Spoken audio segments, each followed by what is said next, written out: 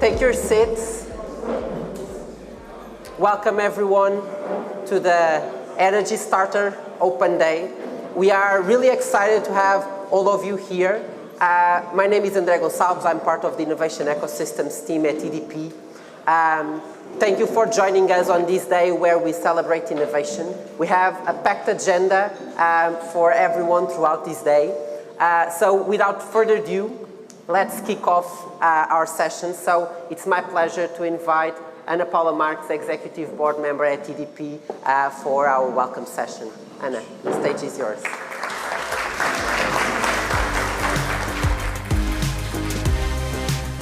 Well, good morning. It's a great pleasure to be here with you today and a great honor to open today. And we'd like to welcome you to the Energy Starter Open Day 2023. 2023 because we are already with some editions, and so today is very important. And we are very thrilled to have you all here today to celebrate these incredible strides that we have made in the energy transition through innovation. This gathering will allow us to really share ideas and collectively appreciate the groundbreaking advancements that are shaping the future of the energy sector. Taking part of this celebration of innovation enables us to connect with industry experts, entrepreneurs, and tough leaders who share the same passion for the energy transition. And I hope that you take this opportunity to engage in conversations, forge partnerships, and really ignite synergies that will ignite the pace of innovation. And we are really here to gain momentum. It's something that we really need to do because the energy transition today, it's not really an option, it's an imperative that we really need to embrace. We need to embrace at the level of nations, at the level of citizens, and at the level of companies. The world is facing a climate crisis already for a long period of time, and we are really struggling to keep the global warming below 1.5 degrees Celsius that we have established in the Paris Agreement. And to face these challenges, it is undeniable that the world really needs to be transformed. And the energy transition lies at the heart of this transformation with very clear and ambitious goals that have been established for 2050 at the global level. 50% of electricity in the final consumption, 90% of energy generated from renewables, and 0% of energy produced through coal by 2050. And at EDP, we are really leading this energy transition with creating value for all the stakeholders along the way and leaving no one behind, because we have a very strong history of strong engagement with the communities where we operate. And with very serious commitments towards the planet and the society. We have established that we'll be 0% coal by 2025, 100% green by 2030, and net zero by 2040. But to achieve these ambitious goals, innovation is really essential. And we see that in several studies that 70% of CO2 abatement will come from just 15 technologies. So we need to speed, scale, and really focus if we really want to achieve this greener and more sustainable future. Innovation has always been a part of our DNA, and it's very good to see many faces, many familiar faces here from EDP that have been promoting innovation within the organization for a long period of time. Not only the people that are here organizing today, I'm seeing Antonio Vidigal also there on the last row.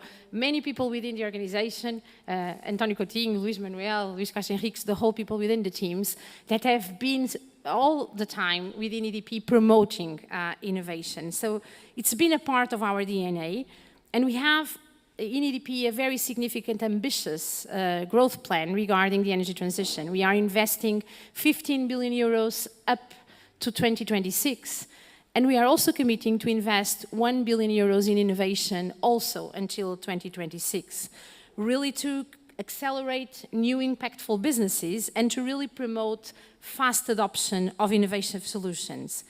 And with this reinforced commitment that we have done into the market, the way that we approach innovation has also evolved with a very strong pride in what has been our history and our track record, but also making a step forward that the current context really requires. So we are focusing on growth and reinforcement of our global innovation platform.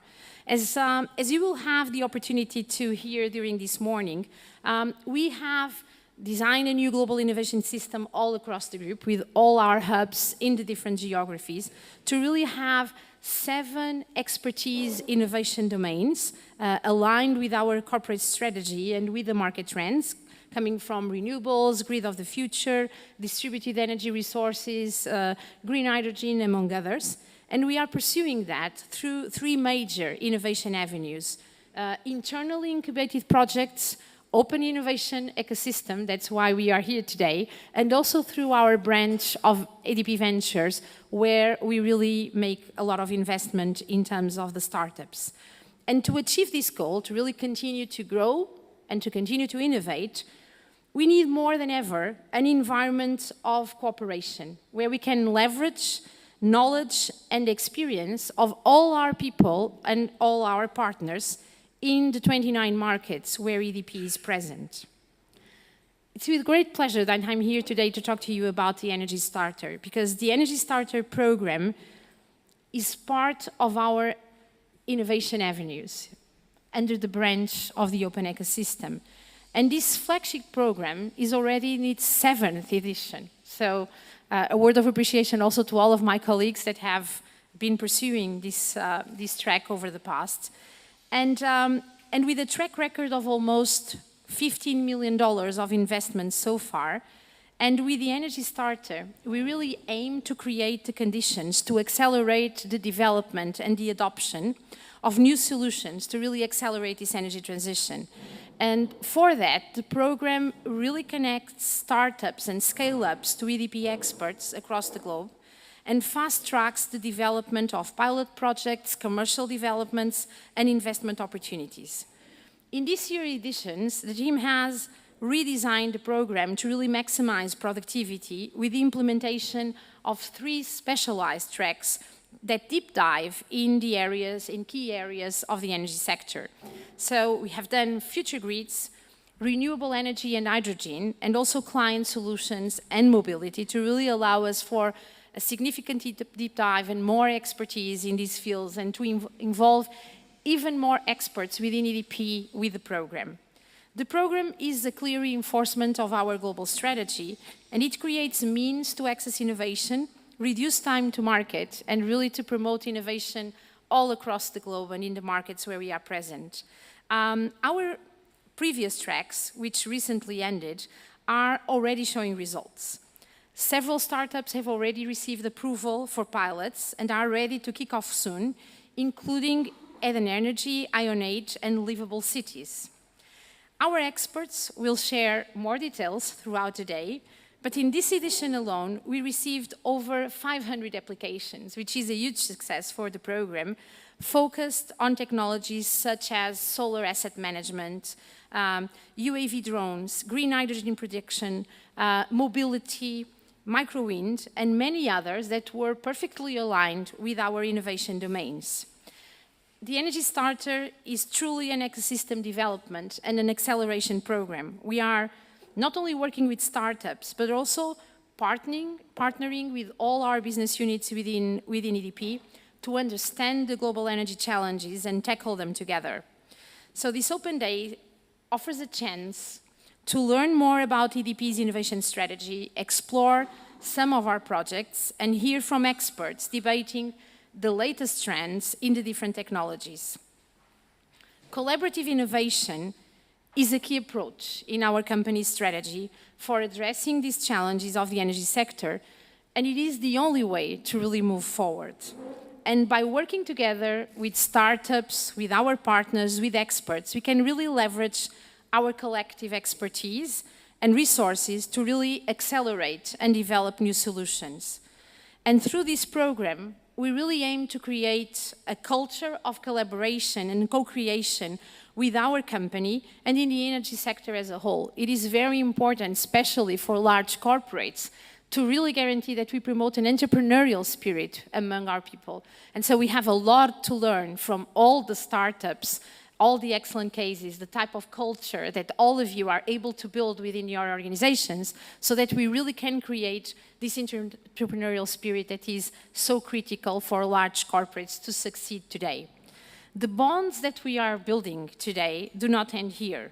Rather, we really strive to build these long-lasting connections and to really build enduring networks that we can leverage within the future.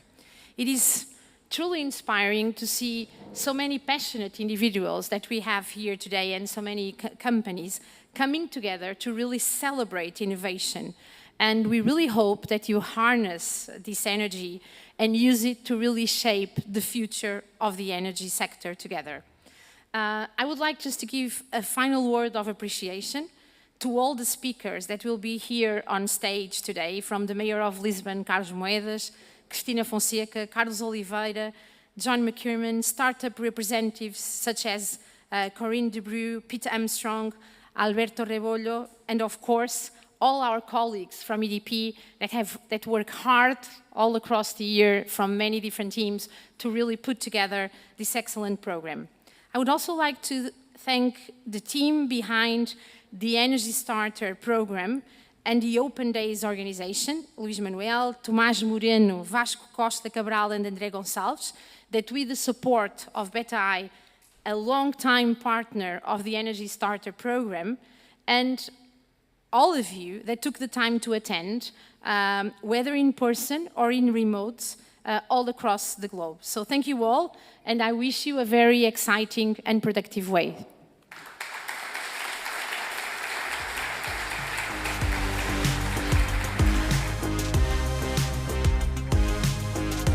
For your welcome message and for helping us understand how EDP is planning to achieve these ambitious goals.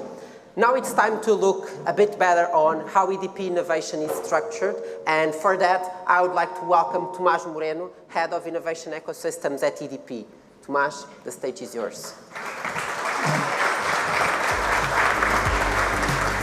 Hello.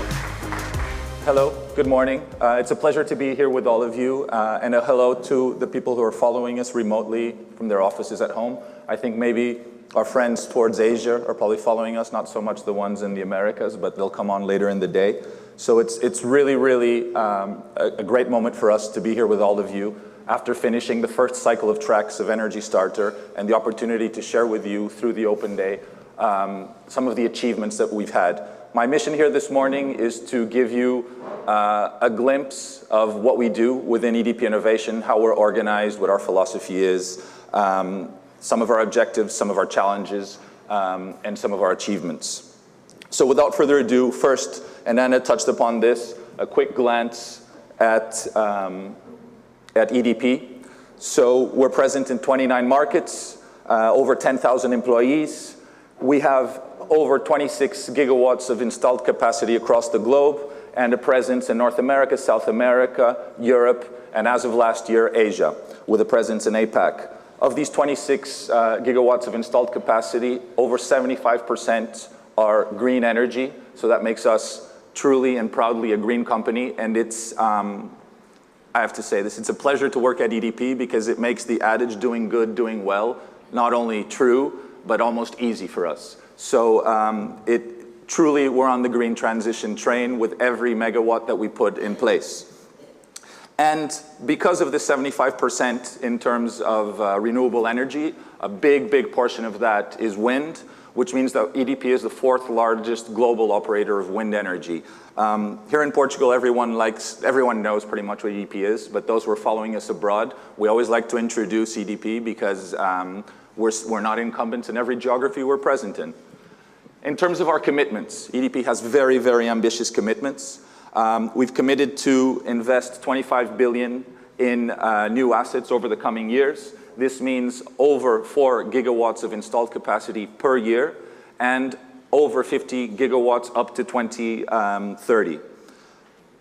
In terms of green transition commitments, the 75% of green energy that we have now, we're expecting to make it coal-free by 2025, all green by 2030, and net zero by 2040. And to do this, in order to do this, there are a series of levers that we have to press. One of them is obviously digitization and innovation. That's what brings us here. And we have a commitment of 3 billion euros to be spent between 23 and 26 in these two areas. So moving on into what brings us here, the purpose of innovation at EDP. And what is our purpose? Our purpose is to source, to validate, and to integrate innovative solutions into the many business units that EDP has across its many geographies. And how are we spread out around the world? Well, we have an innovation global hub here in Lisbon, as well as our research and development center called NEW. We have hubs spread out across key geographies, namely Brazil, the US, Singapore, and Spain. These hubs act in a global manner in the sense that they're highly aligned with the global strategy, but they intend to activate the local ecosystems as well. And on top of this, we have innovation teams in some of the business units. So a shout out to people like Luis Sancho-Moro that heads up the offices in Madrid, Tom Wirish, who should be around here from the US. We have, and then we have teams like Ricardo Santos and Redes, and Diogo Cordeiro in ED para Produção, and we all work together on different levels of innovation.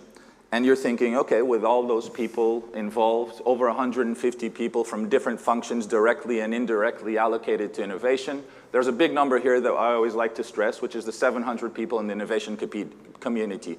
These are people within the EDP group who actively engage in innovation initiatives and don't necessarily work directly in innovation. It goes to the culture of innovation within the group. It goes to our DNA of change and disruption. So we have all these people. How do we divvy up the work? Well, have you heard of the 3 horizons of innovation that we've been talking about for the past 20 years? We still work with that, but we've done something else. We decided to evolve, iterate on this point as well. And we created these 2 axes on which to decide and on which to separate levels of innovation. So on this axis, we have proximity to EDP's core businesses, and on these, uncertainty of whatever the solution may be. The builder, which is focused more on incremental innovation, tends to be led by the business units. The explorer, the grower, and the hunter tend to be led by the innovation teams, always with full integration and support of the business units. All this is done with various moving parts. And I'm going to tell you about the moving parts in a little bit more detail. Anna alluded to them earlier. But to try to graphically give you an example of how this works, we have the innovation channels that Anna mentioned. So basically internal delivery, our venture builder, innovation ecosystem, co-creation through partnerships, and a big part of that is scale-up, is startup engagement, and finally venture capital, a corporate venture capital fund. And all these partners work together in order to create new solutions, find, validate, and integrate new solutions. The domains, which are teams of experts within EDP Innovation focusing on each of the domains that we consider to be critical to our business in the near future, work with, as well as the business units, work with the venture builders, not only and critically in ideation, and in following through this project from a technical point of view, while business units follow the entire process, questioning and bringing in their knowledge on the ground of the business, but also knowing that they're the most probable and likely off-takers of whatever these ventures come out to be. In the innovation ecosystem, the domain support in the screening of opportunities, and then they support in the PMO and development and execution of the pilot projects that we end up engaging in. And business units support not only with their business knowledge, but they do this process from a more incremental level, more incremental type of project. And finally, we have venture capital, where the domain experts provide support in terms of due diligence, and the business units have a strategic validation of these projects. So this is how these many pieces of the puzzle come together And in the day-to-day, it is not at all as organized as this graph. It's much more chaotic. The domains that we were talking about. The domains basically tell us what we're going to be focusing on in the near future. Camera's up, you can take a picture. This is the one that everyone wants to take a picture of. It's the one that makes me feel like the paparazzi is after me, but it turns out it's the slide behind me. These are our domains. This is our focus, and they cover pretty much the entire value chain of energy because EDP is vertically integrated from generation, distribution to retail. And on the upstream, we have naturally renewables and distributed energy resources, which are key. We have the hydrogen, which is top of mind, and we have a panel on it today that will discuss some of the challenges to the strategy in Europe and in the world. And we have, here on the downstream, we have decarbonization and electric mobility, also 2 points in the order of the day. None of this can happen without storage and flexibility, a very important component and enabler of all the technologies that we need to put in place in order to forward the energy transition. And finally, the silent and critical component of all this that we tend not to talk about, which is the grid of the future. And that's why we specifically put a panel in today where we'll be discussing the importance of this critical asset and the challenges, both from what's happening upstream in terms of renewable energy and distributed energy assets being plugged into the system, but also the requirements in terms of, for example, electric mobility and the pressure that this will be putting on the grids. And going into our channels. So internal delivery, which is venture building, innovation ecosystem, which is co-creation through partnerships, and venture capital, which is supporting startups through investments. To internal delivery, venture building. Basically what these guys do is they set up startups within EDP. They choose, based on those domains, critical points of development, and they through open innovation, through a PMO, an orchestration of different players, they launch initiatives internally with the end objective to either spin them in to the business units of EDP or spin them out as new companies. This is done in terms of process through a funnel. The funnel has presently over 20 early business opportunities engaged in them, and it's basically a gated process where we start with opportunity, ideation. That's where I mentioned earlier that the domains have a critical importance in this process because they're the ones that have a very close knowledge to the technology and the solutions and that can bring ideas into this process. And then we validate through the opportunity of economics. We build, is it technologically viable, and we ultimately scale. An important inverted funnel here at the bottom means, and I mentioned this earlier, is the important involvement of the business units in these processes. And the idea is that at the beginning, less involvement of the business units, higher involvement of the innovation teams. And as time goes by, this relationship is inverted because at the end, you want to give a prepared project startup solution to the business units. A couple examples of projects that this team is working on. Retrofitting wind aerodynamics, ubiquitous charging, which has to do with a high capillarity solution for e-mobility based on low power and light infrastructure. Dual heat, which has to do with the objective of creating an energy solution where you have hourly arbitrage between two forms of energy, electricity and natural gas. And H2 offshore, which is basically the production, the studying and the engagement of the production of hydrogen, utilizing our offshore assets and thereby reducing the levelized cost of hydrogen. So ambitious projects being developed in co-creation once again with key players from outside of EDP. None of this is done fully in-house.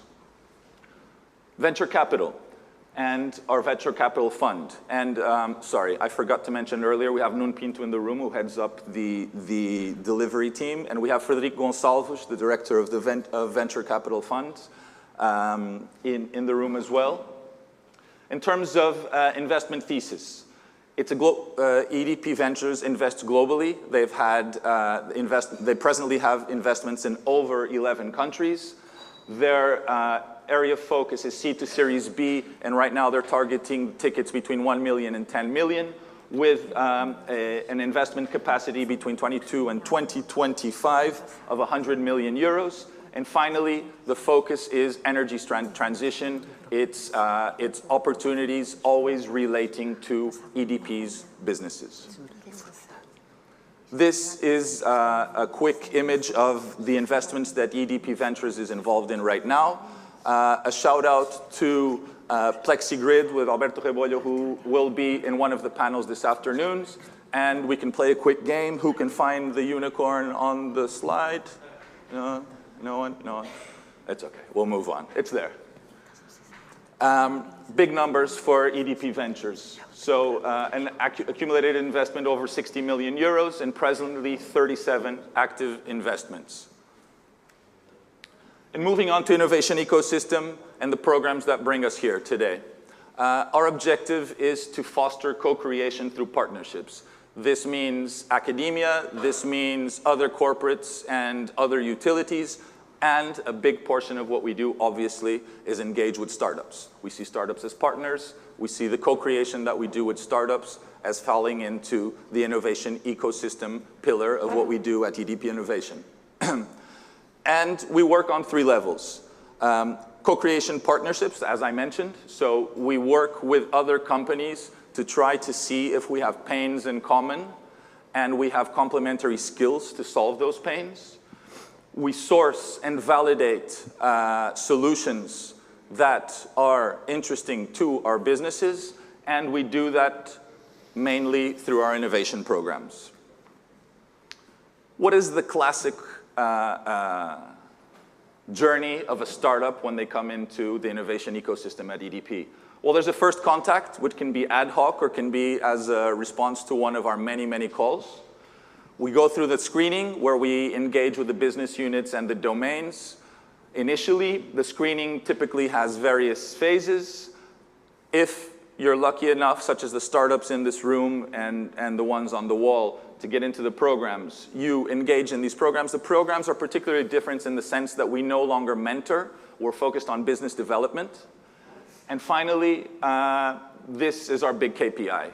We get pilot projects. That means that we're willing to invest money in the validation of this technology. We've passed the economics and we're into the technological validation. And finally, we roll out. If everything is successful, if the engagement with the business unit and their willingness to implement this solution is there, we roll out. That's the ultimate success. In the meantime, we've got Federico's team riding around, seeing if there are open rounds of investment in which, through venture capital, we can support the growth of these startups and scale-ups. A couple numbers to kind of say that we not only walk the talk, we don't only talk the talk. So we've had 84 pilot projects already through these programs. 29 rollouts and 31 investments. This is real money that has activated solutions within EDP and was done through startup engagement. 3 of the main channels of how we work with startups. Energy Starter, that brings us here today. This is EDP's startup engagement flagship program. It gives us the ability to be quite flexible and the ability to engage on a deeper level with startups. We have Free Electrons, which is a partnership with 6 other global utilities, and I'm going to get into a little bit more detail of these 2. And finally, we have a series of other programs that we engage in, some with BTI here in Portugal, some through our partners in Brazil and in Spain and in Singapore that engage locally. And we also engage in more multinational programs, such as the one that AWS manages and the Deep Tech Alliance. Free Electrons, a community of 7 utilities that one day decided that they had the same difficulties, the same problems, the same pains. They didn't compete, and they couldn't find something on the market that filled their needs for startup engagement. So they came together, they discussed for over a year, and they came up with their own program focused on business development, focused on energy transition, and focused on looking for the cream of the crop of what's out there in terms of energy transition startup solutions. The sheer breadth of this program is probably its largest value. From Hydro-Quebec all the way to Origin, we cover Australia, Asia, parts of Africa, North America, and parts of South America. That's 40 countries, over 82 million clients, and 173 billion euros in gross revenue. It's an interesting room to be in, and one of the important byproducts of this program, and we'll see it as we discuss later, some of the pilots that we've engaged in the recent past, is the community, the 360-degree collaboration, not only between startups and utilities, between utilities and utilities, startups and startups, and multi-level collaborations here. We've been operating for Electron since 2017. We've had over 2,500 applications from over 85 countries, and we're proud to say that we have an alumni going on 130 startups, and 7 years already starts to be a while, so we've already seen quite a lot of success from these startups that we met over the years. And these are the big numbers. 7 editions, 166 pilot projects, $23 million invested in pilots, and 32 million in actual deployments, 32 million in investments. These are global free electrons numbers. We're not going to tell you what the EDP numbers are because there are partners in the room, but they're pretty big. Energy Starter. Energy Starter is what brings us here today. It's our flagship program. It's an opportunity to deep dive with startups on areas and pains that we specifically know we have. We iterate Energy Starter almost yearly, and we totally redesign it every few years. We've done open calls, we've done lower TRL, we've done higher TRL, we've done geo-focused, and now we're doing it based on the areas of focus of the value chain. And the idea here is that this gives us an opportunity to focus the energy and the attention of our experts, namely the business units, but also the domains, and it gives the opportunity to create sub-cohorts that are all focused on the same areas, and therefore provide more opportunity for collaboration, for sharing, and for growth. The 3 tracks are future grids, renewables and green hydrogen, and client solutions and mobility. Their importance for the strategy and growth of EDP are obvious. This is the process of a startup that comes into the program. It's to show you that the startups that are on the wall and the startups that are in the room, that it wasn't easy. There's the needs assessment, we had the scouting, they had to go through a pitch, they had to go through follow-up meetings, and finally, we select the ones that have the highest likelihood of engagement with EDP or have extremely disruptive solutions, ones that fit into, I'm not sure if you mentioned earlier, but we have those 7 domains, but we have one more, the +1. That's the open box domain. That's the things that we leave that box there to remind us that there are things that we have no idea, and we want them to come in as well. So this is an opportunity also to validate that. In terms of big numbers in terms of the process of Energy Starter, it started in 2016, almost 4,000 applications, and 160 have been selected to be in the program. We've had 52 pilot projects, 20 rollouts with nearly 9 million investment in the rollouts, and 17 investments through EDP Ventures. And these are the startups. These are the startups from this year's Energy Starter program. You'll get to meet them. Those from the Client Solutions track are all in the room because we had the module this week. It just finished yesterday. The module finished. The work is yet to continue for the next few months. And we have a few others that have flown in directly to be here today to engage with us and to network. So please, please, during the breaks, during lunch, when you have a chance, engage with these startups. Their patches are slightly different. They have a white line on the side. Ask them questions. And we really, really hope you have a great day with us. Thank you.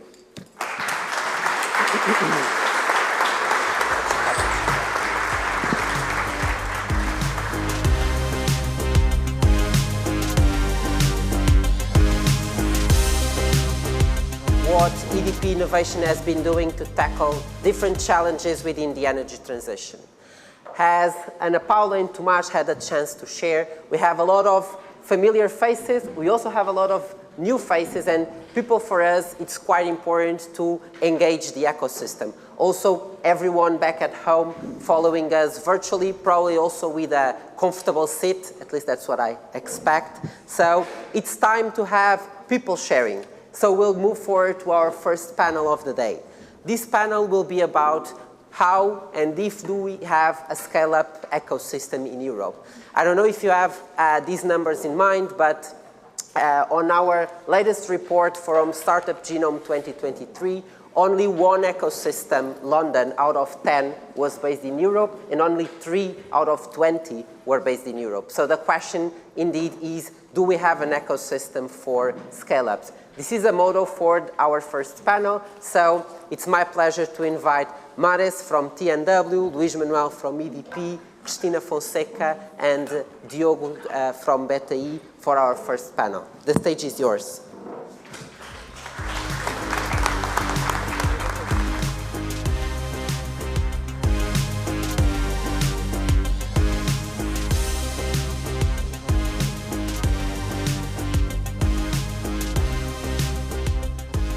Microphone, is it working? Okay, perfect. Thank you for having us. And scale-ups, I think, as drivers of innovation, of the energy transition and of employment, they play a crucial role in the ecosystem. But the question here that we want to discuss today is, do we have an ecosystem in Europe for scale-ups to grow? So with me here are Louis from EDP, Cristina from Indico Venture Capital, and Diego from BTI. Please, let's start with an introduction of yourselves. And with that, I'd also would like to ask, how do you see yourself, your position in the ecosystem for scale-ups? What is your role? Please. So I'm Luís Manuel. I'm Executive Director at EDP Innovation with special responsibilities for the Corporate Venture Capital Fund of EDP and also the ecosystem unit. In terms of investment, we are, as Tomás just mentioned, we are essentially an investor that goes from late seed to Series B. We have about 100 billion to invest. We have invested in more than 40 startups and have 37 startups active in the portfolio right now. Of course, we don't invest only in Europe. We invest with a global focus, but most of our investments are based in Europe.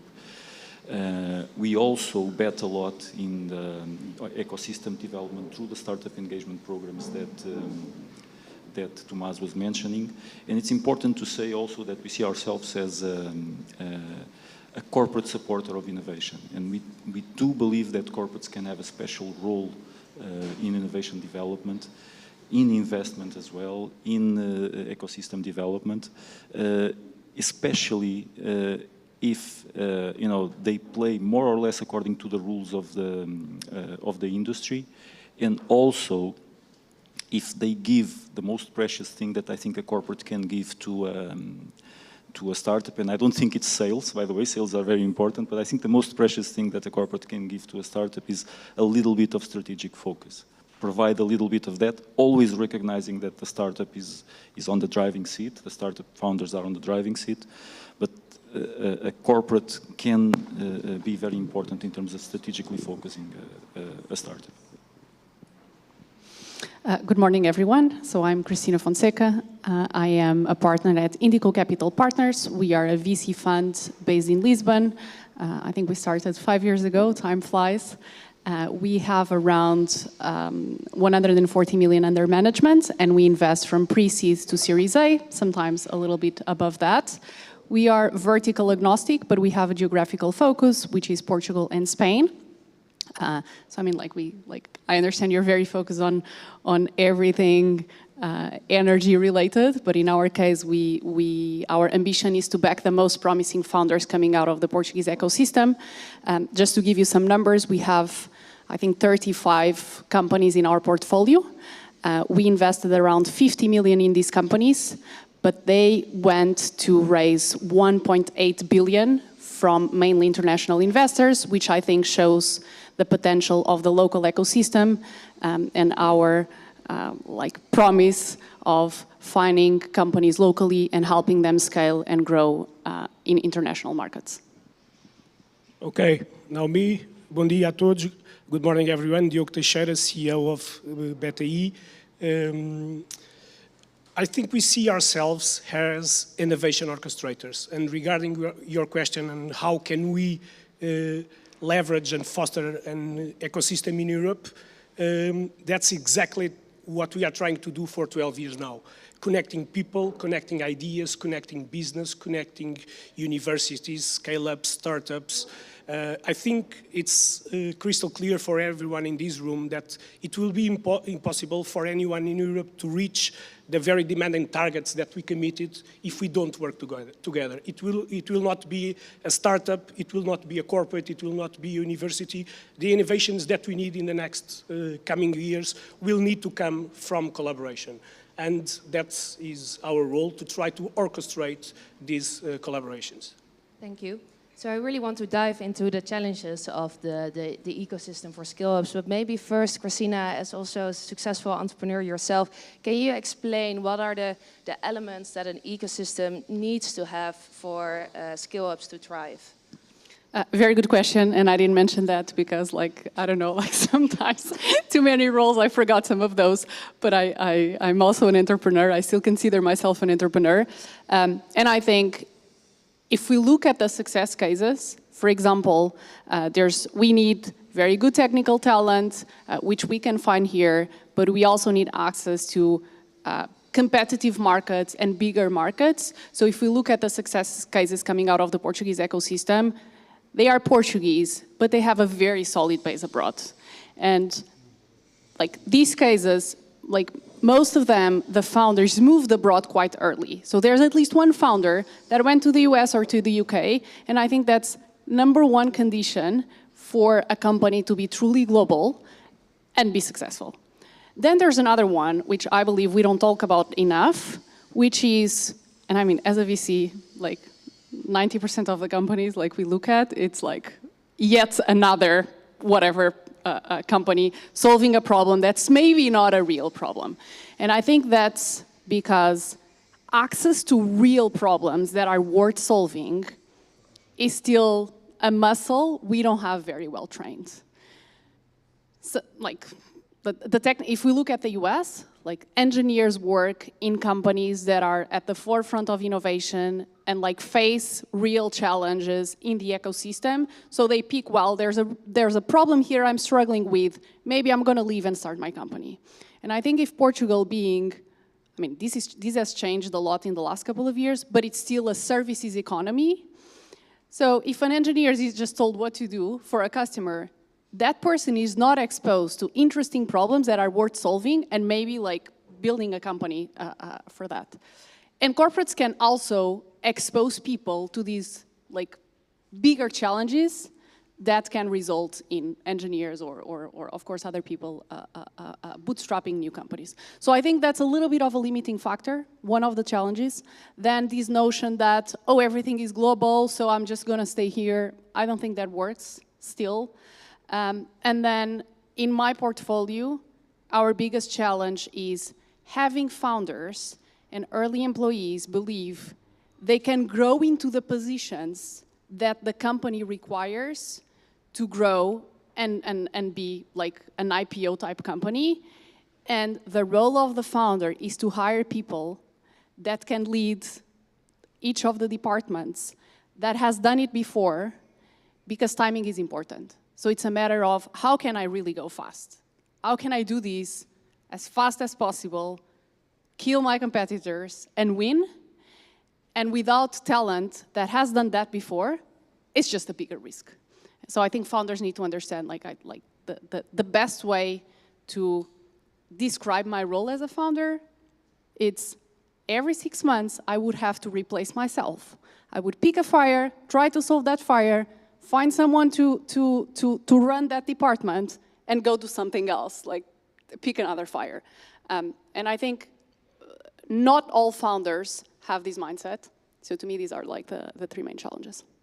Thank you. And so, Diego, about the main challenges that you see that startups face in the European ecosystem, could you maybe highlight a Yes, few of them? I'll add to what Christina was saying, the culture of risk-taking. I think we are still, and Christina was comparing with the US reality, and we are still far away from the way both founders and VCs approach risk-taking.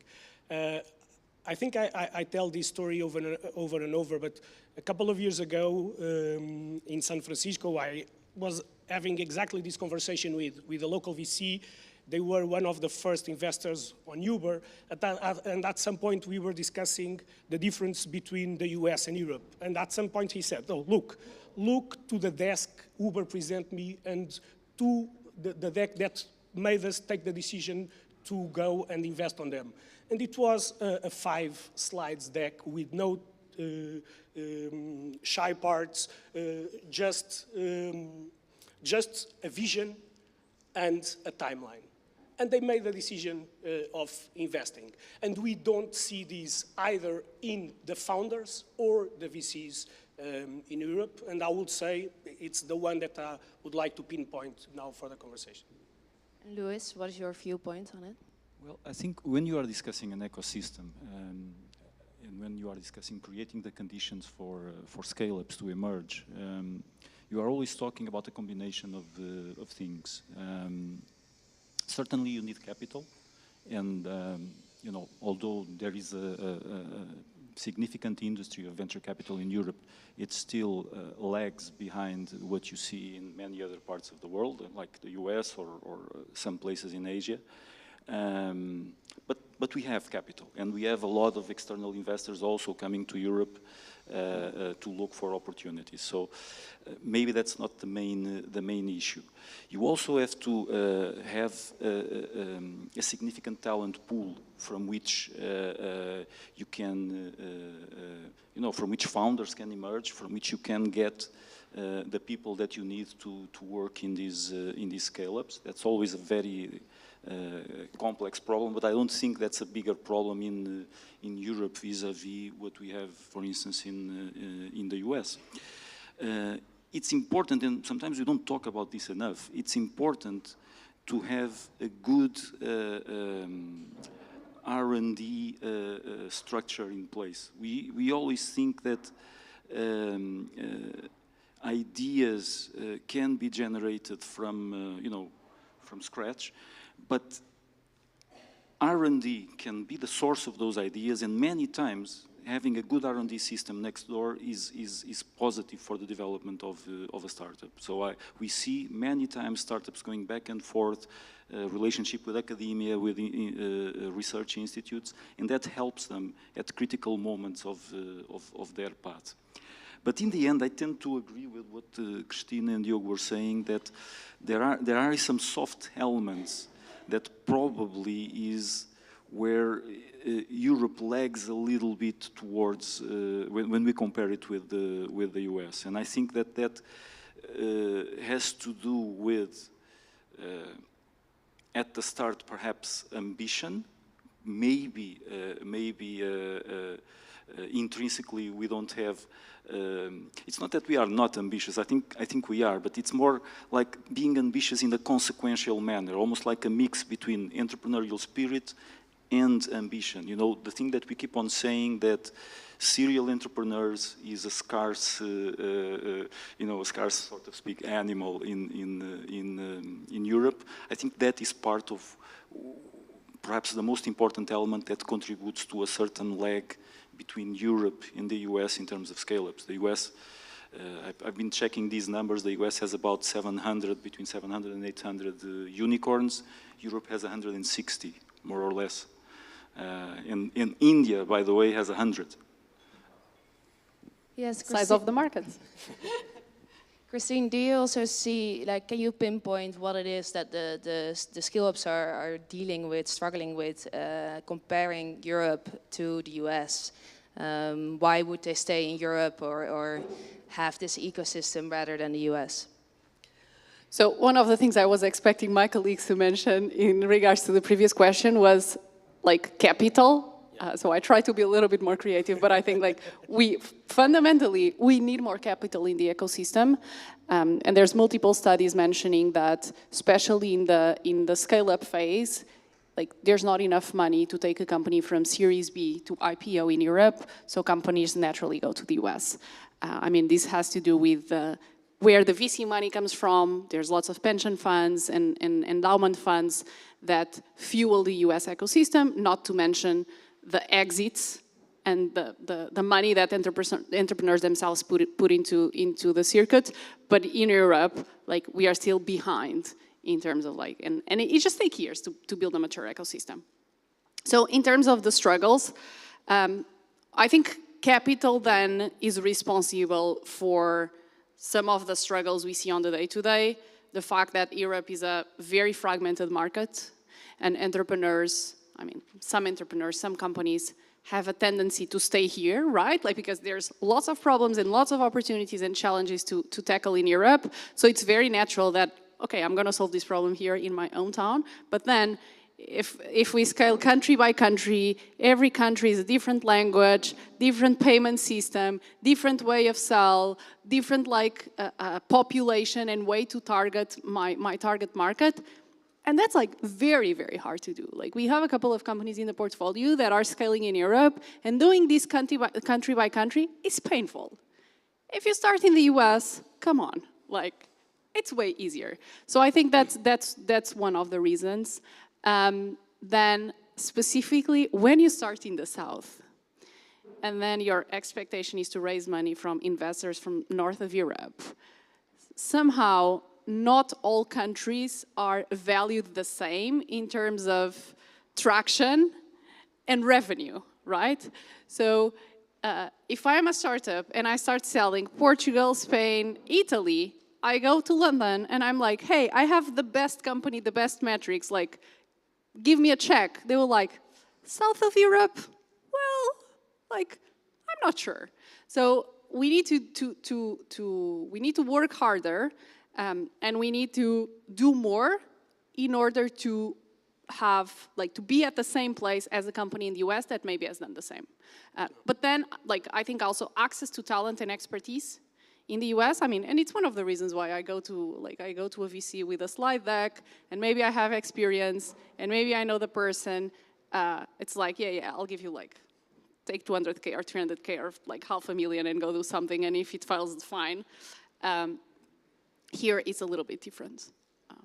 Yes, and Diogo, as ecosystem orchestrator, right? We all have an important role to further grow this ecosystem for scale-ups.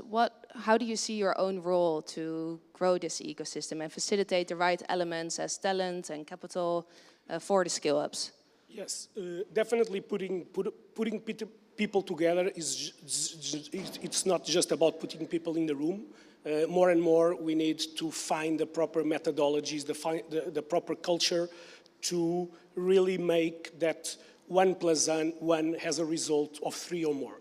And it's not easy to achieve. We see in Europe that we still work a lot on silos. People are not used to share knowledge.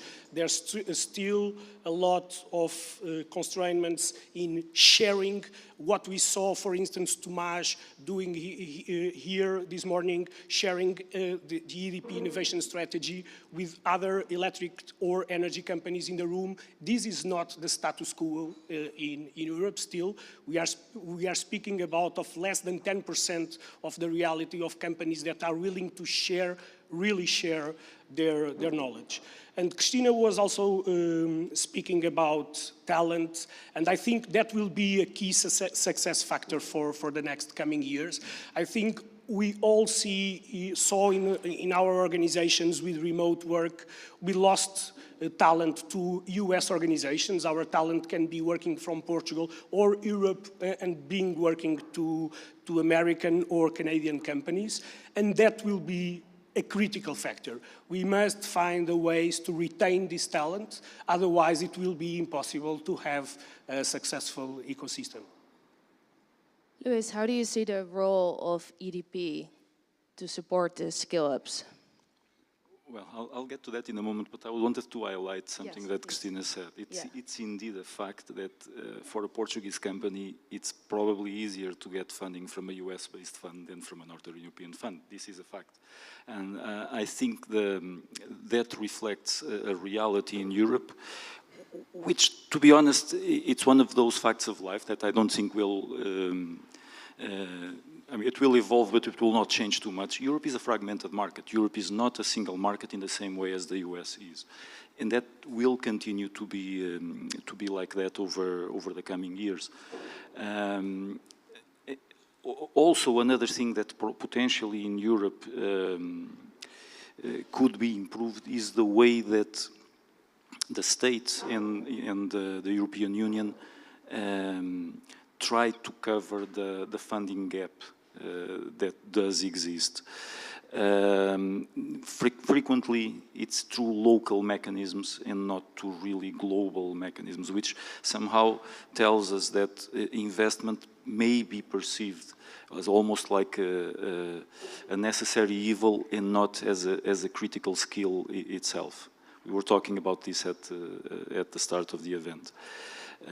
Having said that, and addressing your question, I think that EDP can be, and I think we are being very supportive to the development of the ecosystem, well, through many things, through events like this, where we try to get people together and communicate and share, like Diogo was mentioning.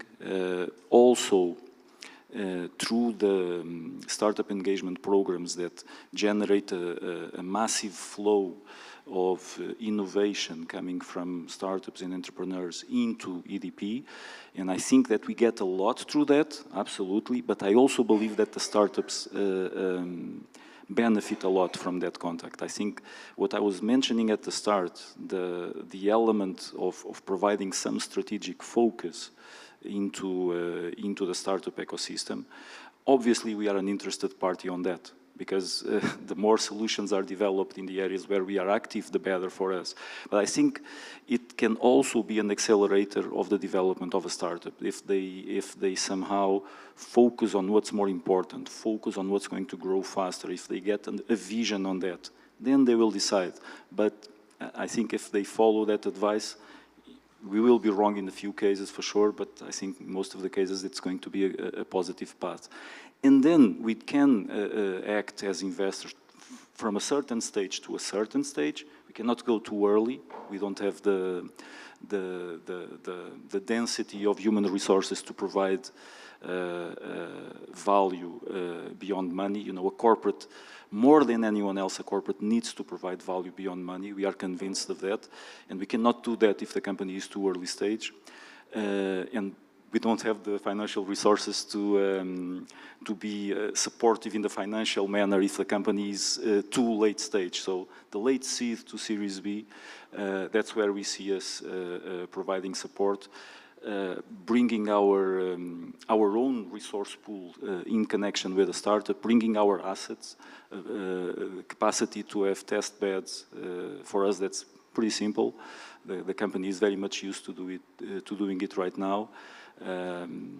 So that's how I see us contributing. Mm-hmm. In a few minutes, I want to open the floor also for questions.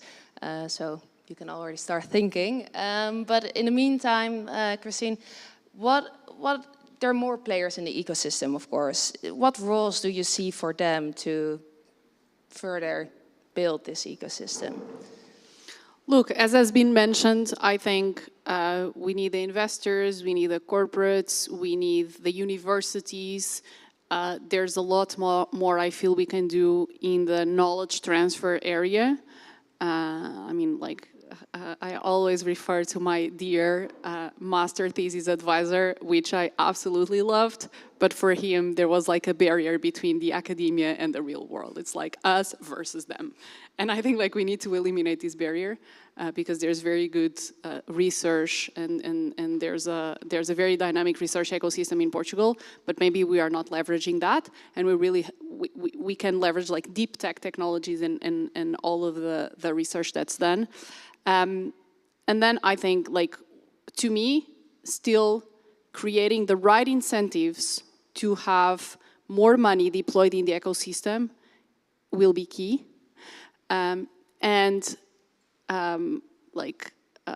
Help, like, for the lack of a better word, professional investors be more active in the ecosystem. Like when we started Indico, there were few professional investors. So there were business angels, and there's like the government investing, which the government has a very important role in filling the market gaps. And I would say today is maybe investing the first 100, 200, 500K. But we really need professional investors that can play by the international standards, that can help these companies go from local to global. And we need to help these players. I think that's it's still hard. I would say it's harder to run a fund than to run a company. Because if you run a company, you're in control. It's on you. You execute well or not. If you run a fund, it's like pitching your vision to investors, like with the promise of building a portfolio of successful companies and creating a lot of value, but still is a much harder pitch.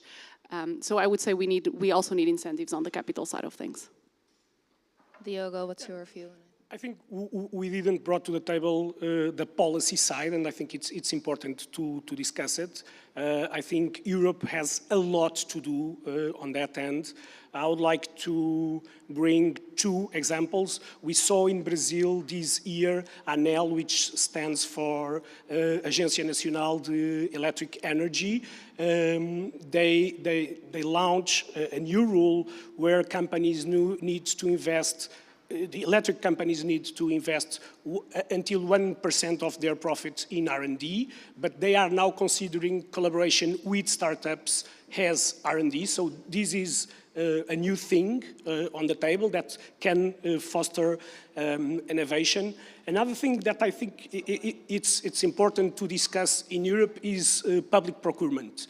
It's very hard for a scale-up to have access to public procurement, to be in the pitch that are launched and are put in the market by the public entities. But I also want to share a success story. We managed to orchestrate a pilot this year here in Portugal between EP, which stands for Estradas de Portugal, Motengil, a construction company, and a startup that replaces concrete by rubber made out of used tires to build sound barriers. So we managed in 3 months to get all the permissions to replace 1 kilometer of a concrete sound barrier to 1 rubber sound barrier in a train line near Évora. But this is not still the status quo. Usually cases like this take more than 1 year to get the right permissions to test new solutions. And I think we all agree in the room that in the years to come, we will have to experiment a lot of new technologies, and we need fast tracking of authorizations to do these pilots and tests. Thank you. Looking into the room, are there any questions? Yes, do we have also a microphone? Yeah, over there. Hi, I'd just like to give you an impression about one of the issues you talked about and tell me if you think it's correct. I'm speaking, and I'll say, it's with the exception of EDP, which seems very innovative and very different from most European companies. But I've got companies in the United States, Europe, and Israel. And I would say that there's one factor I think that differentiates Europe and the United States you didn't talk about, which is that very generally, very kind of stereotyped, obviously there's a lot more nuance, is that investment in startups in the United States are a little bit more oriented towards potential, whereas in Europe it's much more traditional, much more looking at traditional measures of performance. And I think that at a certain early stage of startup, before it gets onto the stock market, when everybody has to do with earnings, that looking at the potential is going to be a more important part of the startup phase. There was an inquiry made to Silicon Valley investors, VC investors, asking them how much of them look to a number of things when they were taking a decision. One of the questions was, do you look at the business plan? And do you know how many answered yes? Or do due diligence or ask for, like, send me your audited accounts. Yes, 20% answered yes. 20% answered yes. So part of what you're saying is true, but I also believe that the VC industry in Europe is very much, in most cases, entangled with what is doing in the US, or at least looks into the US as a benchmark, for sure. Maybe a little bit of what you are talking about makes sense. To me, as an investor, definitely potential is important, but to me, I would put that potentially as number 2. Number 1 for me would be the team. The team for me would be always the critical element of choice, more than the business plan that they present, which I know it's not going to be great or fantastic anyway. Any comments? Look, I think that, again, it's an ecosystem. It's the reflection of the ecosystem. Because if I find a company that has super high potential, and I really believe they're going to get somewhere, but they need maybe 15 million to get things rolling, like, I can't give them 15 million. Maybe the investors around me are also not going to do that. My LPs have put explicitly clauses in our investment mandate that say, we cannot do that. We cannot just keep funding a company because we believe in the potential. So it's an ecosystem problem at the end. It's not just that investors, like, are not willing to do that. I mean, like, that's debatable. But I think the ecosystem also does not support those cases in the same way that in the US, the rules are a little bit different. Thank you. Unfortunately, we don't have time anymore, but I think if you still have any questions, there's enough time later on to ask them. Thank you very much. And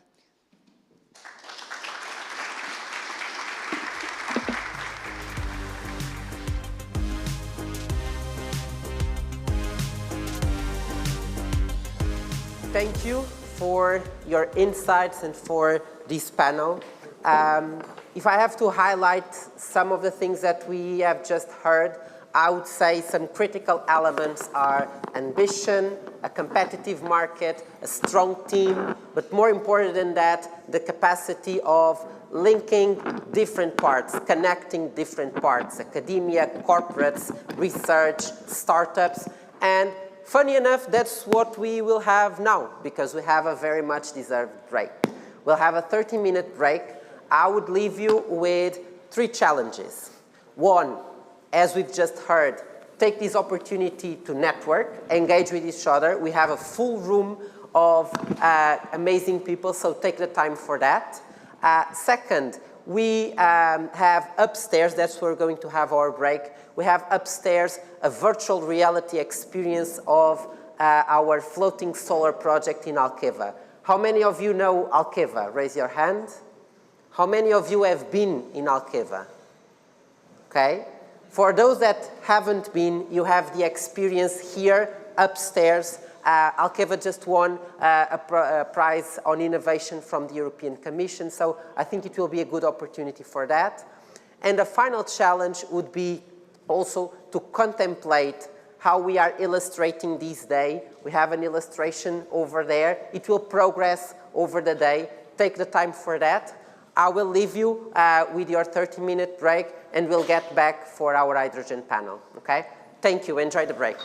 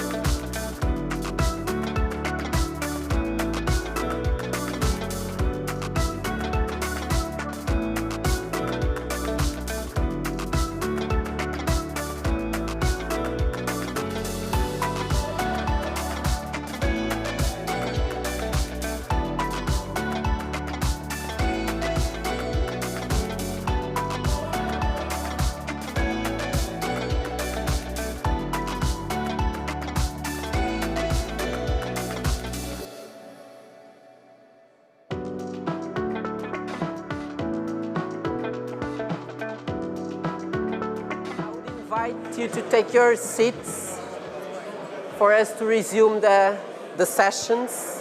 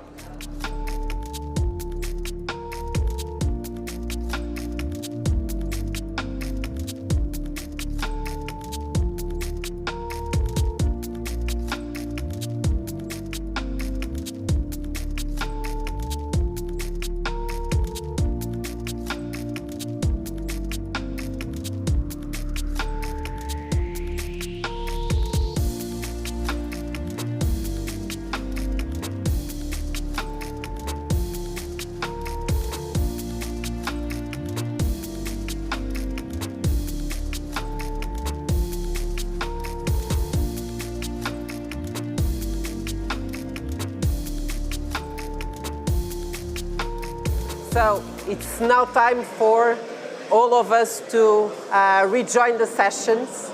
I think you got quite excited with the break, which is good news. Let's just wait a minute for everyone to take their seats.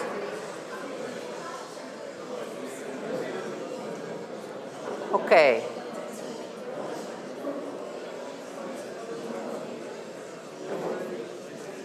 So let's restart the sessions. I hope you have enjoyed your break.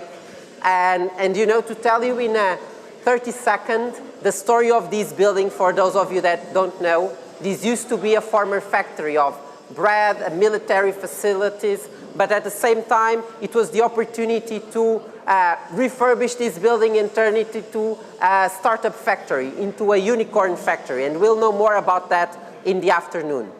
For now, we'll move forward to the second panel of the day about hydrogen. And the devil is in the details. And I think we'll have a great chance to know more about these details and if they are really a devil or not. And for that, I would like to invite to join us in this panel Anna as the moderator from ECO, Susana, Antonio, and Corinne to join this session. The stage is yours. I actually can't find Corinne, but she was here, and maybe she will join us in a second, but I'll give you the stage. Thank you.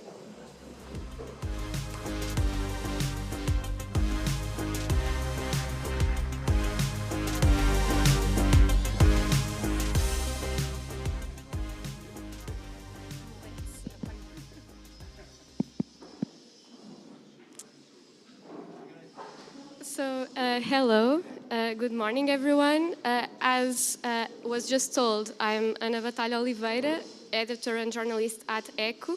And here with me, I have Susana Quintana Plaza, which is Energy and Clean Tech Advisor, Investor, and Board Member.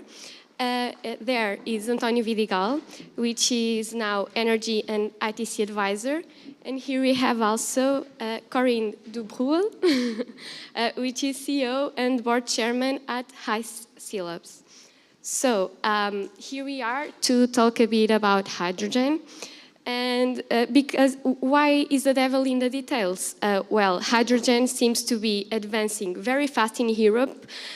However, is still more a promise than a reality nowadays. So I would like to start to ask you about the role you see as more suitable for hydrogen in the energy mix. Starting with Susana.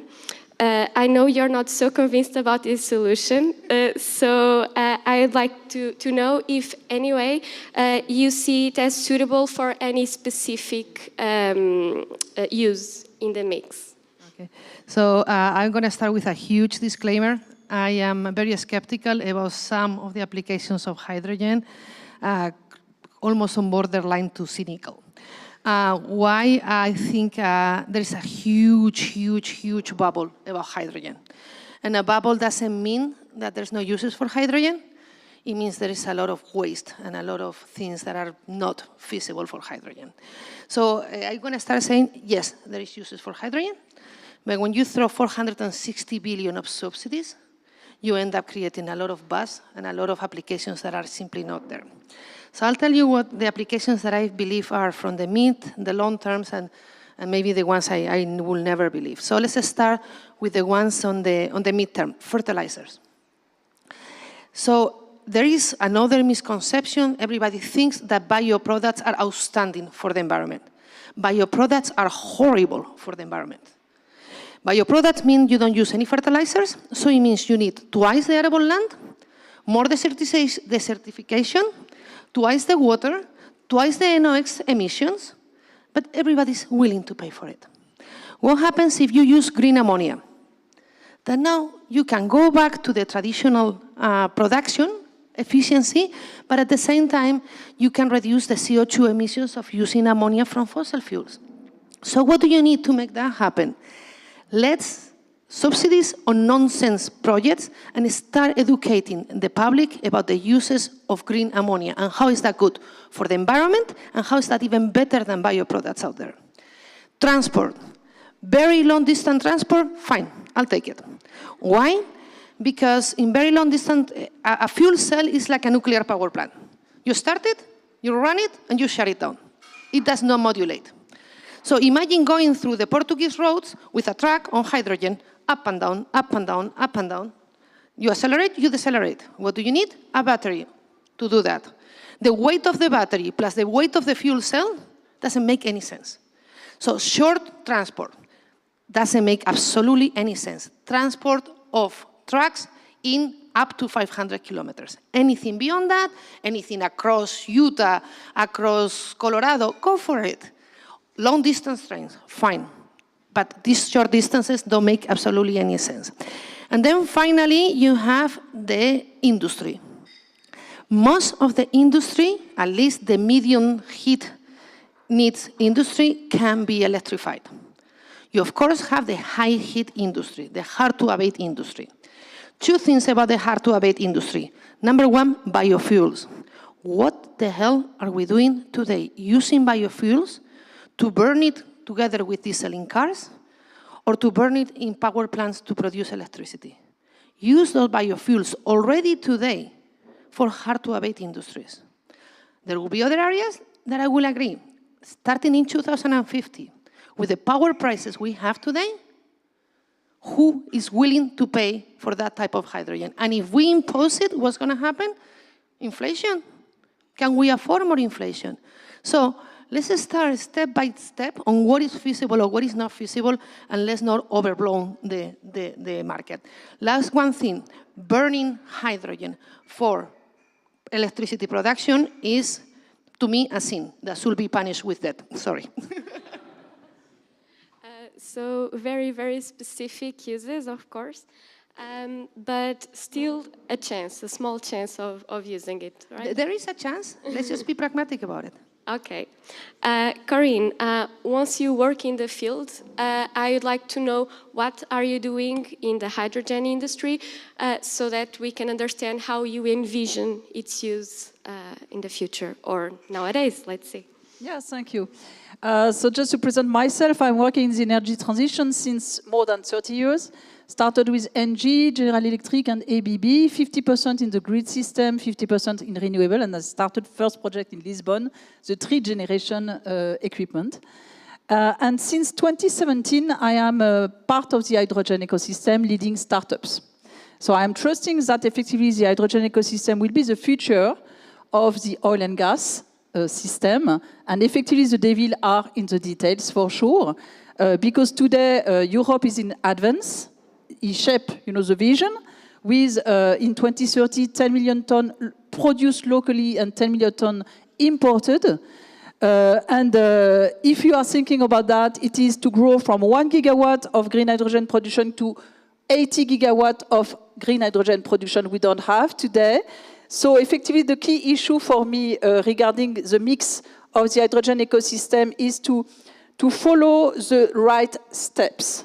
So we should first couple the demand with the green hydrogen production, that is to say, to accelerate the heavy-duty mobility.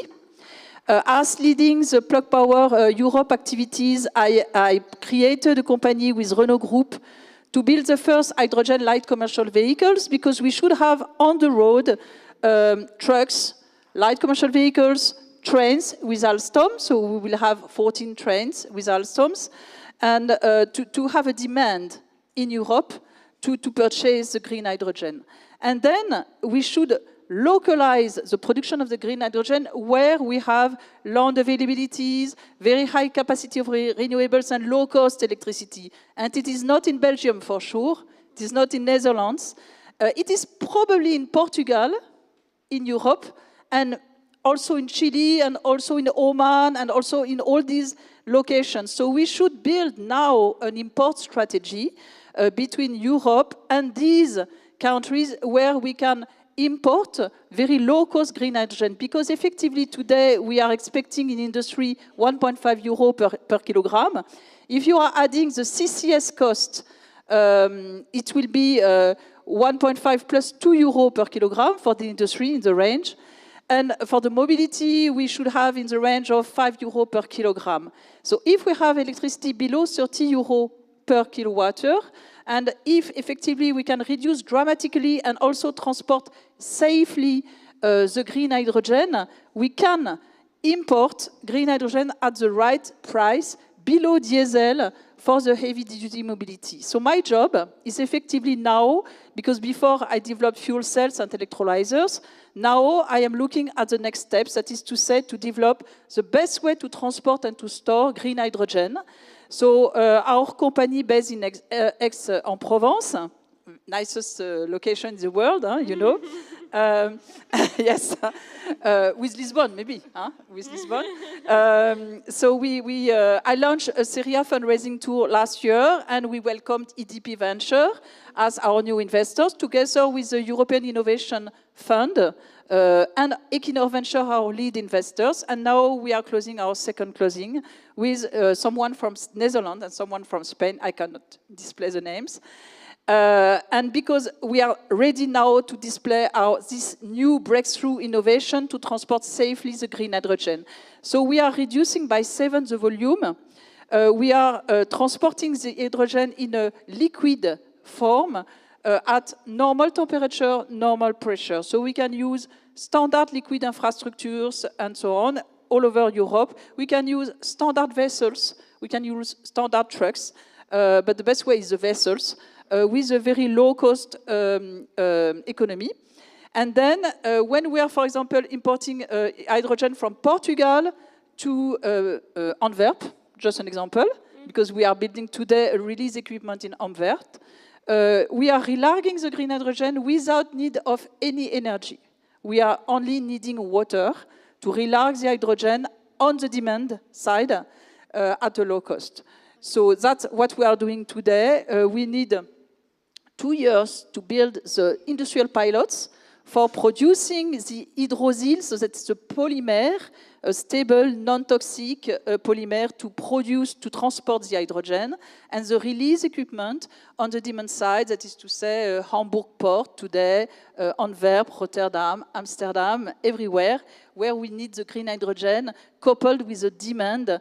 And I am seeing today the heavy-duty mobility like the most likely demand we can accelerate. For industry, we are not totally yet ready because the green hydrogen price is too high. But for mobility, if we are achieving a green hydrogen price below or at the parity of diesel, that's fine. And when you are discussing with a hype taxi in Paris, and discussing with a taxi driver, they have 900 kilometers of autonomy with hydrogen and only 300 kilometers with electricity. So they are really preferring hydrogen taxi. Okay, so mainly we would be talking about transport.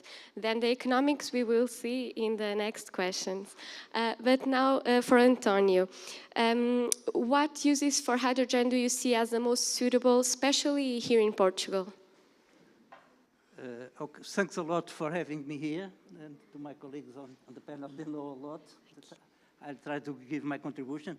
First, borrowing on first panel, Christine has said that it's important to have real solutions to real problems.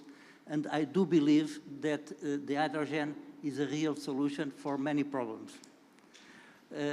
Technologically, it is quite easy. You all, perhaps, as myself, when you were 13 or 14 years old, produced it from water with salt with an old car battery. And I did it a lot, and it burns. It's quite easy. The question is cost and to be able to scale up. When people speak about applications, normally people say there are three groups. The applications which are undisputable, the ones we should not go for, and the ones so-so. But myself having a backup of innovation, I'm very flexible with all the classes. Undisputable, as Susanna has said, is feedstock. Feedstock for, Susanna mentioned ammonia, and ammonia, I think, makes that the world does not starve, because fertilizers, there was hunger before fertilizers and ammonia, and therefore undisputable. Another one for me, undisputable, is steel. As you know, there are two routes for steel. One, which is the primary route, is when you make steel from iron ore, from the minerals. And today you do a reduction because it has O2, we have to reduce, and use carbon, coke. It's a huge polluter. There are startups in Europe already using hydrogen for the reduction. I remember, for instance, H2 Green Steel. So these two are undisputable. I would add maritime transport, that you can use even ammonia. A diesel will burn, a maritime diesel will burn ammonia. No? And being myself on a background of power systems, I also see long-term storage of energy. However, it is a long shot. Then when it comes to so-so, it's long-distance transport. I do believe the example which Susanna mentioned, a truck goes from Lisbon to Switzerland, 1,100 kilometers or more, changes drivers and comes back. You cannot afford a full night to charge the battery. It's a huge investment. You have to keep always on the road. It's also a good application. Again, I believe the usage for district heating, and again, a good application. People would say that it's bad, for instance, to normal cars. I say, I don't know. The guys from Toyota know much more about cars than I do. And the Mirai, I've tested it, it's an excellent car. Again, I'm saying that I'm very flexible. I would look myself for solutions which interplay with other sectors, namely with the power systems. For instance, an electrolyzer. As it has been said, hydrogen cannot compete in industry with low temperature applications, and low temperatures is below 100 degrees Celsius, because a heat pump will beat hydrogen every day 5-1 on cost. But again, when it approaches 200 degrees, beyond 200 degrees, a heat pump presently is not a solution, for you have to go. But again, what Siemens, for instance, is just to challenge as a solution, where they have a tandem of a heat pump with electrolyzer. When the waste heat from the electrolyzer is used to feed the heat pump. And I believe a lot in putting these things together. Right. And again, if you give me one more minute, I am old enough to have taken buses in Lisbon with what have been heated by gas cidade, city gas, which was 50% hydrogen. And I never had a cold shower. It does work. There are lots of pipes in the city which transport a lot of energy. If you want to close the pipes, which presently are with natural gas, you have to build a lot of copper cables or aluminum cables, costs a fortune. Mm-hmm. And I have tested myself for years that you can cook and take showers with a blend of 50% hydrogen. All right, so many more uses that you envision for hydrogen? We should keep, here being with the startups, should keep a very open mind and I would not exclude any solution from a possibility. All right. Now the big question, since we've seen some of the uses it might have, the big question should be, is it economically viable? I would like to ask you, what are the big challenges to overcome so that the projects actually kick off and do work commercially? So, Susanna, I would ask you if there is a business case for hydrogen. So I have to disagree with my panelists, I have to say, on many of the uses that they mentioned. And going back to Christina, that she's an outstanding speaker, she said there has to be a solution that fits a need. And true, and that's the first part, but that you have to also be the best alternative, okay? So let's go step by step on this. An innovation is not an invention.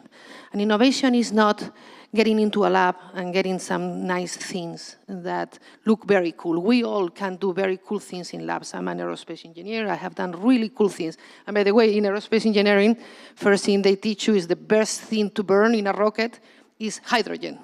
And why don't you have the rockets running on hydrogen? Because you cannot transport hydrogen, simple as clear as that. So let's go step by step on this. So number one thing is one thing is to do in a lab. The other thing is to fit a need that somebody really needs in a way that is more economical or more feasible than anybody else, okay? So let's go back use by use. Ammonia, we already mentioned, if you're going to decarbonize marine, that I still think you cannot do it yet, again, because the last thing you want to do is increase the cost of transport. But once you can, let's go for marine. Fertilizers, if you can convince the public to pay extra for green ammonia, then yes. Transport, I have a Tesla. I adore my Tesla. And by the way, I can charge my Tesla in 20 minutes. It's a X. Actually, I just came back this weekend from Spain, and I stopped 20 minutes. That is actually a great stop. The kids go to the bathroom, we eat some junk, and then we take the next trip back, and I can charge 400 in 1 minute. So, and the range keep on getting, 400 kilometers keep on getting better and better and better. So one thing I have learned is once you have a learning curve for something doing like this, interrupting that learning curve is almost impossible. For the ones who have been here, remember amorphous silicon, how great it was, and it was going to disrupt crystalline silicon. The one from First Solar, I think it was CIS, everybody was going to disrupt it. Nobody did. Why? Economies of scale of crystalline silicon are much better than anyone else. Electricity is much cheaper than any chemical process. So in electricity, it's much cheaper to scale and much faster to scale. So in small transport, no way. In large transport, yes, if you're going to go long distance again without stopping. Stopping, you need a battery on top, okay? So in those cases, even if you match the price of diesel, electrical is today already cheaper. So you have to even go to the next step, okay? So then let's get to industry. It's not about the prices of electrolyzers. Prices of electrolyzers are not even 25% of the total price of hydrogen. It's the price of the electricity. And last, one thing I agree with you about production where it makes sense. I may think that in some instances, well, I already mentioned biofuels. If you can do it with biofuels, it's a lot cheaper and you can do it already today. We already can decarbonize hard-to-abate industry if we allocate biofuels and biomass to industry. And now let me go to the last instance. Maybe 5 to 10% of the industry needs hydrogen only. Maybe. I'll take it. I'll take 20. Fine? I'll take it with 20. If that is the case, the last thing you want to do is transport hydrogen. That's the last thing you do. Why have industrial centers excel in history? Because they had a competitive advantage. What was the competitive advantage of the Midlands in the UK in the 19th century? Coal and iron. What was the competitive advantage of Germany in the 20th century? Cheap nuclear and cheap gas contracts from Russia. I used to work for E.ON. Raw gas, we could cut anyone in the market. What happens now that they don't have gas? Germany is not the best place for industry. You put the industry where you produce it. So last thing I'm going to say on this, I come from a town called Puerto Llano. I don't know if any one of you guys know it. Puerto Llano, we are the European leaders on promoting useless industries based on subsidies. We did gasification of coal, Enegas, with EU subsidies. We put solar panels with subsidies. What is the other one that we did? We have an airport in the middle of nowhere. There's nothing that I promise you, with subsidies. And now we are the hub of hydrogen, and the king of Netherlands came the other day to see the hydrogen. So I'm like, I've seen in Puerto Llano, there is no EU subsidies that can maintain an industry that doesn't make economical sense. And to me, today, most of the applications don't make sense, and they will not make sense until electricity prices collapse. All right. So in that case, Corinne, you have the opposite vision. I would ask you, in your experience, what is missing so that the hydrogen becomes eventually viable, economically speaking? Yeah, thank you. So when I started the offshore wind business, it was very expensive. Today, we have negative price from offshore wind parks in the North Sea of Germany. So what I built, Alpha Ventus, for example.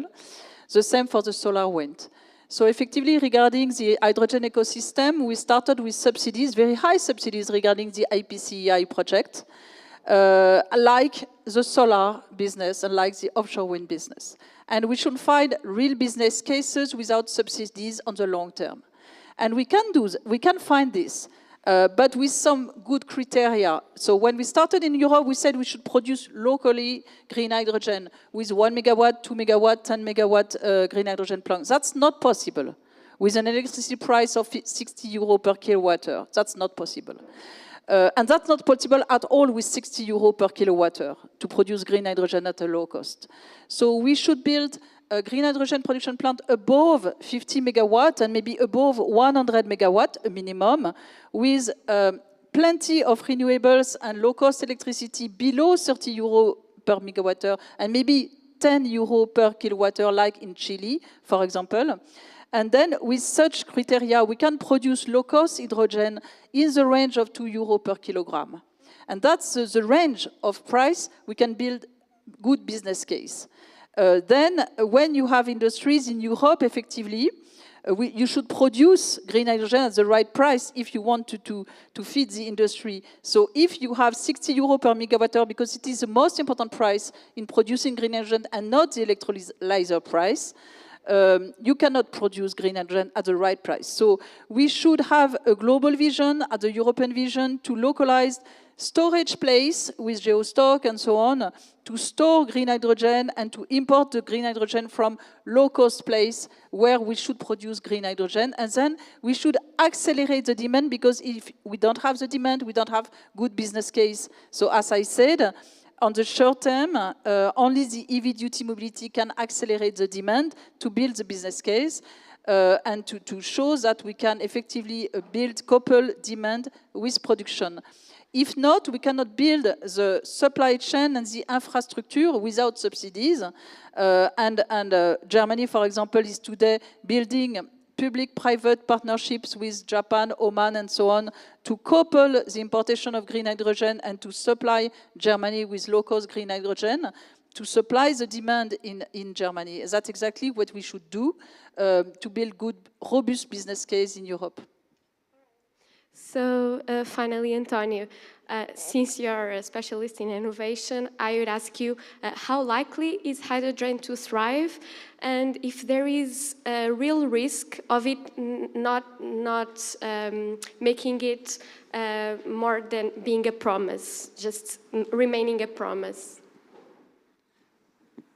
I think, again, don't take me to... I don't pretend to be the holder of the truth, but I believe in hydrogen that it has a solution. Price-wise, as Corinne has said, has a lot, and Suzanne has said, has a lot to do with the price of electricity. And I was part of a project here, a large project here in Portugal, and it started to break even at 30, as it has been said, as 30 euros per megawatt hour. And again, it's just two figures, and I think present dirty hydrogen, I think it's sold, or was sold now, it's more expensive, €1 per kilogram, it's the unit, and you want always to be below 3 euros per kilogram. It's what you get when you are at 30 euros per megawatt hour. Now it comes again, myself working years on the power systems and getting the innovation with that, I do believe that the power system is going to change completely. Look at the document which the Spanish government published yesterday.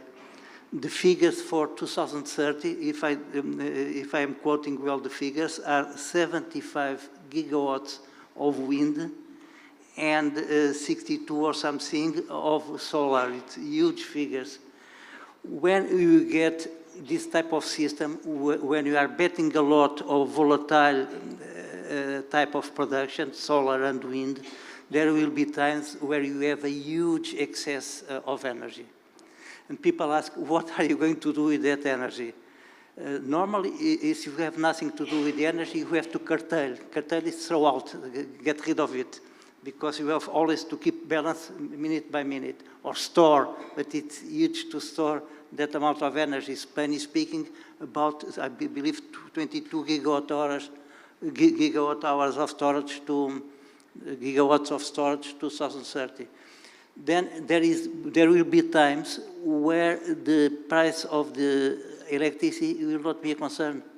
I even believe that there are times where we will be paid to use the power.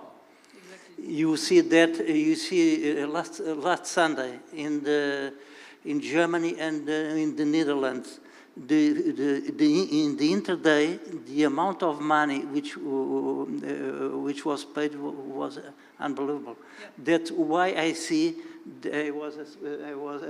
we are speaking before the conference that if I was a startup, I would be looking at working with the electrolyzers as a system, perhaps with a battery, perhaps with a diesel. Perhaps with the diesel running on hydrogen, because they are easy to convert, and looking at everything as a system, because the price of electricity will be so volatile that are times when the hydrogen will be paid to produce hydrogen. That's my belief. And again, picking also on what Corinne has said, the figures for Europe are 10 million tons produced in Europe, which requires 17.5 gigawatts of electrolyzers per year, which is huge, but again, 10 which we will import. And for me, I see as candidates interesting for Portugal, relationships with Brazil, which is a big, I see it as an extension. You can lead I feel at home. I can be there and Portugal should lead in Europe. And the second one, which I believe the Europe should bet and put money, is to develop the production of hydrogen in the Maghreb, in Tunisia, Algeria, Morocco. Italy is doing it a lot. They have a huge space, huge resources, and there is no way that Europe is going to build a wall around Europe to prevent people from coming on small boats, drowning on the Mediterranean. We have to help them develop with what? With the things that they have more than us, which is space. It is space, solar and wind resource, and people, clever people to work, help them develop. That is my agenda. It's a bit not close, let's do everything to be independent, see what happened with Russia, we trusted them, and they cheated us. We have to trust other people, and in Spain and Portugal, there are more than 1,000 words which come from the Arabic. Many. Let's go, let's help them develop and make business. So maybe a great opportunity. Certainly a lot of questions and tough decisions to do as soon as possible. So thank you very much for your contributions and also for your time. So thank you.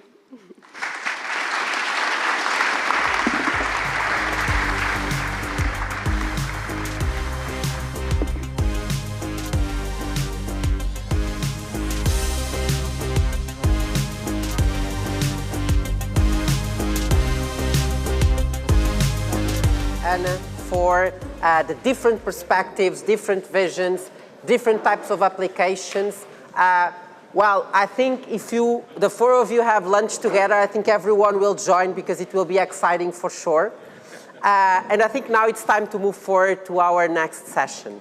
As part of this open day, we wanted not only to bring discussions on trends in different sectors of the energy transition, but also to give the opportunity to share some of our pilot projects, some of the initiatives that we are doing with some of the startups that are in the room. Some of them are also watching online, but we wanted to share our perspectives and the projects that we are doing. So for that, and as part of the green hydrogen and renewables project, I would invite Filipe Reis on stage, Head of Renewables and Green Hydrogen at EDP Innovation. Filipe, the stage is yours.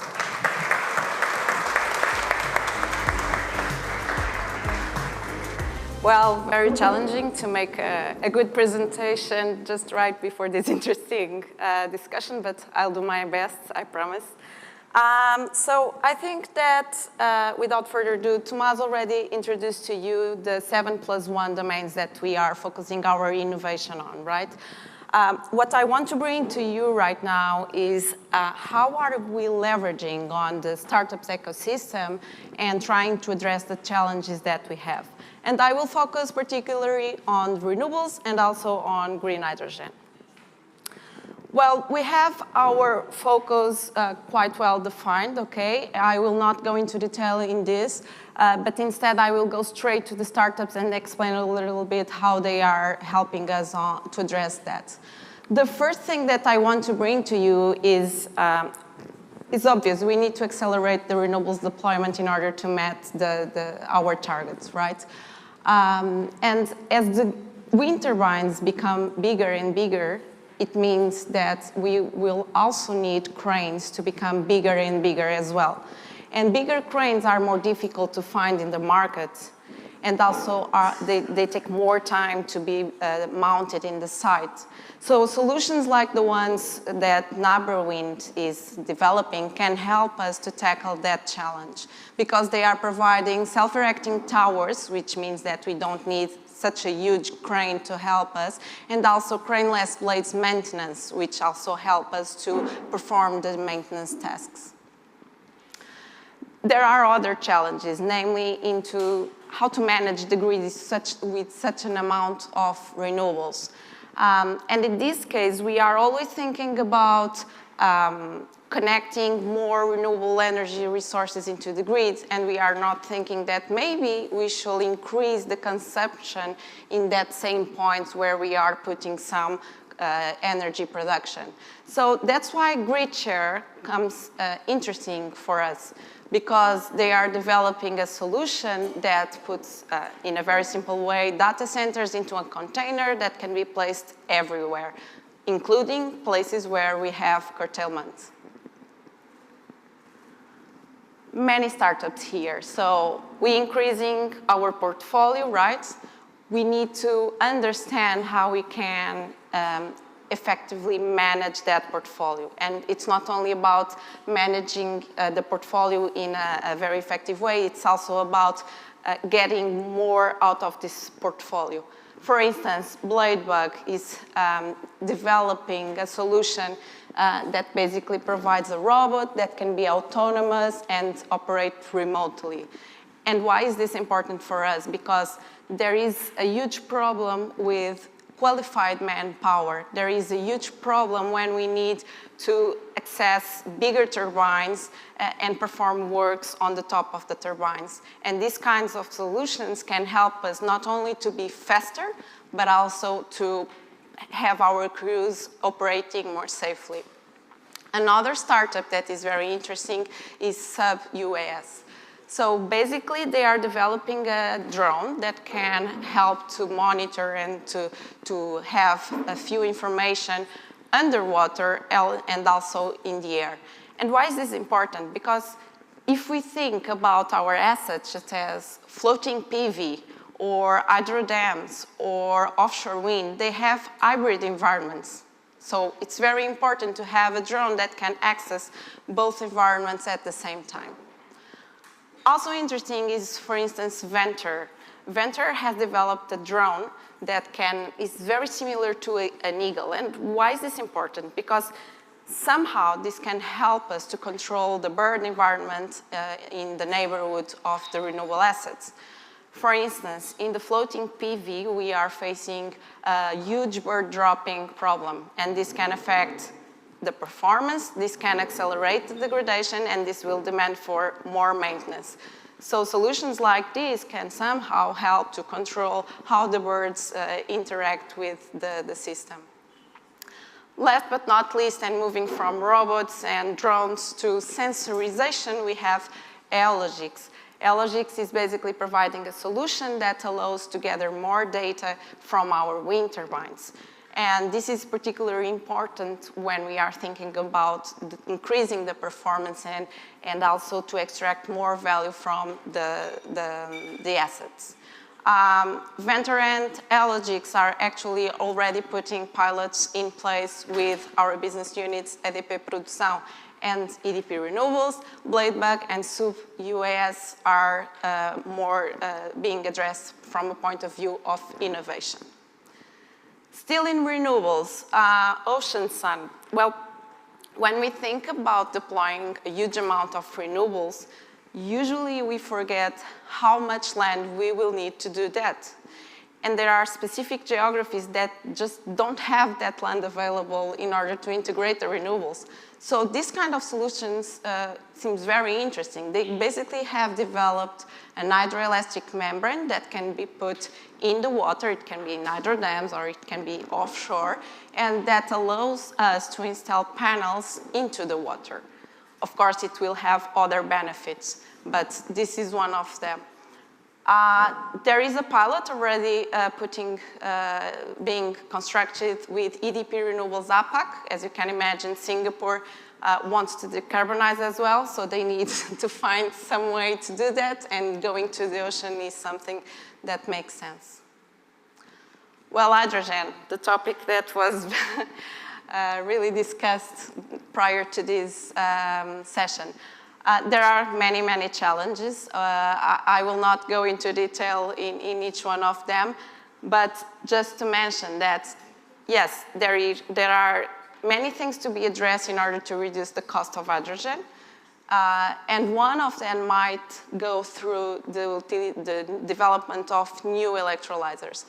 That's why we are working with Power to Hydrogen. Actually, they provide the IEM's electrolyzer that brings the advantages of alkaline with PEM and try somehow to improve the cost competitiveness of the solution. We are developing a pilot with them supported by EDP Ventures, and it's a joint collaboration between IAP, ESB, and also E.ON. The pilot will have several phases. Right now we are on this phase 1, which is a demonstration of a 10 kilowatt electrolyzer.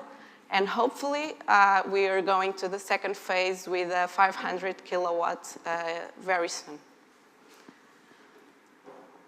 Last startup that I want to present to you, I think it's quite interesting. Still, it has some potential to help us to reduce the cost of hydrogen. It's HyWaves. HyWaves is developing a solution that can help to make DC-DC connection between the electrolyzer and the renewables. And this is very important because it has potential for the cost reduction of the hydrogen production.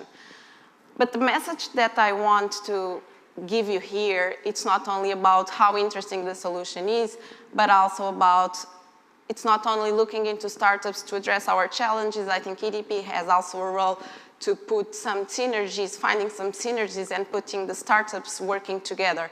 I think this is something great that we can provide as well into our programs. And that said, I hope you have a good picture of what we are doing, and feel free to reach me out during the lunchtime and discuss a little bit more about the pilots. Thank you.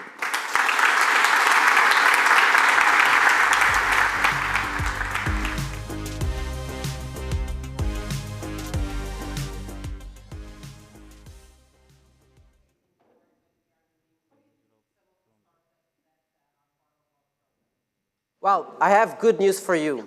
you made it on the morning. So congratulations on you for being with us throughout the morning. Now comes the best part, so it's lunchtime. Lunch will be served upstairs as you did with the break. As I left you some challenges for the first break, I'll leave you some challenges for lunchtime. I'm not sure if you've met our unicorn upstairs. I challenge you to take some pictures with EDP's unicorn and eventually becoming a unicorn yourselves, founding a startup. We heard many ideas this morning on projects and challenges that you can tackle. So that's the challenge that I leave you. We'll have, I think, around an hour and a half for lunch. So it will be served upstairs. Enjoy the time, get some refreshments, and let's meet here at 2 p.m. for the session with Manuel Tanger. Thank you.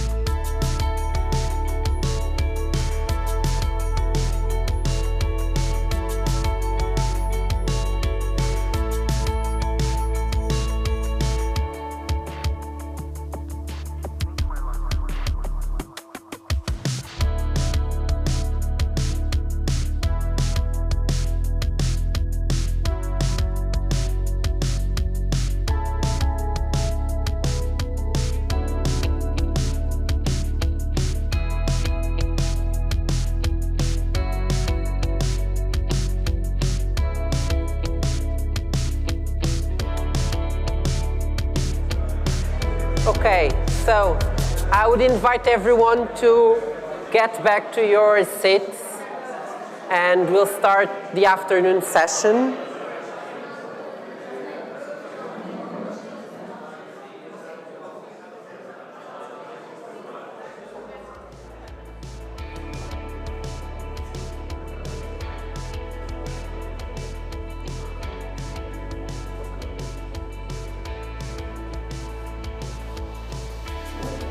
So I think we can start, and welcome back, everyone. I hope you feel energized after the lunchtime.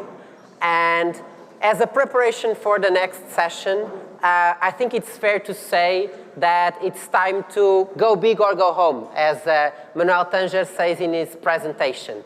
Well, Manuel, I hope you convince everyone to go big, because we still have a full afternoon, so people cannot go home. So with that, let me introduce you Manuel Tanger, founder of BetaE. And Manuel, we are excited to hear from you. The stage is yours. Thank you. Thank you, Thank you. Hey, guys.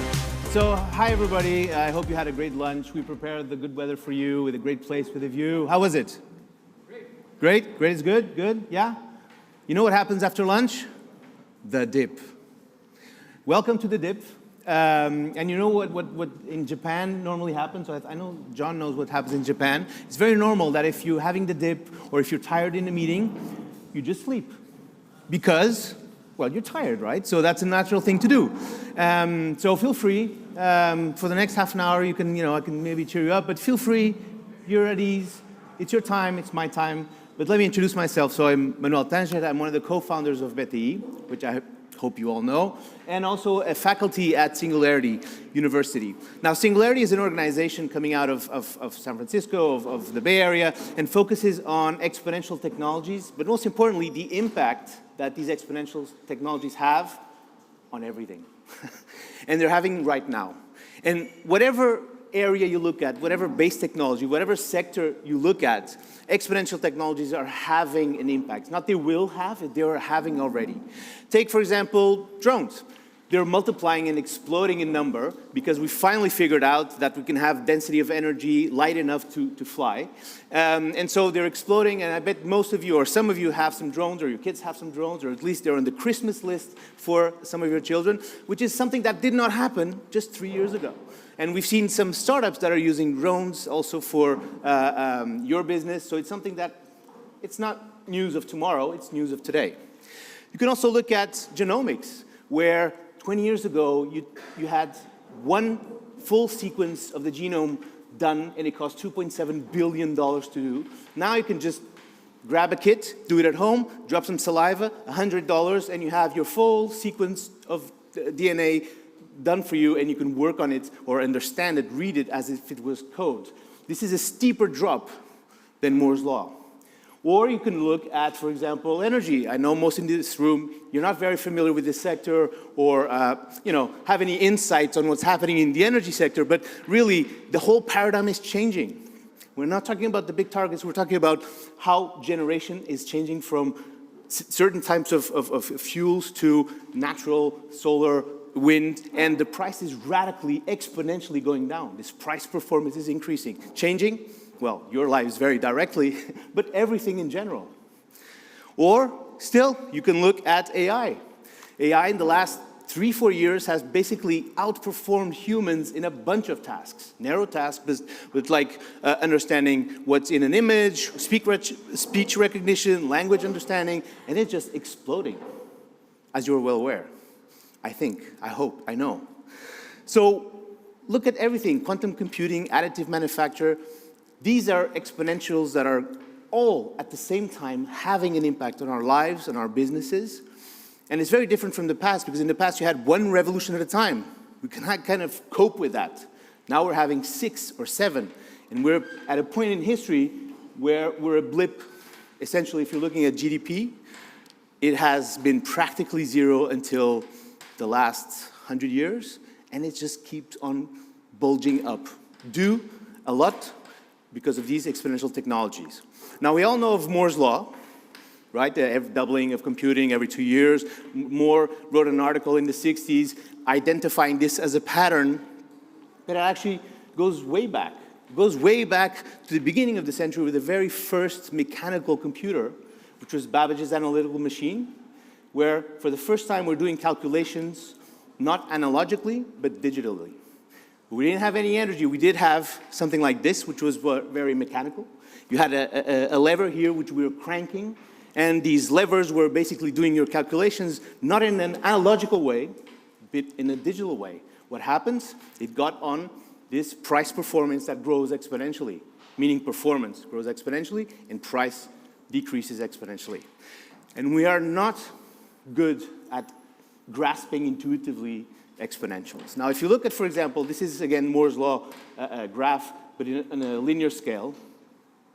What we can buy now as a laptop that you have open right now is about between 25 and 30 gigaflops per dollar, which sounds amazing compared to the past. But in 10 years' time, this will be at the bottom of the stack, and what you can buy is going to be about the teraflop for each dollar. And basically, your computer right now in 10 years will be indistinguishable for something from the 60s or the 80s, or imagine Windows 1.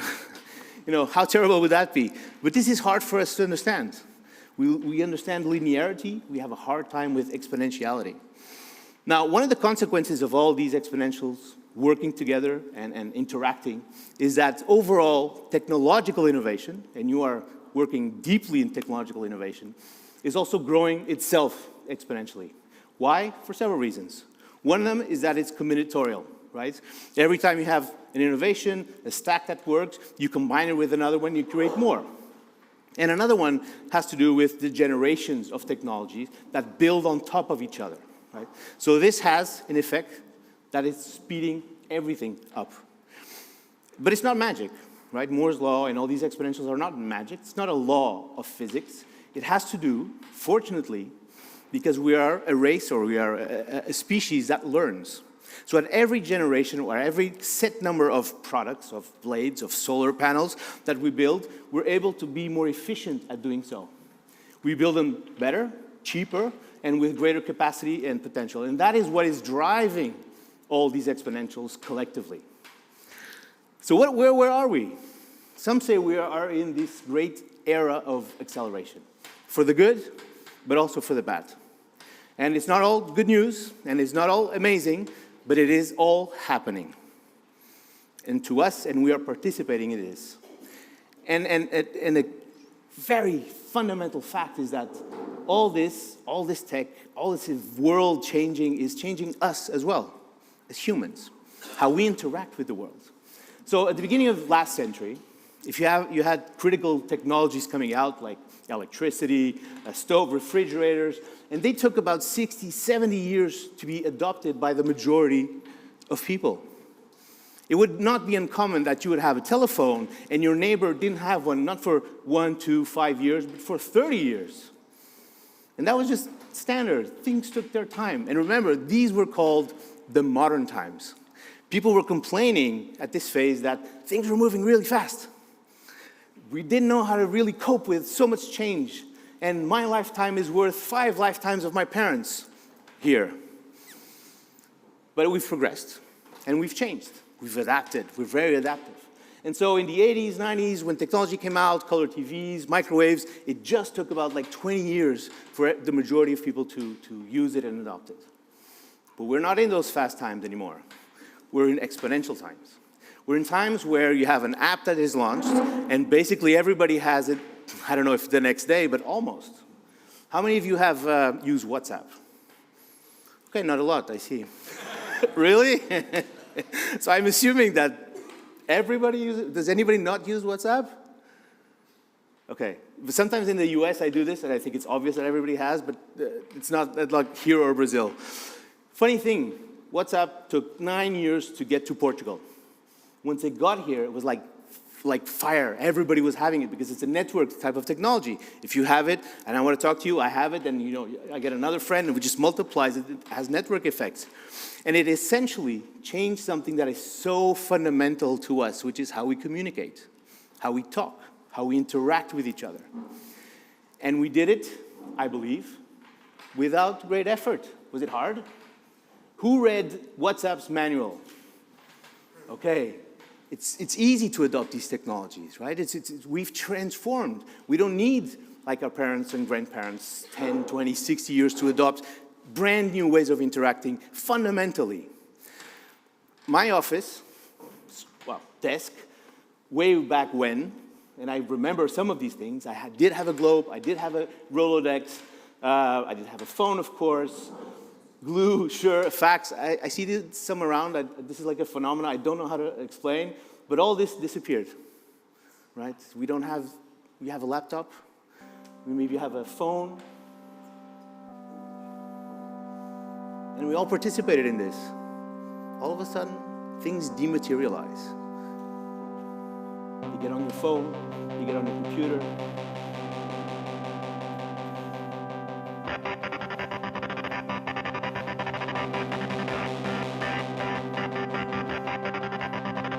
All gone. Yellow pages, remember?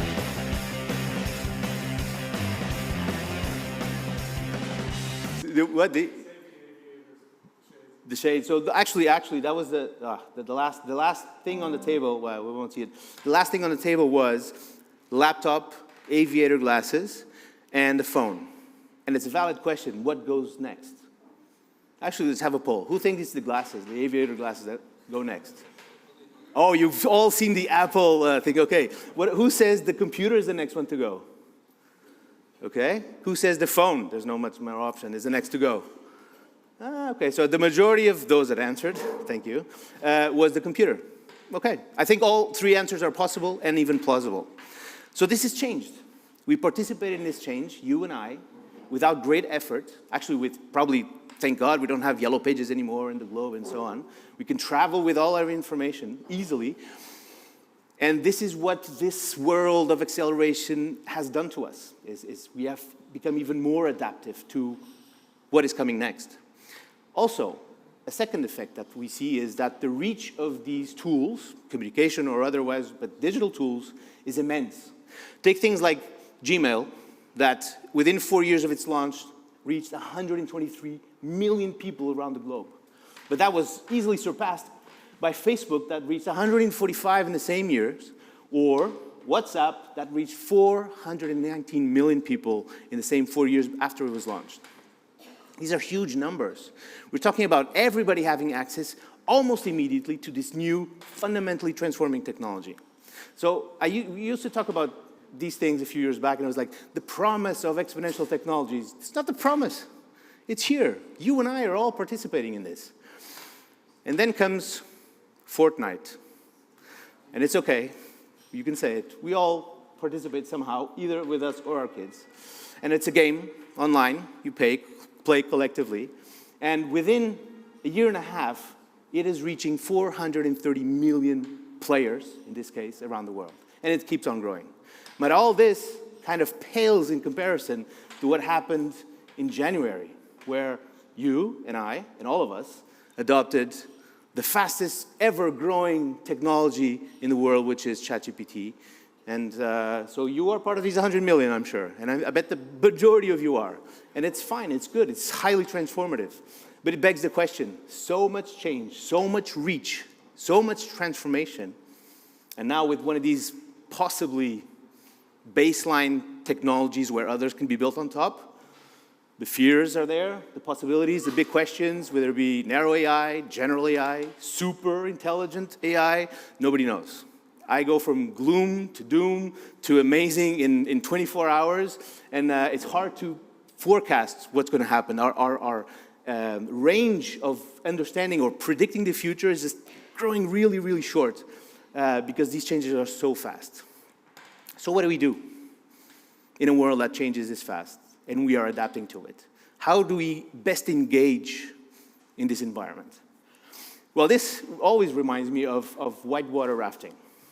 Any whitewater rafting fans around? Nobody tried it? Yes. Yes. So this is great. Yes, Tomas, of course, I knew that. This is great. This is great fun. You typically do it with a lot of people. Hopefully, co-workers so you can make fun of it, each other. And the day normally starts in the morning early, so you get the best water. It's a little bit chilly, but the sun is out. You put your wetsuits on. Then somebody has to go to the bathroom. You wait half an hour. And you get on the boat, right? You get on your raft, and you start pedaling. And at the beginning, it's fun. It's a little bit wet, but not too wet. And then you get into a little bit, wetter places where it gets white water rafting really serious there, and you start having a lot of fun. Start engaging, people screaming, people laughing, people, maybe having this one guy that is not having so much fun. And he's worried. His mind is going, we're going way too fast. People out there are unconsciously just having fun, not seeing the real consequences of what's going around. And he does what people who are afraid do. He wants to slow things down. And how do you slow things down on a raft? You put your paddle in the water, right? Slow it down, which is the worst thing you can do. Because if you know anything about hydrodynamics, you know that to have control of a boat, of a ship on water, you need relative speed to the water so that you can direct it. If you lose that, you are at the mercy of the white water that is around you, and it's aggressively and it's violent. So out of fear, logical fear, to stop and plan and have perspective and be grounded and be serious, you stop everything and you lose control. So my perspective, and I think, is do not put the paddle in the water. Keep on paddling. Keep forward motion. Otherwise, you know what happens, which is also a fun part in whitewater rafting. Okay, so whitewater rafting environment, we can panic. We can say, I really need to stop because I can't grasp everything that's around us, and time will be an advantage for us. Or you can see it as an opportunity. And of course, I think there's more of an opportunity for us to grasp than, panic mode. But it requires one big step, which is a mind shift change. And this mind shift change, I think, is really well shown by crickets and grasshoppers. When you're kids, did you capture grasshoppers, put them in jars? No? Summer vacation, right? It was a bit cruel, I know, but we were kids. We didn't know better. And we put them there, and we closed the lid. And what would happen when we did this? The grasshopper tried to jump out, but there was a lid, so he was hitting his head, or her head, on top, and after a while, a surprising thing happened. It stopped jumping and hitting his head as high as the lid. So it was just jumping, but not as high as it could. Interesting, on top of that, is if you remove the lid after a few days, it won't jump out because it has this idea that the lid is there, it doesn't want to hit its head, so it won't jump out. So it'll keep on jumping up to the bottom. Sad in a way, but true. And I think we have a lot of this also among us. And we have a lot of lids that have been removed or have never been there, but we keep on, jumping in our own little corner, and we don't go as high as we can. This is the same as thinking 10x versus 10%. If I ask you in your department, if you can increase your, revenue, your sales reach, your number of users, by 10%, you go like, okay, we can do some initiatives, we can hire this company to get them views, we can, do a few things. But if I ask you tenfold, if you have to grow 10 times your business units, your area, your mind just changes completely. Please do that effort. I don't have time here to do it with you, but do that exercise. And whatever you're trying to increase right now, try 10x, and your brain will go to whole different solutions. And these are moonshots. And in a world of accelerated everything, moonshots are what are really needed. And moonshots come from, of course, we all know Kennedy's famous speech when he was saying, he was announcing to the world and to NASA that they were going to the moon in the next decade. And remember, he was going to the moon because it's not the easy thing, but it's because it's hard. And we have to do it. And of course, we can't be behind the Russians. And that's a big thing. Legend has it that people at NASA, engineers, only men at the time, big men, white shirts, black ties, saw this, and they didn't know So some of them were fainting because it was absolutely impossible with the technology that existed. But a huge moonshot led investment, led belief, left the right people to the right task, and it was, of course, possible with all the drama associated. So there are plenty of moonshot-worthy causes, right? SU, Singularity, has 12. I mean, it's food, environment, or you can just go to the Sustainable Development Goals. They're well identified, well marked, well described, well geographically placed. We know what they are. They're big, they're juicy, they're worthy. Let's go after them. And always remember that the biggest opportunities are coming from the biggest problems. So let me give you an example, quick example. Have you ever heard of the big Pacific floating island of trash that's off the coast of California? It's the size of Germany. It's huge, it's gigantic. And it's basically trash. It has a vortex over there, and basically, you know, somebody's got to pick it up. and there was the mission that Boyan Slat, who was at the time a 16-year-old Dutch boy, who was enthusiastic and engaged with this cause, and he came up with a school project that said, well, why don't we get some buoys, and with the wind, it'll capture it. It was okay, fine. He was so convincing, they gave him a TED Talk. TED Talk gave him a little bit of investment. A little bit of investment gave him the means to create System 1, right? Capturing, trash capturing mechanism that was supposed to be towed into the ocean and grab and capture part, of course, of the big Pacific garbage patch. And so he did. 2021, off of San Francisco, there he goes. And of course, failed. What did you expect? What, Disney? I mean, of course he failed. He's a 14 or 16-year-old kid. Buoys to get trash of this nature? Never. What? Are you serious? So he convinced a few people to give him money. I hear that's quite easy these days. No, of course it was never going to work. I mean, the trash goes under, it goes over. And so, yeah, he came back, didn't get enough trash. And then the experts came in. They knew that all along. They knew that, of course, that you had problems with the hydrodynamics of it, that, of course, the trash would go on the sides of it. It was just like, you know, a capture mechanism. You'd never get enough trash. The experts knew that. Kids, right? But he did. And as a kid, he persisted, and he failed until he didn't fail anymore, right? And that's when System 1 became System 2, would actually solve a few of the problems that the experts pointed out, and now they're in action. And now you have several of these systems going out every day, capturing garbage in the Pacific Ocean patch. Now he figured another thing out. All the garbage had to get there somehow. And he figured out that the main reason why garbage was in the ocean in the first place was that they were coming from rivers. 80% of the garbage came from rivers. So why didn't we stop them getting to the ocean in the first place? So he developed the Interceptor. You know, kids with names, right? The Interceptor. Well, he did, which is, again, a set of buoys. It's a barrier and a capture mechanism that's easy to build, supposedly not too expensive. You could put it elsewhere, and it's just doing its job. Now, rivers, and if you like 1% of the rivers pollute a vast majority of the ocean, it's still like 1,000 rivers that you have to do around the world, which is a big feat. But you have to do it. Their objective is 2040, get 90% of the trash, garbage, / everything that's dirty out of the ocean. And it's ongoing. And as an exponential development, the last two trimester, so the first half of this year, they were able to clean up more plastic by their activities than the remaining 9 years they had in the past. So it's this kind of development of increasing capabilities that we see happening. And of course, there's still a lot of trash to be done, but he went after it, and he, of course, is getting there. He's not there, but he's getting there. A few lessons I've learned through this.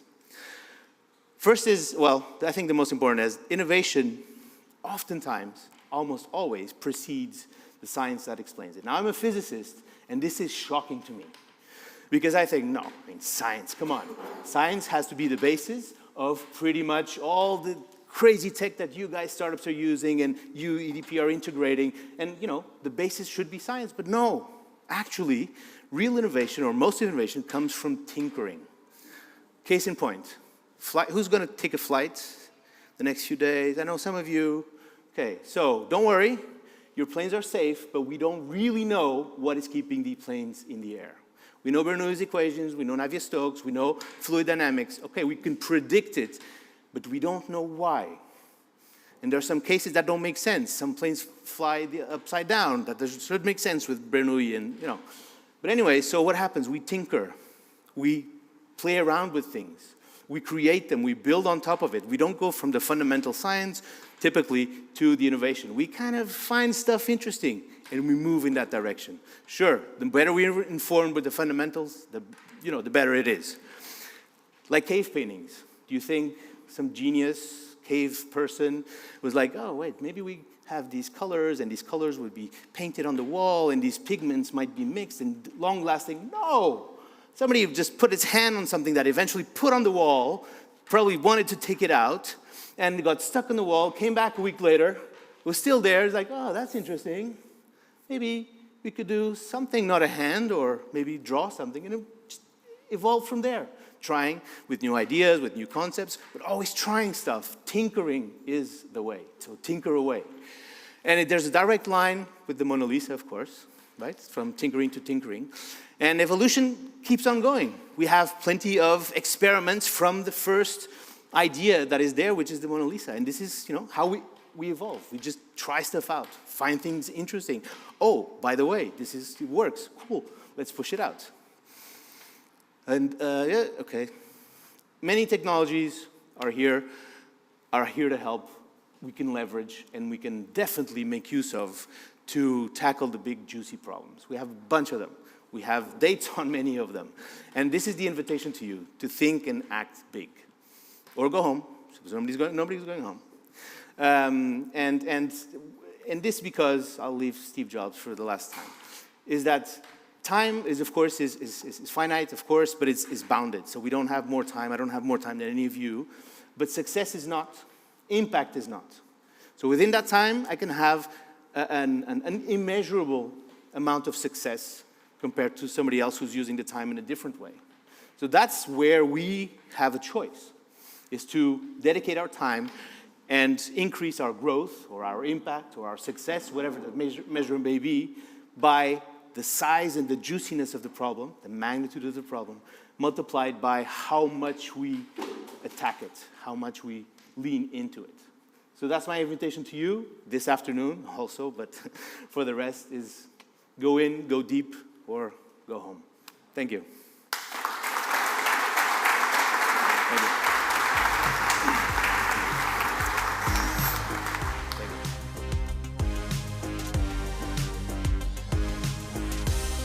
I think after this, everyone will want to go big and not go home, I expect.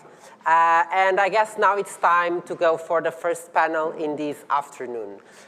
If you remember the presentations from the morning, we already mentioned one of our tracks, the renewables and green hydrogen, and now it's time to talk about grids and the grids of the future and how it plays a role in the energy transition. And that's the motto for the panel that we're going to have right away.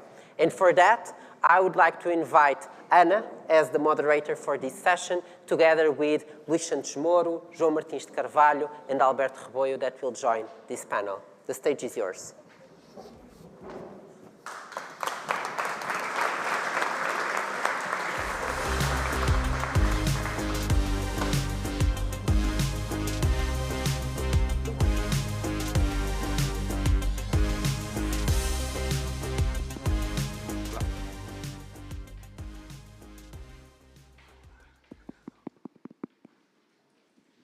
So, good afternoon. It's working? I think so, yeah. So, good afternoon. I'm Ana Oliveira. I'm editor at ECHO, and I'm here to talk about grids with Luís. Luís Santos Moro, which is Innovation Manager at EDP Spain and President at Battery Plot, Alberto Reboio, CEO at PlexiGrid, and João Martins de Carvalho, which is Executive Board Member at ERRED. So, as carbonization is taking off, there is a need to talk about the bridge between the energy we produce and the energy consumption. So here we are to talk about the often forgotten grid, maybe. So I would like to start to talk about innovation on the grid, because we need flexible and resilient grids. And so talking to Luis now, a smart grid with advanced metering and demand response. How far are we from that reality, and how can we make it happen? Hello. Good afternoon. Okay, you can hear me well. Okay. Well, I think we are not so far because now we have smart meters, and there is an increasing of the power of using these technologies. Because, for example, in deploying smart meters, we have found that a smart meter is not only a meter; it's also a sensor, and it's something that it helps us to have greater visibility of low voltage networks, the low voltage grids, where the great and unknown collection of assets in the distribution system operator set of assets. And by using smart meters and discovering that smart meters are sensors, we can now very easily picture the whole low voltage grid. So I think we are accelerating the benefits of using these technologies. So we are very close to have the full potential of use of these new technologies. So I am very confident that by using these technologies and leveraging of these acceleration capabilities, we will at the end will have the energy grids that could handle with all the challenges to this energy transition and the deployment of renewables. I am very confident. Thank you very much. Then, Alberto, I'd like to know how you see we can have more flexibility on the grid, talking a bit about what you also do. Well, the first thing on this question is to realize that there is a lot of flexibility already there, untapped. For example, any well-insulated building like this one, you can cut off heating or cooling for a couple of hours, and the temperature moves not even half a degree. You barely notice. So any well-insulated building is a natural storage of energy, and it provides 2 to 3 hours of flexibility, for example, you know. The electric cars, you know, the charging of the cars, I don't care if it is charged at 1 o'clock or at 2:37, as long as it is fully charged the next morning where I want to use it. And batteries, I mean, all these new things we are deploying with energy transition, they have one thing in common: they are flexible. So that's not the problem. The problem is to create the synapses, the interplay between this flexibility that is already there, untapped, and the network dynamics. I think this is the key. Okay, so, and how do we make that work? It's complex, but listen, I like, by the way, your presentation before, very, truly inspiring, and I think here the key is that we need to be humble in the energy sector and learn from others.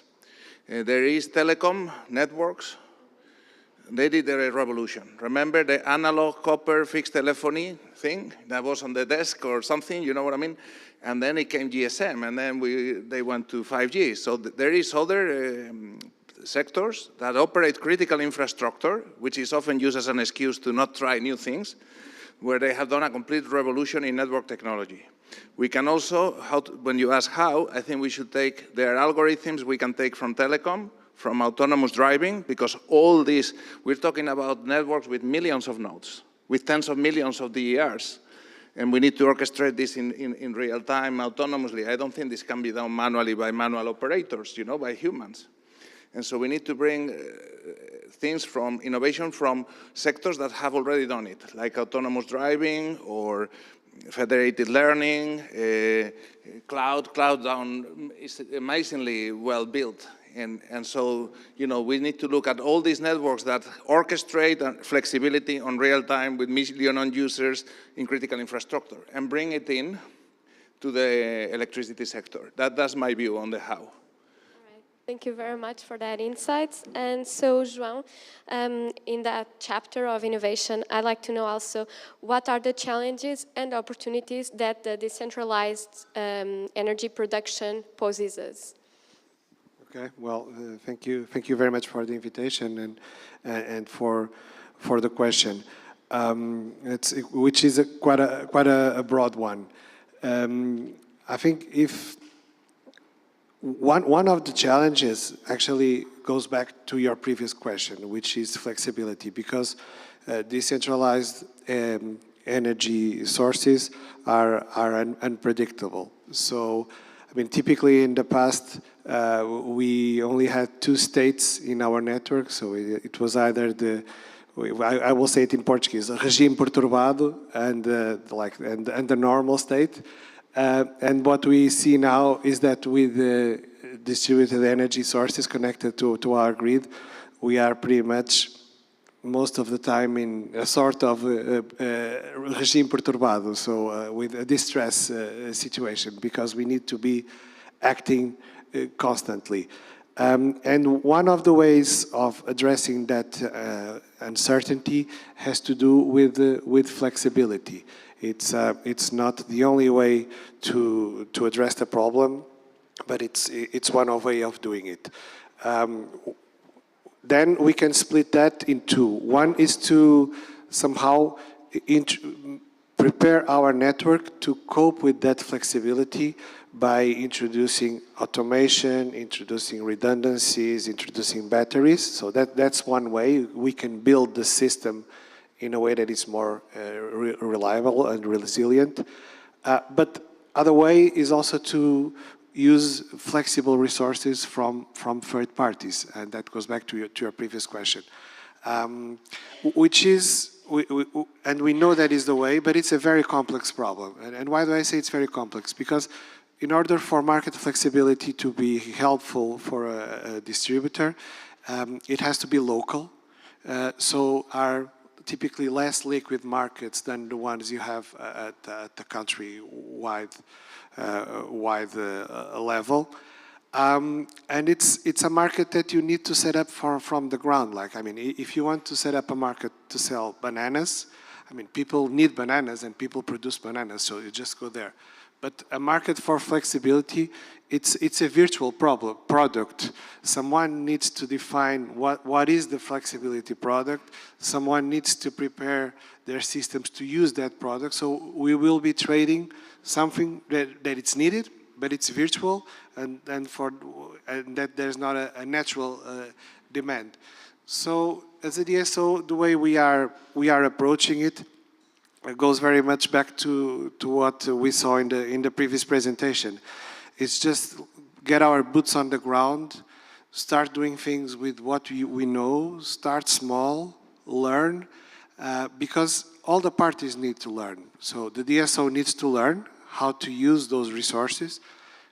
The flexibility service providers also need to learn how can they make their resources useful. We need to know learn how to operate the network with those resources. We need to learn how to plan the network. So it's quite a transversal challenge that will require a lot of learn by doing, but the sooner we start, the sooner we'll get there, I hope. All right, thank you very much. Then I would like to talk a little about the development and the distribution of the grid too, because it's not only innovating the grid itself, but we also need to kind of rethink it all.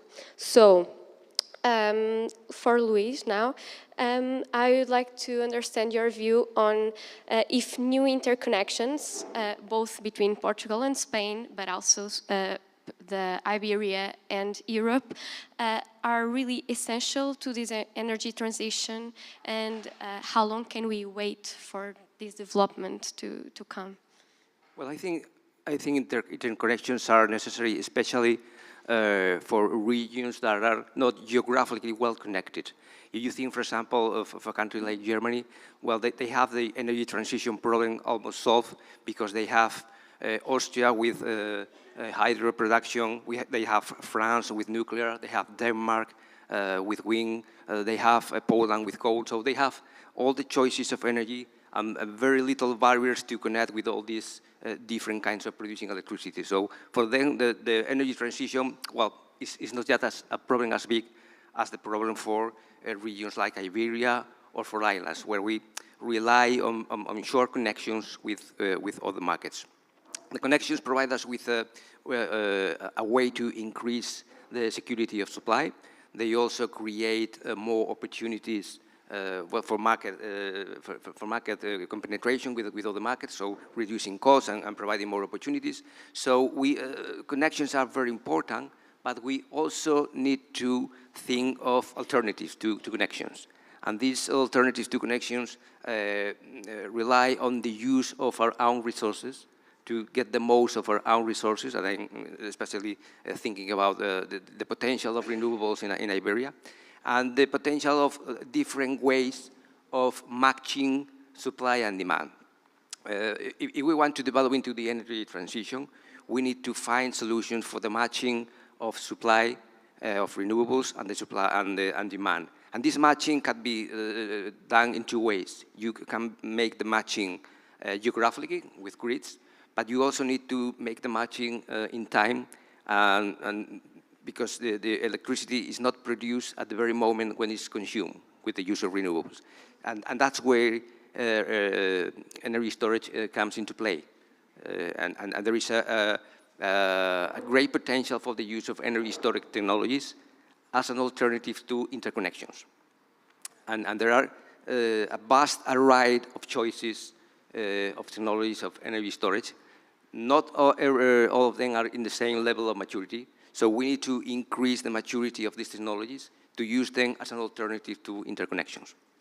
All right, so interconnections maybe are not a priority so much, and the energy storage would be more paramount to this problem, is it? Well, no, I'm not saying that it's not a priority. I think that there is an alternative. So you are focusing obstacles in the way of one solution, may you turn to another solution. So you always need to have different choices to address the same problem. Right, and also in that chapter of having more solutions, not besides the interconnections and the storage, do you see other interesting ways of doing that better match between demand and the producing side? Well, we need to increase the choices of technologies that provide flexibility and technologies that provide resilience in terms that grids is a very important asset. It's a cornerstone for this energy transition. And grids are going to be subjected to the threat of extreme weather events, for example. So we need to increase the resilience of our grids. And regarding the flexibility, there are different alternatives, different technologies to increase the flexibility of the system. For example, one is the distribution network reconfiguration. And reconfiguration means that you have mesh networks that allow you to provide the supply to a supply point from alternative sources. And for that, you need to automate circuit breakers to switch on and switch off and change the topology. That's one alternative. There is another alternative that is dynamic line rating.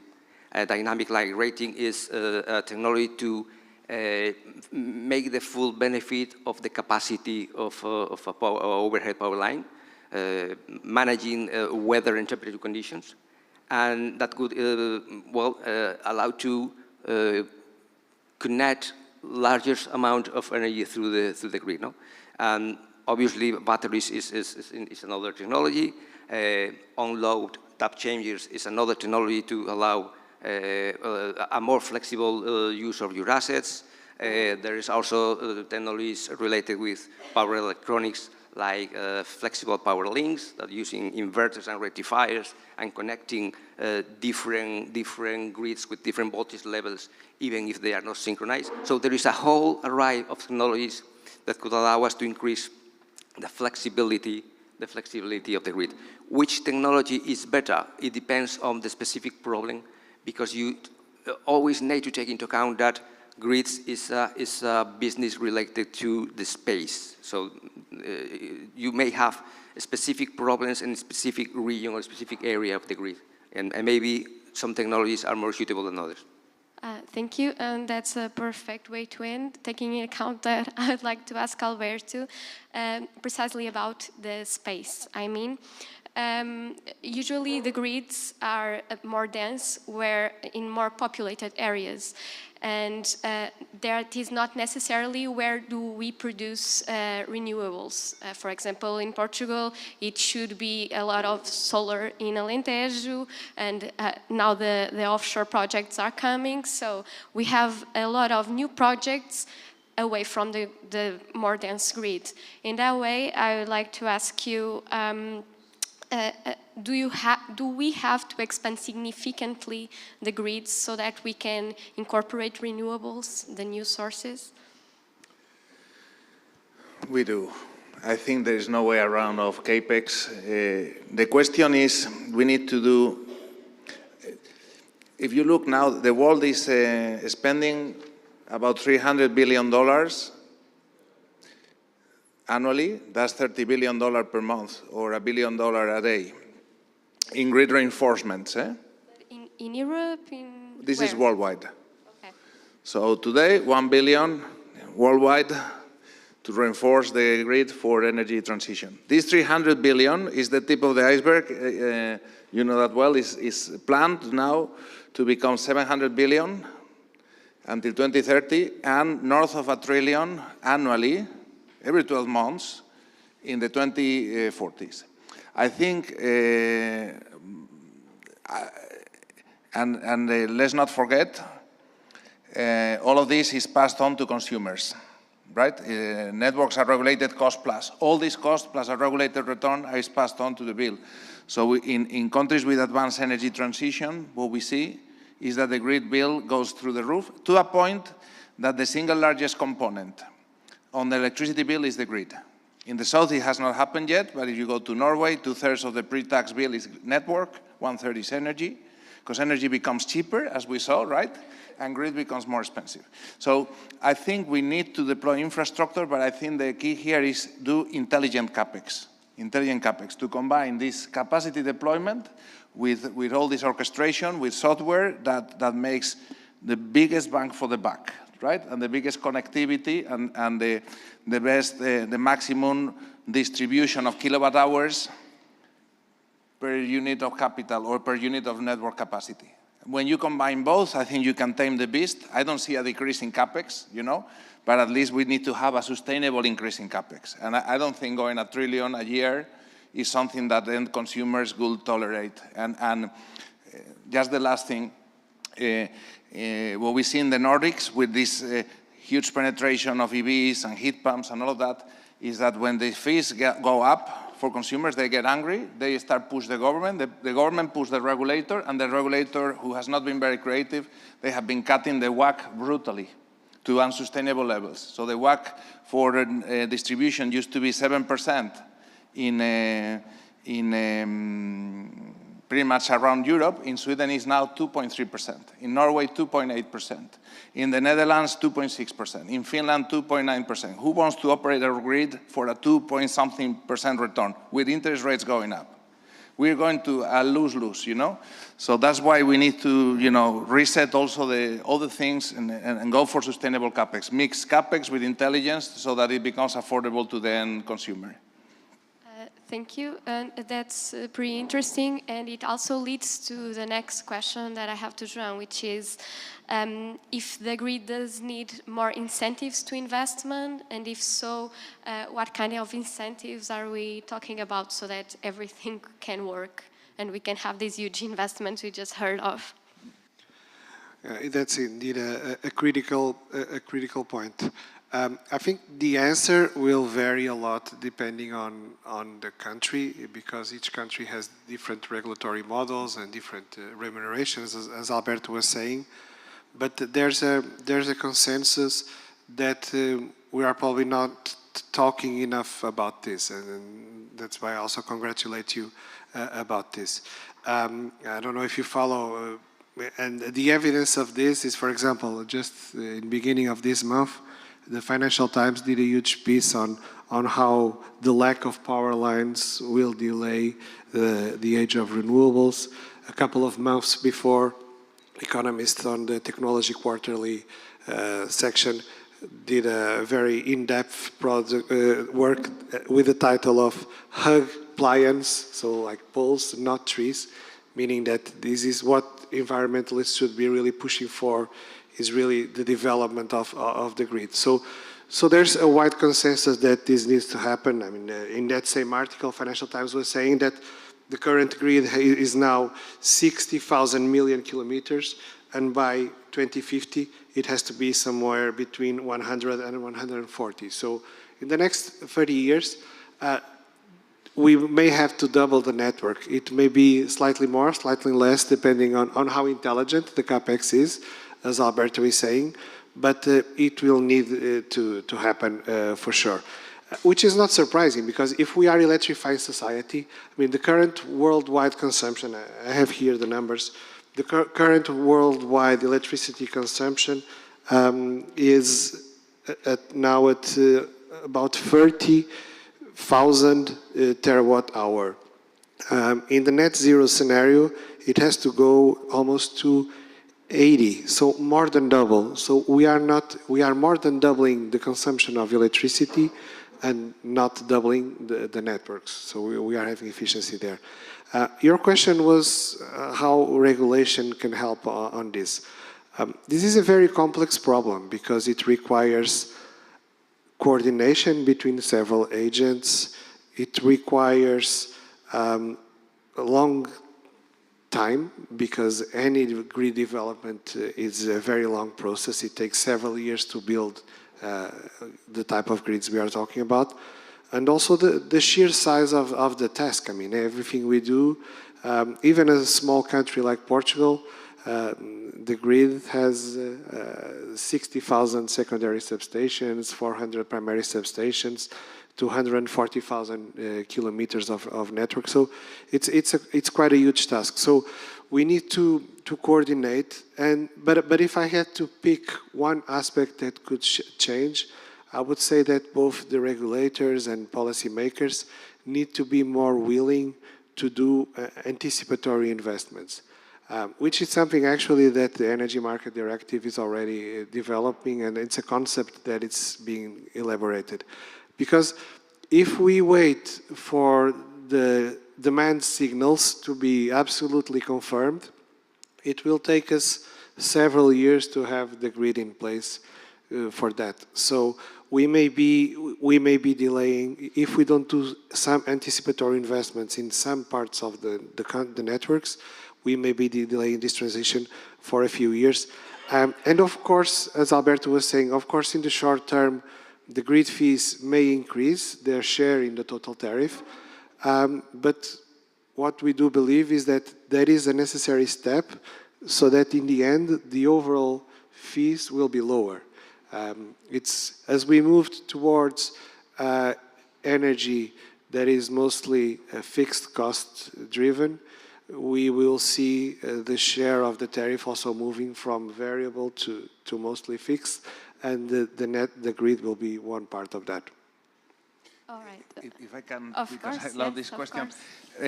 just to complement, but one thing that I think is a problem that needs to be addressed, that today's regulation for networks pretty much around the world is what I call paper cable, okay? So you deploy capacity, I pay you for that, the cost, and a regulated profit, okay? But if we want to mobilize this flexibility, so for me I could offer Luis Manuel as a network operator a flex tariff, which in telecom, by default, we all have a flex tariff. Everybody knows there's a maximum speed, but if there is congestion on the grid, the internet goes a little more slowly, and that's very economic. That possibility in electricity networks is not, regulated. So if I don't deploy capacity, I get penalized. I'm not incentivized. So we are discussing with regulators, both European and national regulators, you need to give a carrot, an incentive to the DSO so that they are rewarded to offer this. In other words, I need to be able to charge something to Luis Manuel even when I don't deploy capacity for the use of that. He's getting a service after all. And our suggestion to regulators is let the network operator make exactly the same EBITDA per kilowatt hour distributed as you will make on the normal tariffs. That will be still a very good discount for Luis Manuel, and it will be good for the DSO because you make the same EBITDA with less assets. So your return on capital employed becomes better. You have a reward for that, right? That signal, that is completely not in place, and it needs to be fixed. And I keep it there. No, but this, listen, Bill Gates is talking, there is enough startup accelerators. Now we need regulator accelerators. You know? I mean, 50%, this is very important. This is the largest revolution in network technology for electricity in decades, probably in 100 years. Of course, it has to come with the largest regulation of electricity networks in decades as well. I mean, 50% is the network technology, the other 50% is the rules of the game. And I think this has to be co-created. We should have, I think, here some regulators co-designing the new thing. I mean, in telecom, I don't think the regulation for analog copper fixed telephony is the same regulation as for 5G. And telecom regulators are very used to deal with high tech and with changes in network technology. I don't think our electricity regulators are as used. So we need to fix that. Can I follow up on that? Because we have I mean, time, yes. Overall, I agree, and this is a critical point that we should be discussing. Again, I think it differs from country to country. In the UK, there's already quite a lot of incentives to use flexibility. Several other countries, like Portugal, are already also in the TOTEX model, so there's some. But we need to be careful, because if you push it too hard on the flexibility side, it may also happen what is happening in the UK, which is you're basically introducing volatility into what is the final cost of the service, and you are also decreasing your reserve margin. And if something changes and you really need to put copper in place, then you may not have time, and if you don't have time, you pay a lot for the flexibility. If you pay a lot for the flexibility, you increase the overall cost of capital of the business. So, I mean, I agree 100% that regulation needs to involve in that, but needs to find a way of creating an incentive for the DSOs to resort to flexibility without increasing the costs, the volatility, and the overall costs for the system. So it's quite a complex topic, but I'm aware it's a top priority for regulators around Europe. Yeah, but it's about balance, right? So thank you. And suddenly the debate became very dynamic. So I guess it would be the perfect opportunity to ask if anyone from the audience would like to ask a question to any of you, because we still have kind of 1 minute and we can extend a bit more. So does anybody? Okay, please. There's communication is important to the end customers. You talked about the UK. I think the UK is pretty awful. So if everyone else is worse than that, I don't want to see the rest. I think the communication needs to be very important to the end customers and to actually truly get them to be engaged, because they're not engaged. And I think it's because the end customers, they don't have any connection with the grid. To the energy companies, they see a PDF in the inbox every month. So we got to have them in their mind, all grannies, and get them to kind of get in messaging that they can understand. So for example, if they can actually get a message saying, if you put on the washing machine at 12 o'clock at midnight, you're going to save X. Communication is very important, and there's absolutely none. So we can actually adopt the cheap electricity is coming online to and communicate with the folks and talk them in pence, in cents, not kilowatt hours or shit like this, because no one understands that. Yeah. No, I totally agree with that. Customer engagement, and I don't think, I mean, without wanting to offend anybody, but at least where I used to work in Vattenfall as a chief procurement officer, I work with all divisions, right? And in the network, how do you call the customer satisfaction, the NPS. It was minus 40 or something. At some point we stopped measuring because somebody said, you know, why measure if we are monopoly? You know, MPS, why do we need to get recommended if there's no alternative? I mean, this kind of stuff. Honestly, I don't think network operators or monopolies in general are customer-centric. And that has to change. To create that interplay, there needs to be that communication and bidirectional and so on. And I think, well, within EDP, I call it the new downstream. We need to partner, you know, with our colleagues from retail as well, who are very good at communicating and engaging and designing products that are appealing to the customers, you know. And there is this thing that is called unbundling. Oh, no, we cannot meet together because it's against the law, but I think it's sometimes overinterpreted. If you look in upstream, in high voltage, between the network, here is REN, right? Between REN and EDP, which is clearly unbundled, they are making an interplay every second of a hydropower plant from somewhere in Portugal and making services for that.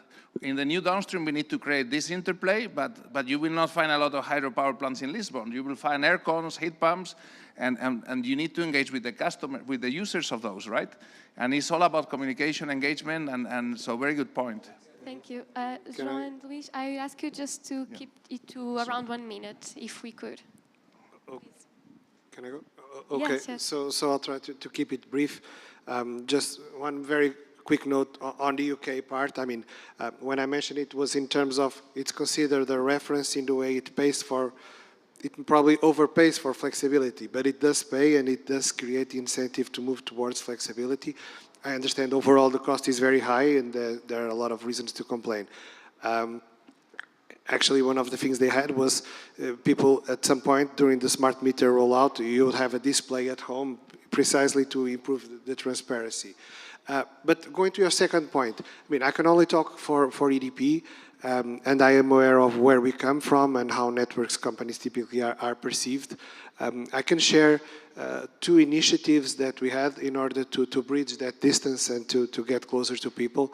So the first one is we have a very heavy investment in our online website where you can perform all the tasks you can do at the store and also at the app. You can have video calls with the store attendant if you want. That would be very helpful for elderly people. So we are moving completely to digital in order to facilitate that. And on the second initiative I would like to share, probably not so much for the elderly people, but maybe relevant for a lot of us in the room, is we are investing a lot in an open data portal where we put all the relevant information about our network.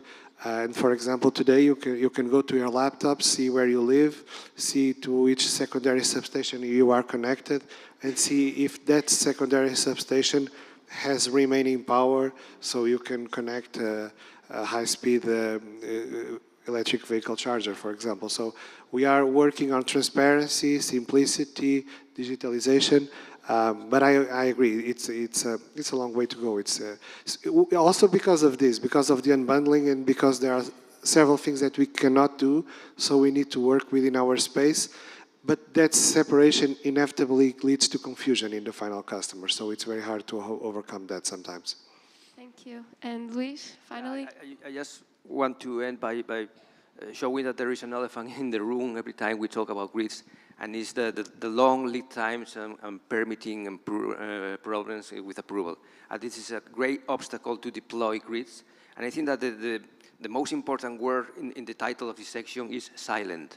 And I think that grids shouldn't be silent, because grids are the cornerstone of the energy transition. So we shouldn't be silent, and we should, well, make aware as a society that grids are important, and we need to find solutions to these permitting problems that create a nightmare and are an obstacle of deploying new technologies.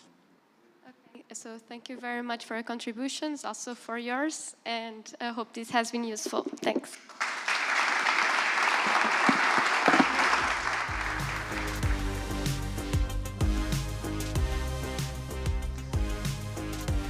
Okay, thank you, Luis, Alberto, João, Ana, for this amazing panel. And given that grids shouldn't be silent, once again, a round of applause for our panel. Thank you all. And now, as we did in the morning sessions with renewables and green hydrogen, for us, as I mentioned, it's important to share what kind of projects are we actually delivering in the field? What are the pilot projects that we are developing? Who are the startups that we are working with? And as such, and as part of our grids vertical, I would like to invite Pedro Ferreira, Head of Grid of the Future at EDP Innovation, to share more about what we are doing. Pedro.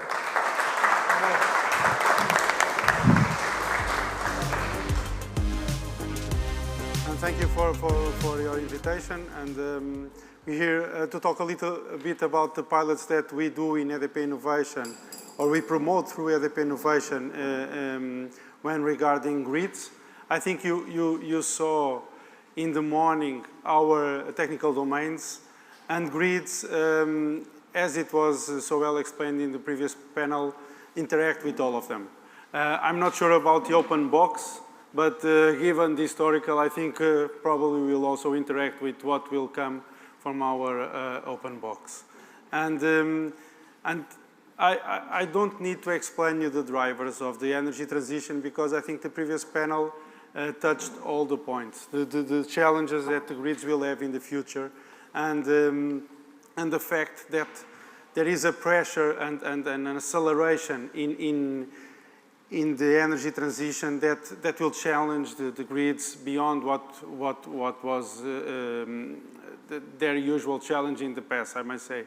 So that leads us to our innovation domain purpose, where we will, our goal is to leverage the existing infrastructure with innovative solutions while looking for new growth opportunities in this area for EDP. And since there's a world out there, we try to focus in 3 opportunity clusters. Optimization of grid connection capacity. It will be a must in the future. Leverage technologies to improve overall grid performance, and also microgrids as a new growth opportunity. And I will talk a little, pass now to the pilots, and I would say separate them in two classes. First ones are the ones that have lower uncertainty, I would say higher technology readiness level, and they are being led by our business units, our grid business units. And here we have 3. Cymers, that is solving a really interesting problem, because we are always trying to push for AI, automatic data image processing, but often we lack the good data set to train these models. So Cymers generates AI, generates artificial data sets, and we are testing this solution because we believe that this can accelerate a lot our adoption of models for new business cases, use cases, sorry. And then we have Blink. It's a line sensor that will improve dynamic line rating, as Luis mentioned in the previous panel, and it also detects the potential of ice accumulation. That's a problem within our grids in the north of Spain. And we also, the businesses are also piloting with livable livable cities, sorry, that provide, I would say, added features to street lighting, and allowing us to build a lot of different use cases on top of that existing infrastructure. And we at EDP Innovation, of course with cooperation with our business units, are promoting these 3 pilots at the moment. They are all on the same cluster, voltage control, and it's interesting to reflect the pace of change, that when we started these, it wasn't such a big problem for our grids, and 1 year passed, and now it's a subject that they are having a really high focus on. So this shows us how fast things can change and are changing now. And the first 2 startups, Alexis and Id Energy, they are based on the same technology, StatComs, to help us to do voltage control in low voltage grids with different powers, so they allow us to address different use cases. And Ionate, it's a smart hybrid transformer, and I will talk a little bit more about them in the end, because Ionate represents a change that we have recently in innovation, where we can now pilot technologies with lower TRLs. And that really opens our scope. And also, we believe that's a must given the pace of change of the energy transition. And we are now looking at 3 new startups that came from the recent starter programs. 3D Tech, 3D printing technology. We are assessing if this could be also interesting for us in replacing to replace broken equipment, sorry. Neara, it's also a startup that has a digital twin solution, but has a very interesting feature in LiDAR data processing. LiDAR is the information that we get from our surveillance flights with helicopters to measure and to identify distance of obstacles to the grid. And another one is Prisma Photonics, that is a startup that leverages on existing fiber optics cables that we have in some of high and medium voltage power lines. And it can, using that existing asset, to help us to monitor a lot of use cases in the grid, like fires, I don't know, I'm missing the word in English, but contact from trees with the power lines, even to assess the capacity of the power lines with that. And I will talk a little bit and focus on Ionate. I think they are here, so if you like the solution as much as I do, please talk with them. But this is a smart hybrid transformer, so at the core of the transformer, that gray blocks that is there is more or less the same than we have, and the same technology that we have in current transformers, and then has a control box outside of the transformer that allows them to do voltage control, address problems of harmonics, and even phase unbalancing. And why I want to highlight this pilot is because this is a technology that has a TRL that is lower than we used to pilot. And now with the framework that we have in innovation, we can do this type of pilots. We adopted a de-risking approach where we, with the startup, agreed that we would phase all the pilot in quite, I would say, defined phases, so that we could permanently assess the relevance of the solution along the process.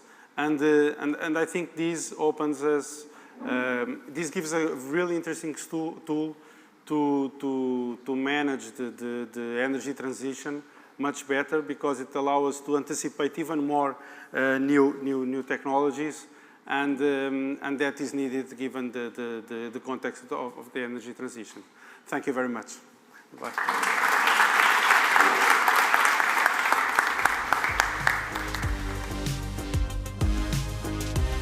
Okay, thank you, Pedro, for your insights on the work that we have been doing.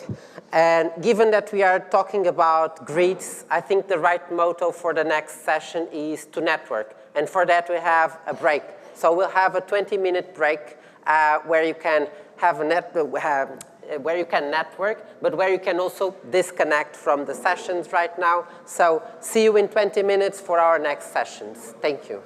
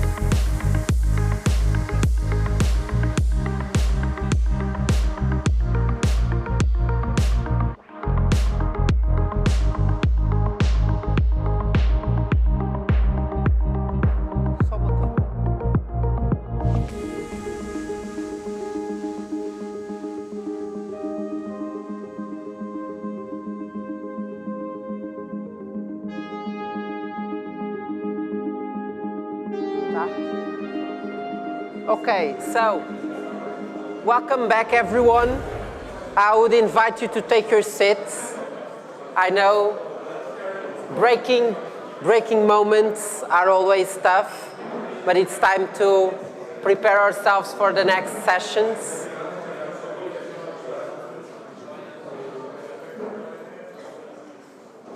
Okay, cool. So, moving forward to the next session, now it's time to have a keynote speaker on a topic that is quite relevant nowadays, taking into account everything that we are living worldwide. And how can we ensure this energy transition while we keep energy security, sustainable, and equitable for everyone? So with that, I would like to introduce Miguel Torreira, Global Strategy Lead for Utilities at Accenture. Miguel, thank you.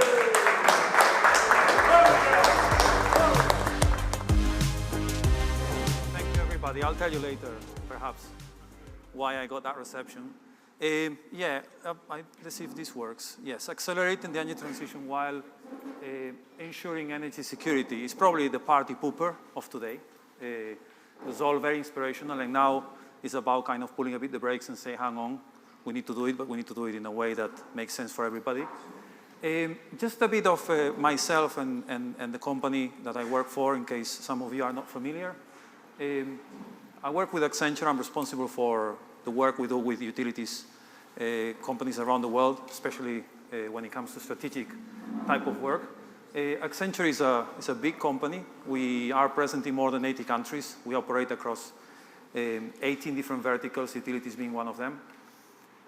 We have relationships with more than 300 clients in the utilities industry all over the world. So we kind of have a good perspective of what is going on around the world in terms of how the utilities industry is reacting and working towards the energy transition. We're well known for digital and AI. We have more than 40,000 data and AI scientists working with our clients, and we're investing continuously on it. That's why I mean this type of events, I love them. Innovation events, we spend more than $2 billion per year on acquiring new companies. Many of them are startups. Many of them are already more mature companies. So this is what Accenture is. This is my version. Manuel today stole everybody's thunder perhaps, but really stole my thunder. I was a big fan. I'm a big fan of the Singularity University, and I loved when I saw the first time, 7 or 8 years from Smail, the exponential growth. I see a very similar thing with energy transition. When we say accelerate, what do we mean by accelerate? If we look at where we are now, we need to kind of ramp down carbon emissions to 0 by 2050. It almost kind of looks like nothing has happened before that. Everything needs to go up. Of course, a lot of things will have to come down as these things go up. We're going to have to expand electrification by a factor of 3 or so, thereabouts. And within that expansion of electrification, we're going to have to expand the contribution of renewables by a factor of 3 as well, which makes it a 9 times or nearly 10 times the 10x that Manuel was talking about. We talked about hydrogen in the morning, very interesting panel. The production will probably go up by a factor of 6. We have to electrify the entire transportation, all in 20-25 years. At the moment, the worldwide investment on clean energy is about 1.5 trillion, give or take. We've just kind of gone over the annual investment for fossil fuels. It's got to go up in the next 7 years to make this happen, according to IRENA and IEA, to nearly 5 trillion. Now, 5 trillion is a pretty big number. 5 trillion is, I actually checked some numbers in Google. It's fantastic. Didn't use ChatGPT for this one. The entire worldwide spend on defense is half of 5 trillion. It's about 2.5 trillion. 5 trillion is the total contribution of the agriculture sector to the world, to the world's GDP. Some more. A couple of years ago, you could buy all the raw materials produced in 1 year with 5 trillion. Crude oil, metals, minerals, food, you name it, all of it, with 5 trillion. 5 trillion is a big number, right? And it is required. You see the bar chart in there, up and down. We're going to have to find that. And 70% of it will have to come from private investment. Governments can only do so much. And we can't do it just by getting the money and chucking it in, right? We have to, go by a number of principles. We want to build a low carbon system by 2050, eliminate the carbon emissions in the world, but we need to do it in a manner that is reliable. I was at Euroelectric 2 weeks ago, and the new chairman of Euroelectric, who is the E.ON CEO, was saying that energy security is now back top of the agenda. So we need to do it in a secure way. We can't afford having these shocks and not be prepared for them and deal with the price volatility that comes with it. And we need to do it in an affordable manner, right? In an equitable manner. I like the word equitable because it's more than just making it affordable. It has to be fair, right? We have an opportunity as we build a more distributed low carbon system to bring fairness to the system, right? I'll speak a little bit about what I mean by that in a minute. Because if we don't do it, we all know what the consequences are, right? And a lot of them, by the way, will get in the middle of us achieving our goals. We need to empower local communities and make sure that they are part of the process. We need to make sure that we look after, the public and they don't overpay for the investments we're making. And we also need to make sure that our industrial fabric is competitive. Competitiveness is a big thing that a lot of people don't talk about. If we don't provide the cheapest possible electricity to our industrial fabric, they'll move. Look at BASF. Look at some others that have already announced that they're going somewhere else where they're getting better incentives. That means losing jobs, and if we lose jobs, we lose affordability, right? So we have to really take care of that and make sure that we do it, as I said, in a fair way so that the community support the change. There will be a lot of twists and turns as we move over the next 25 years or so.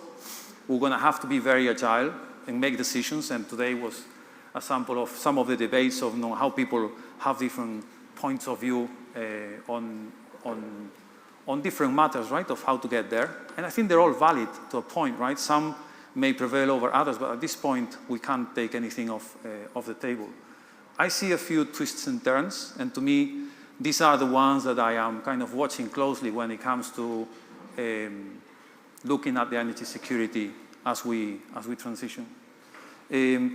As we ramp up the renewables, we have to balance it with decommissioning. We can't just go and start doing some things that have been done not so long ago, right? We cannot just react to a Fukushima moment the way that Germany reacted, for example, right? It does no good, right? We have to think things through and make sure that we keep the right capacity in the system so that we don't bring stress or stressful situations that will only create price spikes, as we've seen in many places.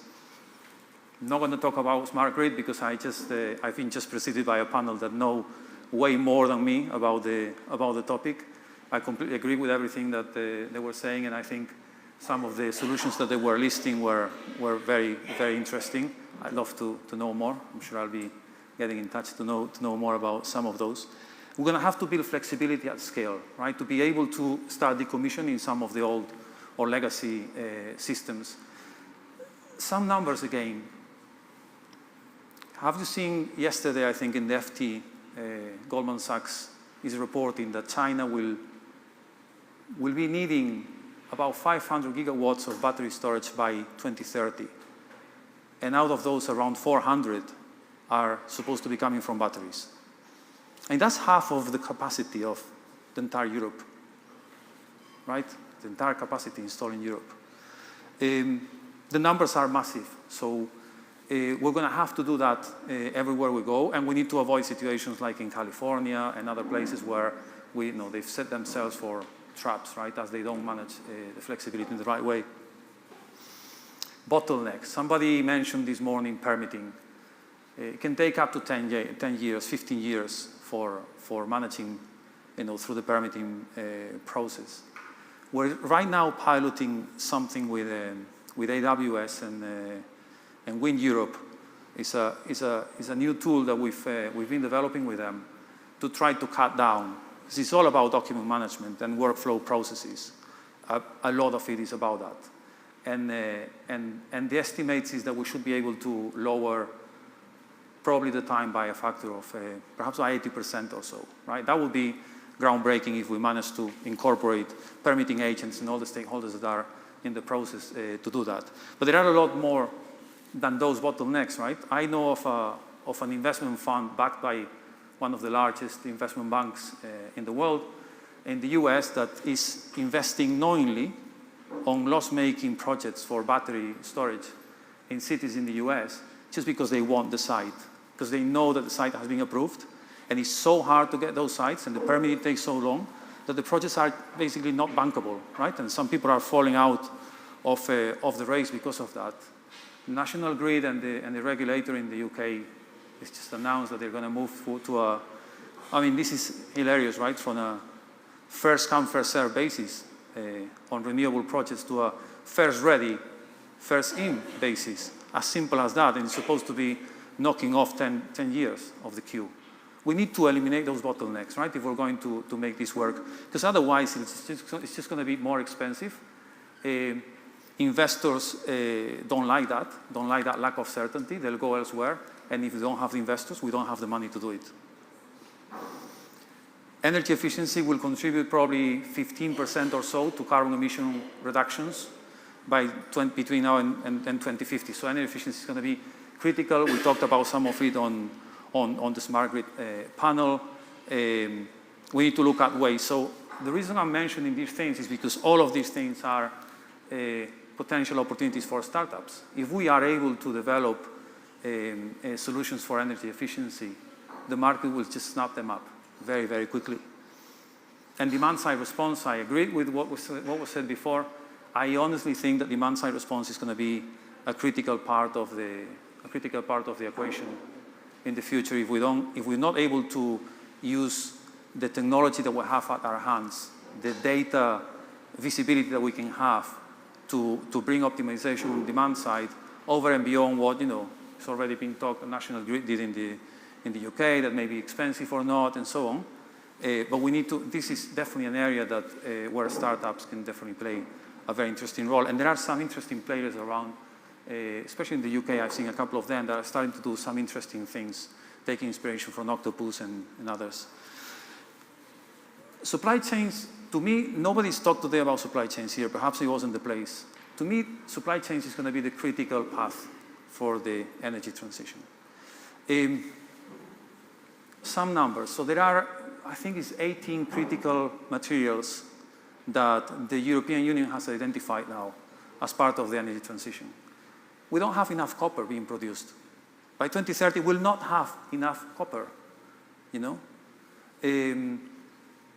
we don't have enough access in many of the regions around the world to rare earth metals and so on.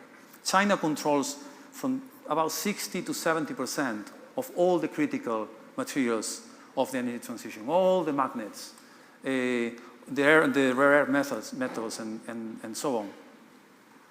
That's not secure, right? We're moving from depending on Russia for gas to depending on China for materials. We have to think that through.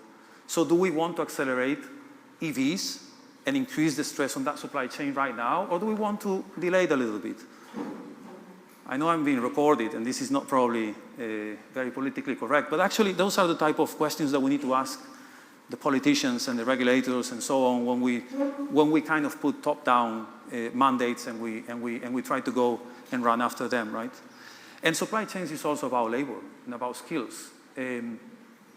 I was talking to the CEO of Engie the other day as well in Euroelectric, and one of the things that she was saying was the way we're going about hydrogen is very simple. We pick 20 engineers, we send them to school, we train them, and then they come back. Hopefully, then we'll have 20 people that know a little bit about hydrogen. This is the scale at which companies like ENGIE and others are moving. What do we need to do, right? And the skills is not just about high-paid skills. It's also skills to, to install heat pumps, to run through all the different kind of fabric that needs to be put together as we electrify the world. In the UK, there are 200 qualified engineers that are able to lay high transmission lines. As of next year, they need 2,000. It's just like that, right? You need to switch it on straight away. So, to me, every company that is claiming or putting some claim about, making a pledge to net zero, the way we're going to be running our portfolio and so on, I would love to see a plan on how they're going to be managing the supply chain as well, and not just say this is a risk. This is not a risk. It's maybe the deal breaker, actually, of us getting there. Nobody's spoken about cyber security with all the smart devices and everything that we're saying we're going to be bringing. What are we going to do about it? Are we building the best and most flexible, diversified system in the world for some North Korean to come and meddle with it and break it down? The surface of attack is increasing exponentially, right? So we have to actually develop solutions for making sure that the systems stay secure. And they're critical systems, right? And the last one that was also spoken a bit about today, I'll keep it very simple, but it's about how we design the market of the future. How do we build the right protocols to incentivize investment and to make it profitable? Because if we don't make this profitable, if we go to WACCs of 2% or 3%, as it was said before, capital will flow elsewhere. So if we don't make it profitable, it won't be affordable. To me, the two of them go hand in hand. So to me, all of this is a combination that tells me that I need to be pragmatic. We can't be dogmatic about this. It's not about doing it because it's the right thing to do. We have to do it in the right way as well, because otherwise we'll just not get there. The opportunities are big, right? We'll be creating jobs. We'll empower local communities. In Houston, for example, we are piloting now an AI-powered platform that is trying to match potential skills that are coming out of college with the skills that might be required for a hydrogen economy, for example, and especially targeting disadvantaged communities, community colleges, and so on. This is an example of how we can start building those platforms to start designing curriculums for people to be ready, right? To install heat pumps, to work on the hydrogen economy, and so on. We have the opportunity of democratizing the energy production, and also to get to this concept of free energy. I mean, I know there is not such a thing as free energy or free anything, but we're shifting obviously the cost, right, to the maintenance of the infrastructure rather than paying for the feedstock. And if we're able to do the matching of the demand and the supply, we're going to get to a point, I'm positive on that we'll have energy virtually for free, right? And if we get there, what a great win for the world, and the savings are there as well, right, to be reaped. Not on getting the energy for free, but on avoiding incredible disaster, right? Now, this is the controversial slide, I was told. Don't know why. I was trying to be empathetic with it. Somebody told me that putting Jose Mourinho it might not be the right thing to do, but in football, transitions are probably the most important part of the game, right? It is when your rival loses the ball and you have an opportunity because they're not in the position that they've been practicing over and over again, right? The greatest coaches in the world are the ones that master transitions, right? It's an opportunity, right, to score a goal. To me, the energy transition in the utilities industry is exactly the same. It's a team event. We have to partner. We have to partner with the entire ecosystem, bring the startups in and make them feel part of the solution, because you actually are. With the regulators, was mentioned in the earlier panel as well. If we don't bring everybody together, we have a big problem because we're not going to make it. So to me that's critical. And I love this quote from Ayrton Senna. Some of you are young and might not know who Ayrton Senna is.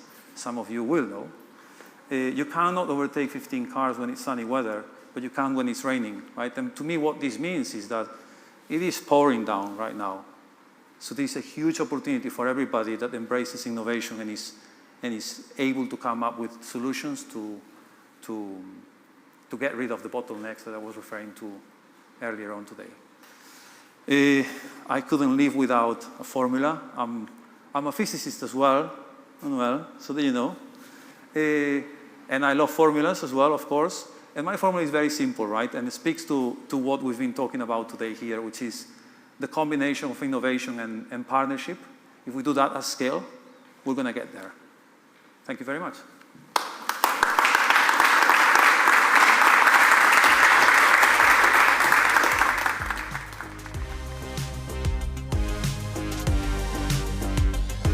Thank you, Miguel, for the presentation. It's always good to end with a formula. I'm a physicist as well. I can count at least 2 or 3 more in the room. This might be a record in a room for an innovation event, but I think it's good news. I think science can contribute a lot for this sort of development. And as Miguel was mentioning, supply chains and the way that we move forward in the energy transition will be mostly by having all the players together and all the different industries together in a way that we can figure out the best way of having a low carbon economy. And I think that's the motto for our next panel. The final panel of the day will be focused on the roadmap to net zero. So how can we support decarbonization in different economies? What's the role that innovation can play, that startups can play, that big corporations can play, but also how policies can have an impact. And that's the motto. And with that, I would like to invite Clara from AWS, Rita from EDP, John from ESB, and Pete from Mixergy to join the panel. The stage is yours.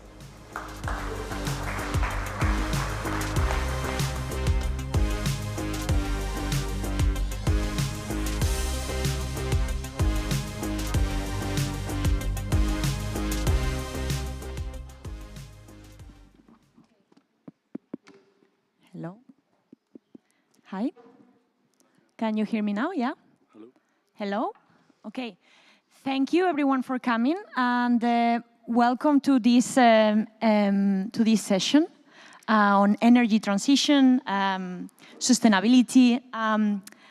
We are here to spark innovation, and we would like all of you to come out of the session with at least 1 to 3 takeaways of what will you do in your life or your work with what you have learned today. So I have the pleasure to present you 3 very important leaders within the energy and sustainability segment. Please welcome Rita Mota, Deputy Director of Energy Policy at EDP.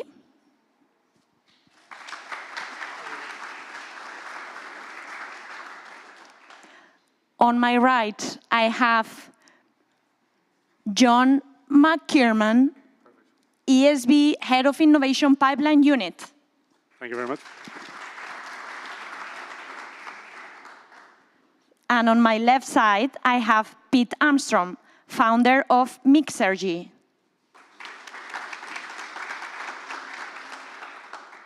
Thanks, everyone. My name is Clara Medialdea. I work for AWS for the last 5 years. I'm actually account manager for EDP, by the way, so we can talk later. So now we would like to have half an hour of roundtable. As I said, this is going to be interactive. It's going to be about innovation, sustainability, energy, and I hope intellectually stimulant as well. So let's start with the first question. Okay. What are the most significant opportunities for business and industries right now in the transition to net zero economy? Rita? Can you hear me? Can you hear me? Is it working? Okay. So I think that it's important to stress that we are now in a moment where this transition, we are really in the turning point at this moment And this is part of the strategy all over the world. So this is really at the heart of the strategy in Europe, in the US, in Asia. It's really very much worldwide, which is something very different than we have a few years ago. So in Europe, there is a compromise that was assumed already in 2018 with the strategy for the Clean Planet for All. And in 2019, there was really this Green Deal already assumed under this new commission that was bringing very much this focus of carbon neutrality to have this aim for complete decarbonization by 2050. So this is a very big step, is a very big compromise. So the challenges from the last years, and we have several of them. We have pandemics with COVID. We had an energy crisis with a war at the doors of EU, which is still ongoing. And all these brought several challenges for everyone. We see investments stalls or delayed for various reasons, including supply chain that was also referred before. So the EU, under these current challenges, is really reinforcing this strategy even more. And that was shown in the Repower EU, for instance, that was bringing targets even more ambitious than what we have before. And now also with the Green Deal industrial plan that we also see a big reinforcement in all the activities from upstream to downstream activities. So this is really something that is really at the heart of the strategy. And now we have these new industrial policy proposals that are really bringing a reinforcement of the supply chain to reduce the dependency that also Miguel was mentioning before, avoiding switching one dependency for another, and make sure that if we have this energy transition as part of the strategy, then we should have it really reliable, in a very reliable way, and that means we need to have access to raw materials, to processing, manufacturing capacity. So I see really big opportunities for business around this strategy and around these goals. Thank you. Thank you very much, Rita. Any thoughts on this, Pete? Yes, so I'm going to come from an unashamedly technical, geeky perspective, given that we've got at least one physicist through Andre. I'll class myself as an engineer, I think, which is lower in the pecking order of the hierarchy of subjects. But I think the unsung heroes are material scientists, who, in my view, go way, way up, because if we think about opportunities for businesses, I think some of these opportunities stem from the emergence of things that are coming out of original research, and then turn into new products, but then get merged. So, for instance, with our situation, we been very we benefited hugely from the emergence of low-cost semiconductors, flexible circuits, which we integrate with hot water tanks. We've got this hot water tank which behaves more like a battery to deliver services to the grid. But we're also looking at phase change materials which can achieve a much higher density of energy storage. At the moment, they're not quite there. It's tantalizing. If you can get something that's around a kilowatt hour per kilogram, that doesn't cost too much, that could be a big step change. Give us a room temperature superconductor, that'd be pretty cool. Give us some magnetic material that you could, control with a small voltage.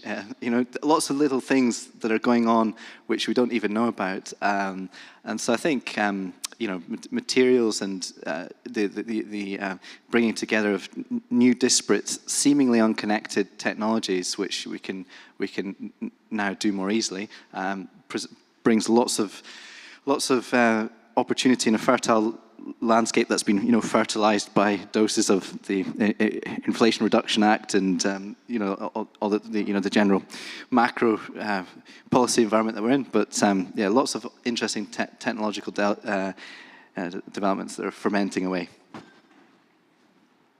Thank you. Okay, now we go to the next question. How can governments, and this is going to be for John first. How can governments and companies work together to create an enabling environment for achieving net zero targets? Okay, can you hear me? Everybody awake? I know it's late in the afternoon, and we set a challenge, but we forgot to mention one thing. Luis Manuel, earlier on today, gave me the key to, if you look carefully, this is actually the moonshot rocket for EDP, and you see the little door up there? This is the key to the door. So the person who gets most value out of this session gets a free ride in the EDP rocket. So that is the challenge to you, right? So there you go. On a more serious note, back to the question, I work for the ESB. It's a semi-state, normally very boring place to work. Why did I go there? I don't know. But actually, in hindsight, it was a brilliant move because even companies like ESB are now taking huge, they're going out on a limb, they're taking huge risk. In the past, a company like ESB could not work with a startup. They would work with Siemens, ABB, and if a startup manages to think of something, well, eventually ABB or Siemens or GE will buy them, and they will buy it from GE or Siemens, and that'll be all fine, because what's the rush? We're just here, we're all fine, that's okay, we're good. And that's a little bit of an exaggeration, but not much, right? But what's interesting now is, like EDP, we have a net zero strategy by 2040. And if you ask the executive in ESB or anybody in ESB, so could you just a little bit of detail, how are you actually going to do that? They're going to go, okay, well, there's going to be lots of wind and lots of storage. And okay, so what technology are you going to use? We're working on that. So the key point is, for the first time ever in the history of our company, and we have a good, solid governance, we're very well regarded in our industry. We have international consulting business in 80 countries. If you land at the airport, you'll see our headquarters for international business. But we're now saying we're going to take on a challenge, and we don't know how to get there. We know where we need to get to, but we just don't know how to get there. And everybody in this room, in the startup sector, we need everybody in this ecosystem to lean into this in a super network. And it isn't about making ESB look good. It's our contribution, and everybody has to work together. This is a global challenge, and it isn't just an industry challenge. And we say in Ireland, look, there's a highly competitive sector, right? Really high churn, we've had up to 14% in the past, churn rates, very competitive. But what I say to our guys is, yeah, we're the only adult in the room, so what does that mean? Well, they're just retailing, and actually, we mentioned the energy shock that happened there recently. Guess what happened? A couple of new editors decided, oh, this isn't fun anymore, so they just dumped their customers and left the market. So, and who ends up with them? We do. We have to mind them. So we're the company of last resort. But the other part of it is, it's actually when the lights go out, who do you call? Ghostbusters? No, you call the guys who run the networks. They're the adults that have to keep the lights on. So they have to really drill down saying, okay, we can build gazillions of wind, but if you can't get it reliably to the customer, it's kind of maybe we've squandered some of the bucks. So for a company like ours to say, we're going to go net zero, and actually we're going to take on science-based targets, that's a whole other quantum leap for a whole other set of startups. So, and we're saying, and by the way, utilities are not technology developers. Occasionally we invent something by accident, purely by accident, but it's not what we do for a living, right? We need the tech. And the key point is, it used to come from the OEMs, but there's a 10-year gap if we wait. That's not in the system anymore. We need to draw the technology out of the startup world. We work closely with EDP. Fantastic day today. Thank you very much. I've learned so much today. The networking is working. But we need that tech. In the past, we didn't care. We did not care, startups.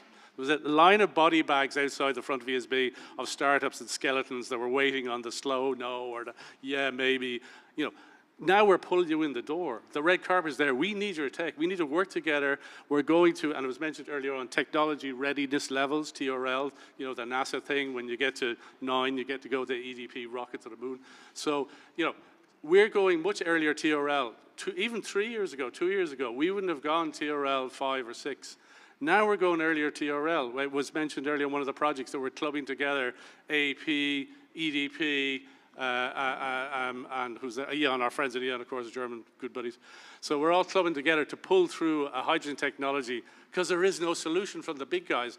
And we have to reach in and pull that technology in. This is like, if we had this conference 2 or 3 years ago, I wouldn't say that because that wasn't true. We are at a point of inflection, and it is literally save the planet time. It is like we all have to up our game 2 or 3 levels. You know, there's a great report from the Euroelectric there about resilience. The storm is coming. It's called. Great slide deck. Not as cool as Manuel's earlier on, but you know, pretty cool. But it's not that climate change. We have to get ready for it. We have to mitigate the damage that's already been done by climate change to keep the networks going so we can switch our light to work, and plan for the future. It's here, it's real, and the call is now. The rules, the rules of the game have changed. We have to catch up with the actual legal rules of the game. If we don't 2x, 3x our game. Literally, we are toast on this planet. So I'm going to shut up now. Thank you very Round of much. applause. Thank you very much. It was very comprehensive, but very insightful as well. I would say that the world is done by pioneers who start and followers that follow.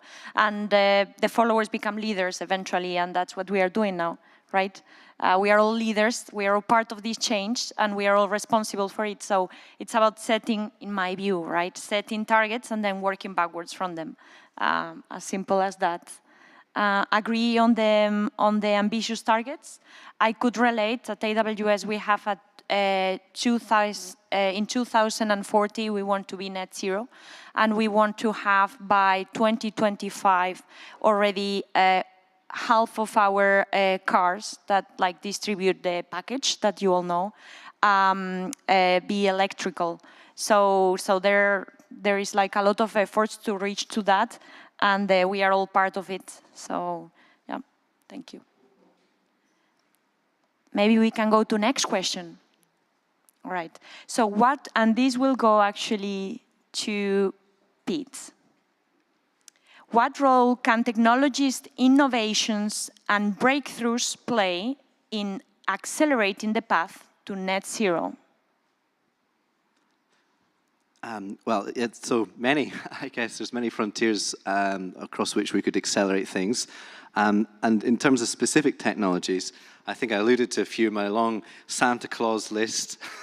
I could keep adding more, but I probably won't. I won't do that for the moment. But I think right now, I would say some of the really exciting technologies probably sit around large-scale energy storage. If you think about in the UK, the largest storage asset that we have is a couple of lakes called Electric Mountain in Wales. That's 10 gigawatt hours. It cost about 15 billion pounds in the 1970s, and in today's money. It took many years to build, and it could run the UK's grid for about 20 minutes. That's assuming it had a 30 gigawatt power capacity, but it doesn't. It only has 2. But you know, if you could get access to power, that's all you've got, and that's the biggest thing we have. And so looking for alternate ways of adding flexibility to the grid is becoming critical. And so that's something that we're really focused on with respect to stratification in hot water, which we think is this sort of unsung hero for energy storage at scale. And you know, if you think of a gigafactory, lots of governments are vying to have a gigafactory battery plant of some form for electric vehicles or what have you. Actually, across Europe, there's 10 gigafactories of some sort through production of heat batteries or hot water tanks. But aside from that, you know, you can talk about ammonia, you can talk about you know, certain forms of hydrogen in certain chemical states. Very interesting. Too many to list, but those are a few. Agree on the grid modernization, on the hydrogen as well, coming soon. And what about desalination plants? I see that as a, I mean, if in the future there will be not much water, we will need to build the technology right now to be able to have it. Yeah, desalination is interesting because you can be a source of power, of course. The reverse of osmosis is a reversible process. So there are some companies that are, you know, setting up desalination plants at estuaries, which can also generate power. So there's some also weird stuff around geoengineering, which is a little bit of a taboo subject. I don't know if anybody's talked much about that, but you know, where you can harvest the temperature difference between the thermocline and the ocean, thermal stratification again. You know, bottom of the ocean being cold, top of the ocean being warm. You can, with the right working fluid like ammonia, you can start to generate power and also bring nutrient-dense water to the surface and fertilize the oceans and all sorts of crazy stuff out there. Thank you very much, Pete. All right, let's go to the next question, and goes for Rita. So, Rita, what are the potential economical and social challenges that may arise during the transition to a net zero economy that we are talking about here? And how can they be mitigated? So, there are indeed several challenges ahead for this.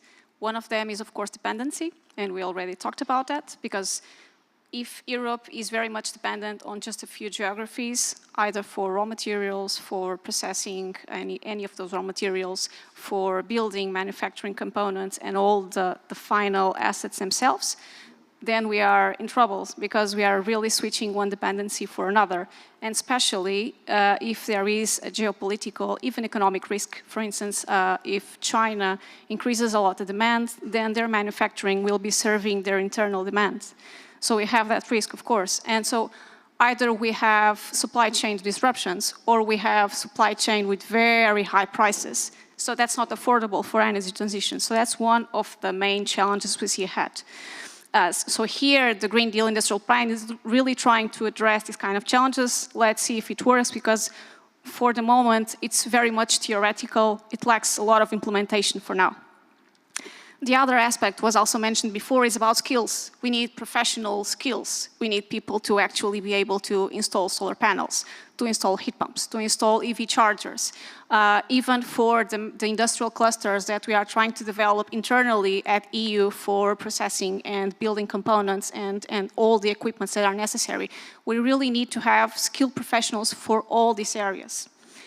The other aspect is, again, competitiveness. Of course, we need competitiveness, and we cannot do that if, for instance, even with this Green Industrial Plan, there are some criteria which are called non-price criteria, very much related to EO content. We have to make sure that even those kind of criteria do not imply that we have increasing costs, because otherwise we also lose competitiveness. And competitiveness also relates to how do we allocate resources when we are investing. Investors usually don't look just at Europe, they look at different geographies.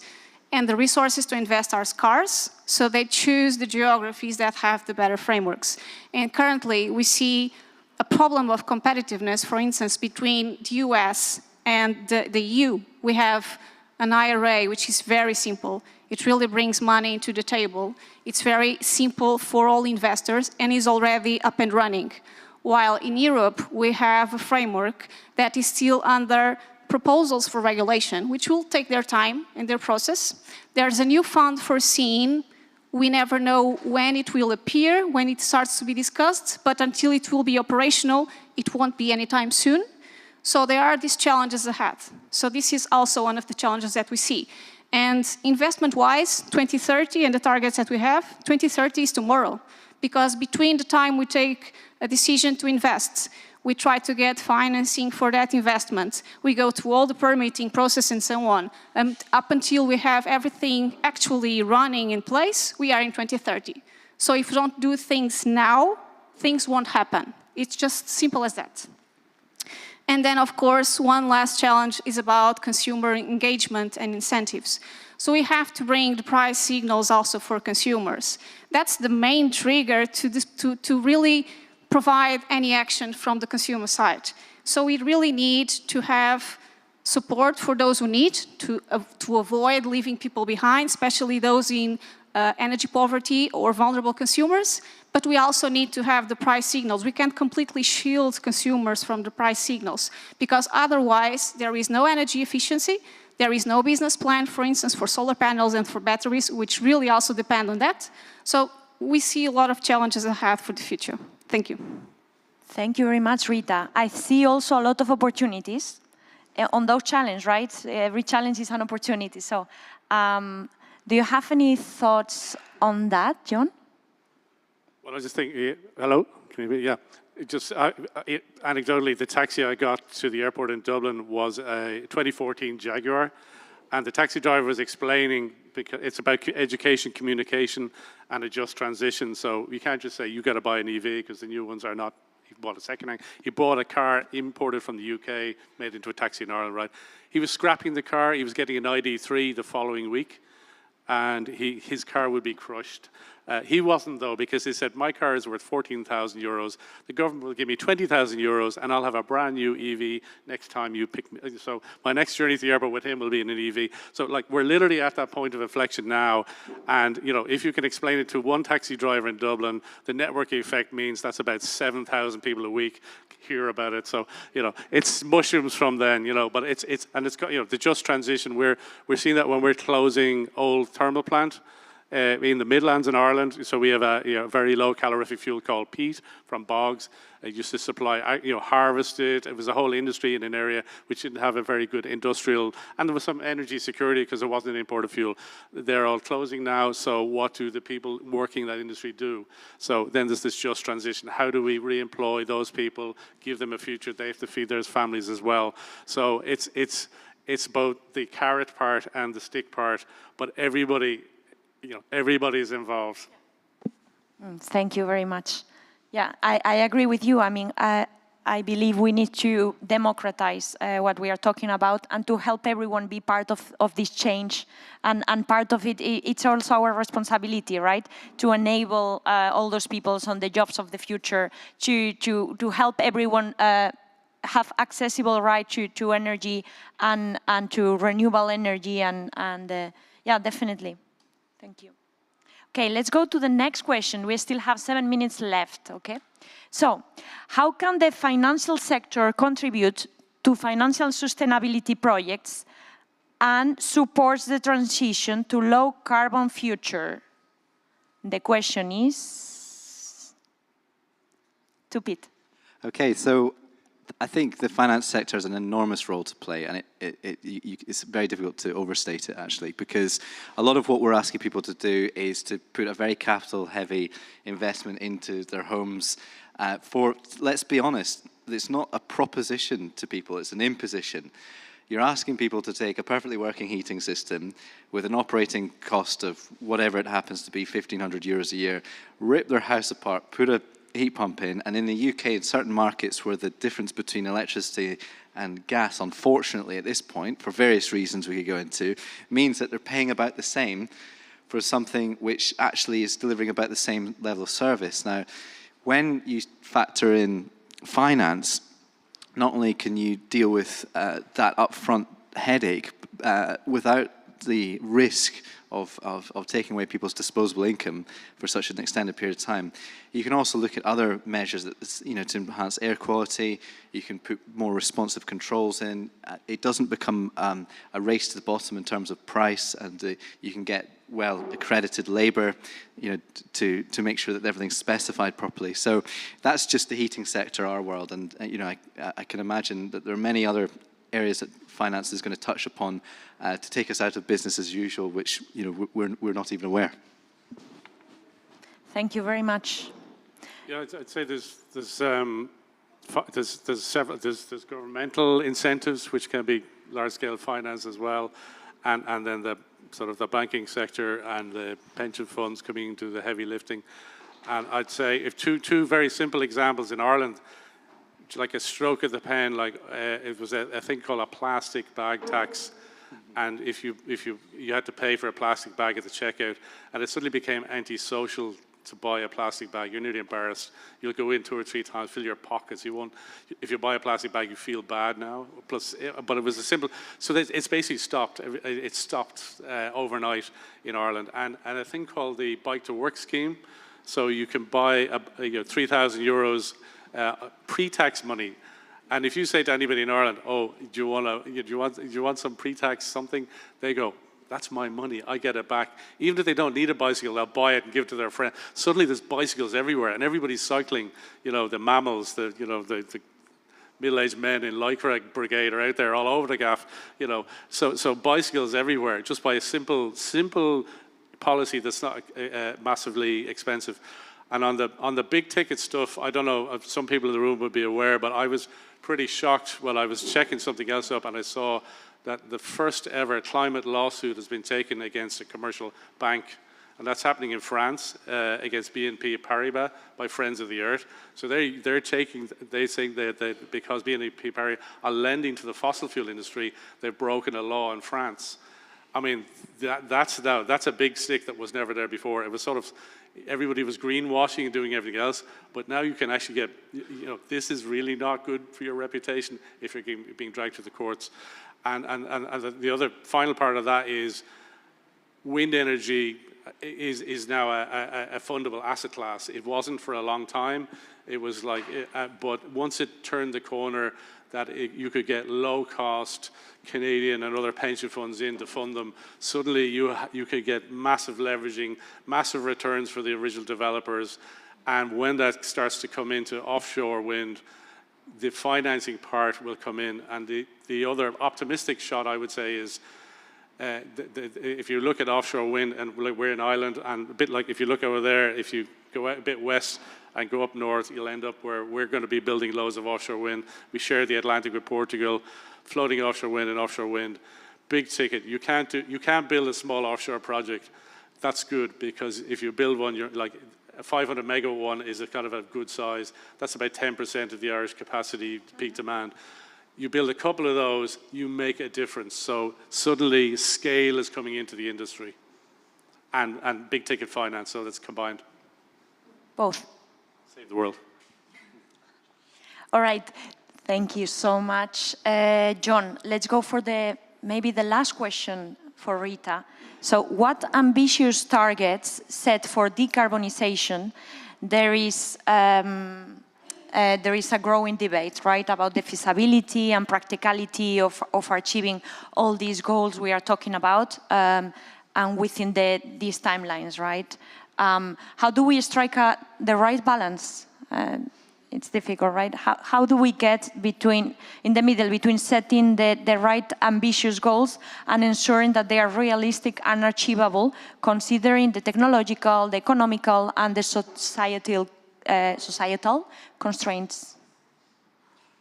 Yeah, so there's a big challenge here, because we are in a time of crisis. We have a war, we have very high prices, not so much now, but we are still not out of the hook there. So now we have this dilemma, because we have the long-term policies looking at really making this push for the energy transition as a way out of this type of crisis and these kind of situations.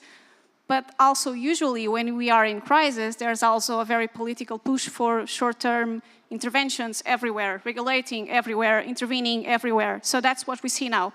So all of a sudden, we have contradictory signals between the long-term policy and the short-term implementation, which aren't really fitting themselves with each other. So here, and to avoid this kind of instability, we really need to have a stable environment, because if we need investment to occur quickly and now, we need stability for investors, because otherwise they will just take their money and invest somewhere else. So this is simple as that. And for instance, if we are looking at the regulation proposal for the Net Zero Industry Act, we see that there are still some concerns. Again, it's still a bit theoretical. It has a potential of cost increases when it focuses on EU content, because it has an opt-out clause of 10%. Now, 10% in cost increase as acceptable is very high. So this is really something that can ruin competitiveness at EU as well. There is still a lot of lack of clarity in the incentives and funding. Again, there are no new money on the table, and the existing fund that is expected, we don't exactly know when it will appear, when it will be operational. And also there are still a lack of rules and details on the actual implementation and timeline. So again, we are in the need to have a sprint, not a long run race here. We need to make things happen now, and if we are not able to really bring a clear framework that can really be implementable, simple for investors, we won't get there. And now we see a lot of investors already considering not investing in the EU, investing in the US, because the US IRA is a very consequential piece of legislation here. It really brings a lot of simplicity, mostly with tax incentives, but also loans and grants. It has around $400 billion of new money just from federal funding in this kind of clean technologies, which in Europe, there isn't really much visibility on that yet. And things are already working. It's very simple for all investors. So I think that we really need to take things faster to really speed up and increase probably more than 2 or 3 layers that you were mentioning before, even more than that. Thank you. Thank you so much. What do you think, Pete, about how can we have this balance between these ambitious goals of decarbonization and net zero society and ensuring that these targets are actually realistic, they are achievable, taking into consideration all the constraints from technology to society to economy? It's an interesting one, because if you set targets that are lacking and not ambitious enough, they become self-fulfilling. So in a way, you kind of have to set targets that are, right at the top end of what you can realistically expect. And so it's a difficult balancing act. I think one of the things that we're struggling with in the UK is that we've had a lot of targets, some of which are quite easy to meet. So for instance, deploying offshore wind. Currently we have something like 10 gigawatts of offshore wind, and there's a pipeline of another 10 gigawatts, and it constitutes about a third of our electricity supply. However, what's not easy is building a grid, digging up roads, putting in distribution network cables to accommodate the electrification of heat and also those surpluses of renewable power that arise. And so some things, when you set a super ambitious target, they just happen as much more quickly and more quickly than some of the other things that should be happening at the same rate in tandem, which can't for various reasons. And I think that then means we need a bit more coherence in terms of what incentives we're creating where. So for instance, if you take the grid, I'm going to get a bit technical here, but you got, speaking to someone earlier who works at the EDP DSO, distribution system operator, they're interested in grid frequency, balancing supply and demand nationally. But then if you're a local power network operator, you're interested in the grid voltage. You don't want the voltage to go above 257 volts. But the grid frequency might be, quite high, and so you might want to be turning something on to soak up that extra energy nationally. But Mrs. Miggins next door might have an EV charger on, and the DNO is like, no, I don't want to blow up that transformer. And so we're seeing this in the UK, lack of coherence and things happening at different trajectories and with different speeds. That's very interesting. That reminds me also of a technology that it can be developed on the cloud, that it's a use case that you can have for the smart meterings. And basically, you can regulate 10% above and 10% below a certain limit of energy. So everyone can always spend that. And then the information from that smart metering goes once a month normally. And in Portugal, since last month, now it needs to go 3 times per month. So that's a lot of data that needs to go. And why they do that? Because they also want to have a little bit of information and insights about how much these specific users are using and how much also they are reselling and sending back to the grid. Right? So you have this smart metering, and on the top you can have a lot of innovation and functionalities.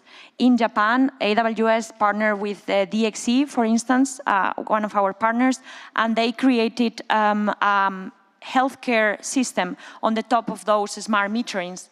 That means that they connected their smart metering of each house to kind of a watch of elderly people to ensure that they had a tracking mechanism to understand how is their health doing, so they can trigger, easily. You can put a Lambda, for instance, or any other technology or cloud service, and trigger an alarm to, for instance, call the brother or the son of that person, or eventually the hospital, or you can imagine all these use cases you want, and there is a lot to do within the energy segment, and especially within the grid modernization. It's very interesting. Yeah, no, data is very powerful. Yep. You can basically, if you know how to analyze well data, you can really take insightful decisions after, and eventually help also the society, or So just a quick example for us. So we've got EDP are installing mixergy tanks at the moment throughout Portugal. So we've got some tanks in Lisbon and some up the road in Benedita. Benedita is quite a rural village, and so we can see the distribution voltage every 10th of a second. And so what's really interesting about Portugal as a country is the grid frequency, which is the same everywhere, is really tightly regulated. In the UK, because you guys have so much hydro, you've got very nicely controlled grid frequency. But in Benedita, the voltage swings. You know, when some of the houses have solar panels, and so in the summer, clearly you're getting a lot of, when it's sunny, you're getting a lot of solar power relative to quite old cables. So you get voltage going way up. I probably shouldn't say high, and then transversely it goes quite low. And in central Lisbon, very stable. You know, lovely voltage profile, lovely grid frequency. Can't say the same about central London. So with data, you do get some really rich perspectives. Thank you. Absolutely. All right. We still have time for the last question. All right.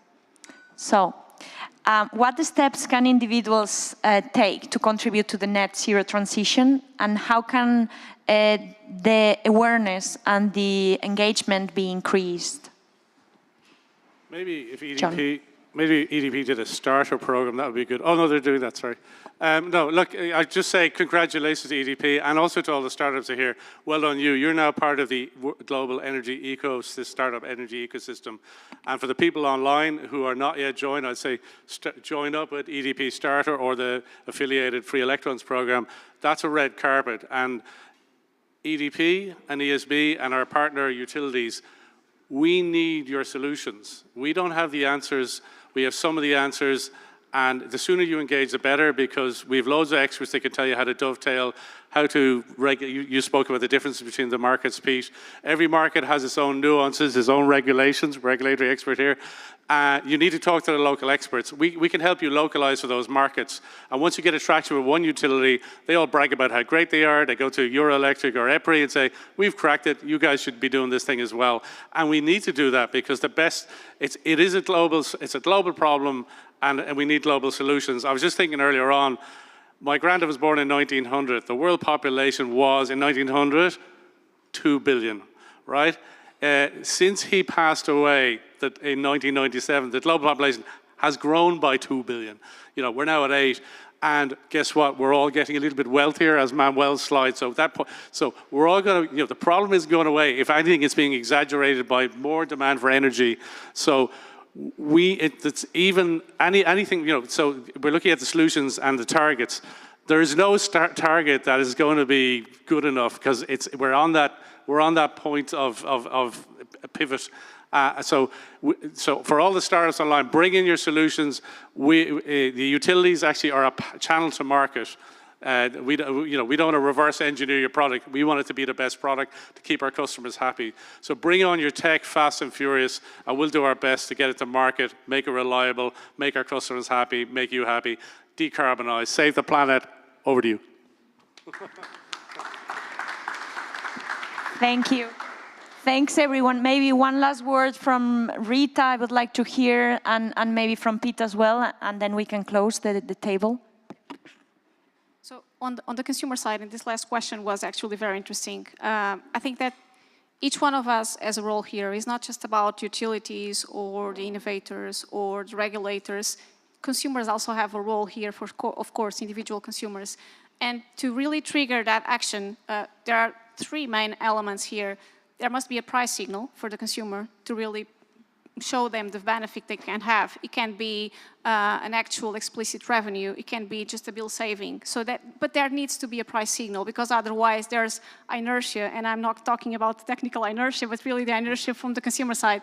So the other point is simplicity. Consumers don't want to be bothered by thinking, oh, what is the price now? Should I turn this on or turn this off? They don't want to be thinking about that, or to know which installer they need to ring to install their solar panel, or how to, for instance, apply to a funding call that is open from the government to really take and benefit from those incentives. They don't want to think about these kind of things. They want something that can be very seamless, very agile, very effortless for them. So this needs to be the consumer experience also. And the other part is, of course, communication. And here, consumers are not all equal. There's no such thing as the average consumer. We are all people, and people are all different. So, of course, there are some people that can be more engaged with digital communication, for instance, but others are not. And you have different levels of digital literacy, energy literacy, so we really need to adapt the communication for this kind of different consumers, even involving different entities. Can be the utilities, they certainly have a role to play, but it can also be NGOs, social entities, even the government. So I think that we have a lot of things to do here to really engage the consumer, because yes, demand response is surely going to be one very important thing in the future as well. Thank you. Thank you so much, Rita. One last word on this, Pete. Yeah, do you know, I'd just like to take the opportunity to say how awesome it has been to be incubated, germinated, deployed by EDP in Portugal. I think I've been in a small startup for a few years, but I've been in very big businesses for short periods of time. I've never encountered a big business with a culture that's so quick. I mean, we went from within space of a couple of months to, being in a roof in rural Portugal, installing tanks with solar panels. Real pragmatism around getting things delivered quickly in a way which we just, we would still be working on a framework agreement 18 months later from starting in the UK with a partner of the scale that EDP has, and so it's really mind blowing. So I think I think it's great for to be part of an organisation that's doing so much all over the place, as Thomas's presentation this morning spoke to. Brilliant. Thank you so much.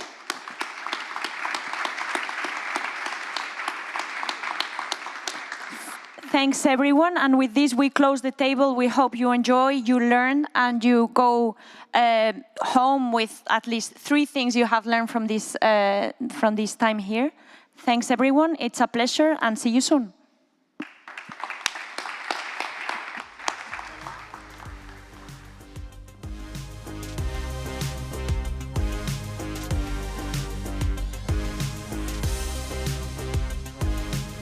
Rita, John, Clara, Pete, thank you so much for joining us. And there you go. Okay, so time to move to our, we are getting close to the end of this day, but we still have 2 speakers that I would like to invite on stage. Unfortunately, Mayor Moedas cannot join, but we have Diogo Moura, Lisbon City Councillor for Innovation. So I would like to invite you on stage for some words under the topic, Lisbon, a Unicorn City. Diogo, the stage is yours.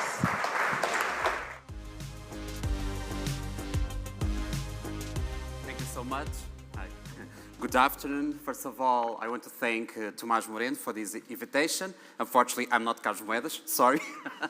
But I'm Diogo Moura, I'm the City Councillor for Economy Innovation and also for Culture. For me, it's such a pleasure to welcome you in this beautiful building, as you know, the home of the Unicorn Factory and the center of Lisbon's entrepreneurial system. When Cherry Chesbrough invented the open innovation concept back in 2003, he produced a very significant shift in the way we perceive innovation. We realized that innovation in the 21st century is not something companies can work on in an isolated way. Innovation is an open process, putting together different people from different fields of expertise, working together to generate solutions nobody thought about before. And that new perspective radically changed the process through which we produce innovation. Companies started to open up, to cooperate with entrepreneurs, to invite experts to teach employees in very different fields, to launch new programs where they can match their experience with the creativity of innovators and initiatives, such as the one we are celebrating today, the EDP Energy Starter. I am particularly happy that you choose Beato to conduct this event. In building the Lisbon of the future, the City Council recognizes innovation as a driver of development for every public policy, not limited to its role in the economy, but extending its transformative potential to all areas of public action. Innovation, being accessible, allows the design of a fairer, more inclusive, and more authentic city and a more democratic and more transparent society. The city is committed in keep opening innovation as a solution to urban challenges, in an interventional and constructive strategy based on people, science, and technology and culture. These three pillars meet precisely in the place we are, the Unicorn Factory, a driver of innovation based on diversity. We are sitting in a building designed for startups, but if you look out of these windows, we will realize that there are two major cultural centers being built across the street, a Casa do Capitão e a Brewers by Superboc, as part of the Unicorn Factory project. And if you take the stairs and go to the ground floor, you will see amazing scientific projects being developed. Right below our feet, a small German company called MicroHarvest is using the power of microorganisms to produce new sources of sustainable proteins and reinvent the way we eat. And in the office next door, Carnegie Mellon University is building a new research center for robotics engineering in partnership with Técnico Lisboa. This is happening while we are here in this room discussing the future of sustainable energy. That is what the Unicorn Factory is about. And when you think that a year ago there wasn't a single person working on this hub, I have to say I feel proud of what we have achieved. We have successfully brought to life this key ingredient of innovation, which is diversity. And that is the first pillar of my vision for creating a unicorn capital. The second pillar of that vision is about the growth process. When you look at the last 10 years, you will see that Lisbon has undertaken an amazing transformation.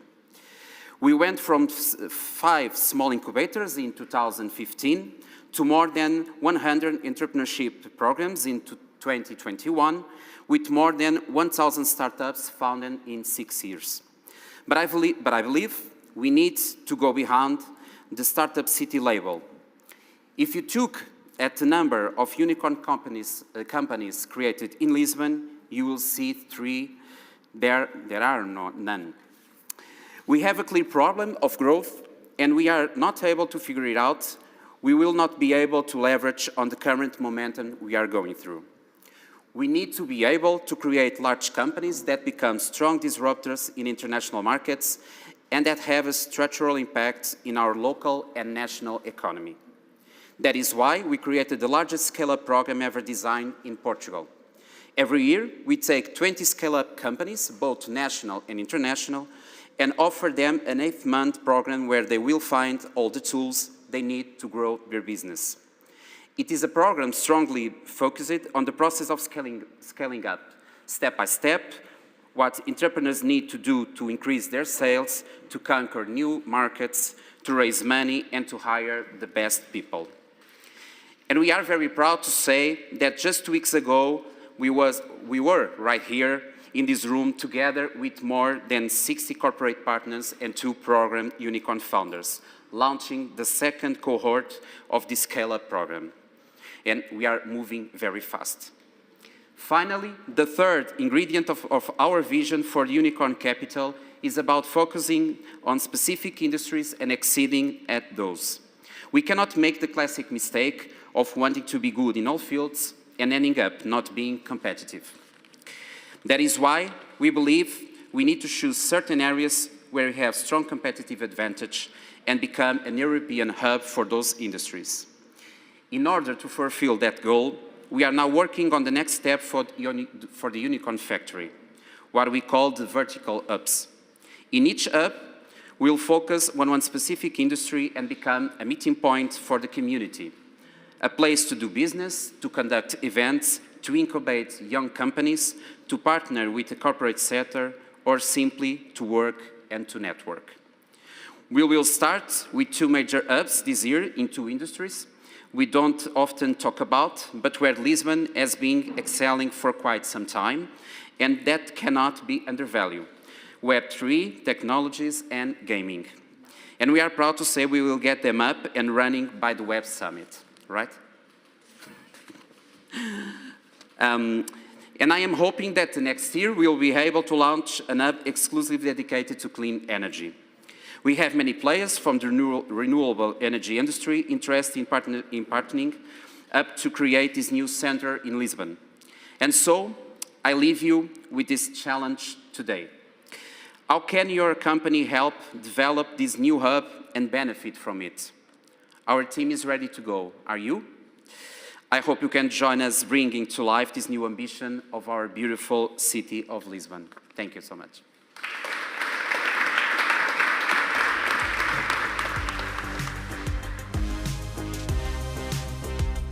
Well, thank you, Diogo, for your kind words and for sharing how the Lisbon municipality has been contributing to the energy transition, to innovation, and hopefully some of the startups here and some of the startups that are watching us online will have the chance to contribute to the hubs that Lisbon wants to develop. And as we are reaching out to the end of the event, we had the chance over this full day where we had more than 500 people between the ones here in person and everyone online. We had the chance to talk about such topics like hydrogen and how economically feasible it is. We talked about how grids will enable the energy transition. We talked about how John showed you the EDP rocket that will allow us to support innovation and promote it abroad. And we also had the chance to mention things like, should we have an accelerator for regulators? Should we bet in which type of technology so that we can leverage the energy transition? These were some of the topics that we mentioned. We ended up saying, go big or go home, as Manuel say. We will all go home in the next minutes, hours, but hopefully we will go big. With that, I would like to invite Luís Manuel for the closing remarks. As we say goodbye, Luís, the stage is yours.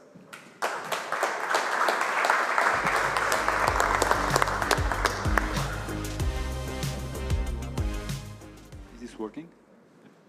Everyone, I would just like to say the following. Today we are completing a cycle of the energy starter in this new format. After the pandemic, EDP really looked into its innovation process, and you've seen Tomás' presentation about that. We focused a lot on trying to drive innovation that is more impactful and that brings that impact faster. And we adjusted the energy starter also towards those goals. So instead of one single generalistic call, we tried to focus the program by creating these 3 cycles, one dedicated to the grid, the eternal forgotten element like you saw in the previous panel, another one dedicated to renewables and hydrogen, and this one, client mobility, client solutions and mobility. And you have seen also in the presentations today that this new format is already providing us with several very interesting results. You saw several projects in the renewables and hydrogen space. They were not all from the energy starter. Some of them were also from free electrons, but 3 of them were from the Houston module, or with the startups that were with us at the Houston module of the energy starter. 6 of them from the startups that were with us in Oviedo in November 2022 in the grids module, including Ionate that was in a panel and I think is somewhere over there. This module here in Lisbon with the client solutions and mobility startups, we are also very confident it's going to provide us with the very, very significant results.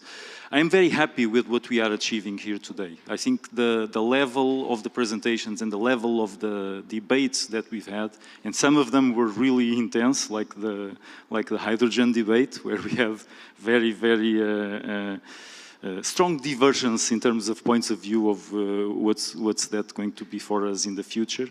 But I think they were very insightful, and they gave us a lot of ideas and a lot of know-how exchange. And that's really why we are here today. It's also time to show again our appreciation, first of all, to all of you for being here, including the ones that are at home or at office, demonstrating that actually you can go big staying at home. You don't need to choose. You can have both. But certainly a special appreciation to Diogo Moura from honoring us with his presence here, to all the startups, not only the ones that were present here today and that were with us in this module, but also to the other ones that were in the Houston and the Oviedo models. You know, I always think that for a startup this may sound a little bit like, you know, there's always an element of surprise. You sometimes are going to do a continental travel and you are not really sure what you are going to get. So I hope that in the end you found that the module was useful and you found that this open day was also interesting for what you are doing. So I would like to ask a very big round of applause for the startups that have participated in the Energy Starter from all of you, please.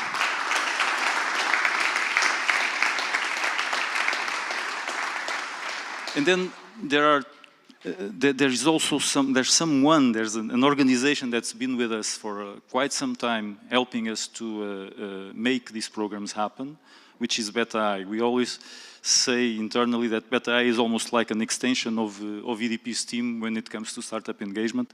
Thank you for that. A big round of applause for BETA-I as well.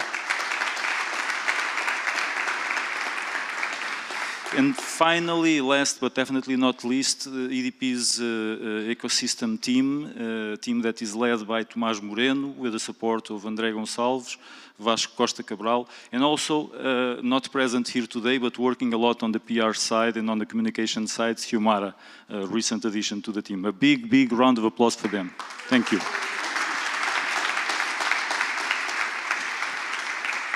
Well, finally, my last message is going to be the following. You know, EDP has this motto that is even applied to, that kind of drives all of EDP's strategy these days. That motto is, we choose Earth. And I think in those simple words, we kind of say that the challenge that we have over the next few years, over perhaps the next few decades, if we have that much, is so big that we really have to put everything that we have in trying to solve it, in doing our best to solve it. It's even looking at business with a higher goal beyond business itself. It's like working on the right side of business. And this is what this company has been doing for a long time now. I think now we realize that the urgency of the mission is greater and it's increasing. But it's been something that this company has been doing over the last at least 15 years. And remember, we say we choose Earth. We also believe that in order to tackle that challenge, it's absolutely fundamental to work with the ecosystem. And this is really the reason why we organize the startup engagement projects, the startup engagement programs, the projects that come with them, but also initiatives like the Open Day at the closure of these startup engagement programs. So in a way, we choose Earth. We need to do this to fulfill our mission, to be successful in the energy transition. And so in the end, working with the ecosystem is a necessity, but it's also a choice. So we also choose to work with all of you. And that's my last message for all of you. Thank you all for being here.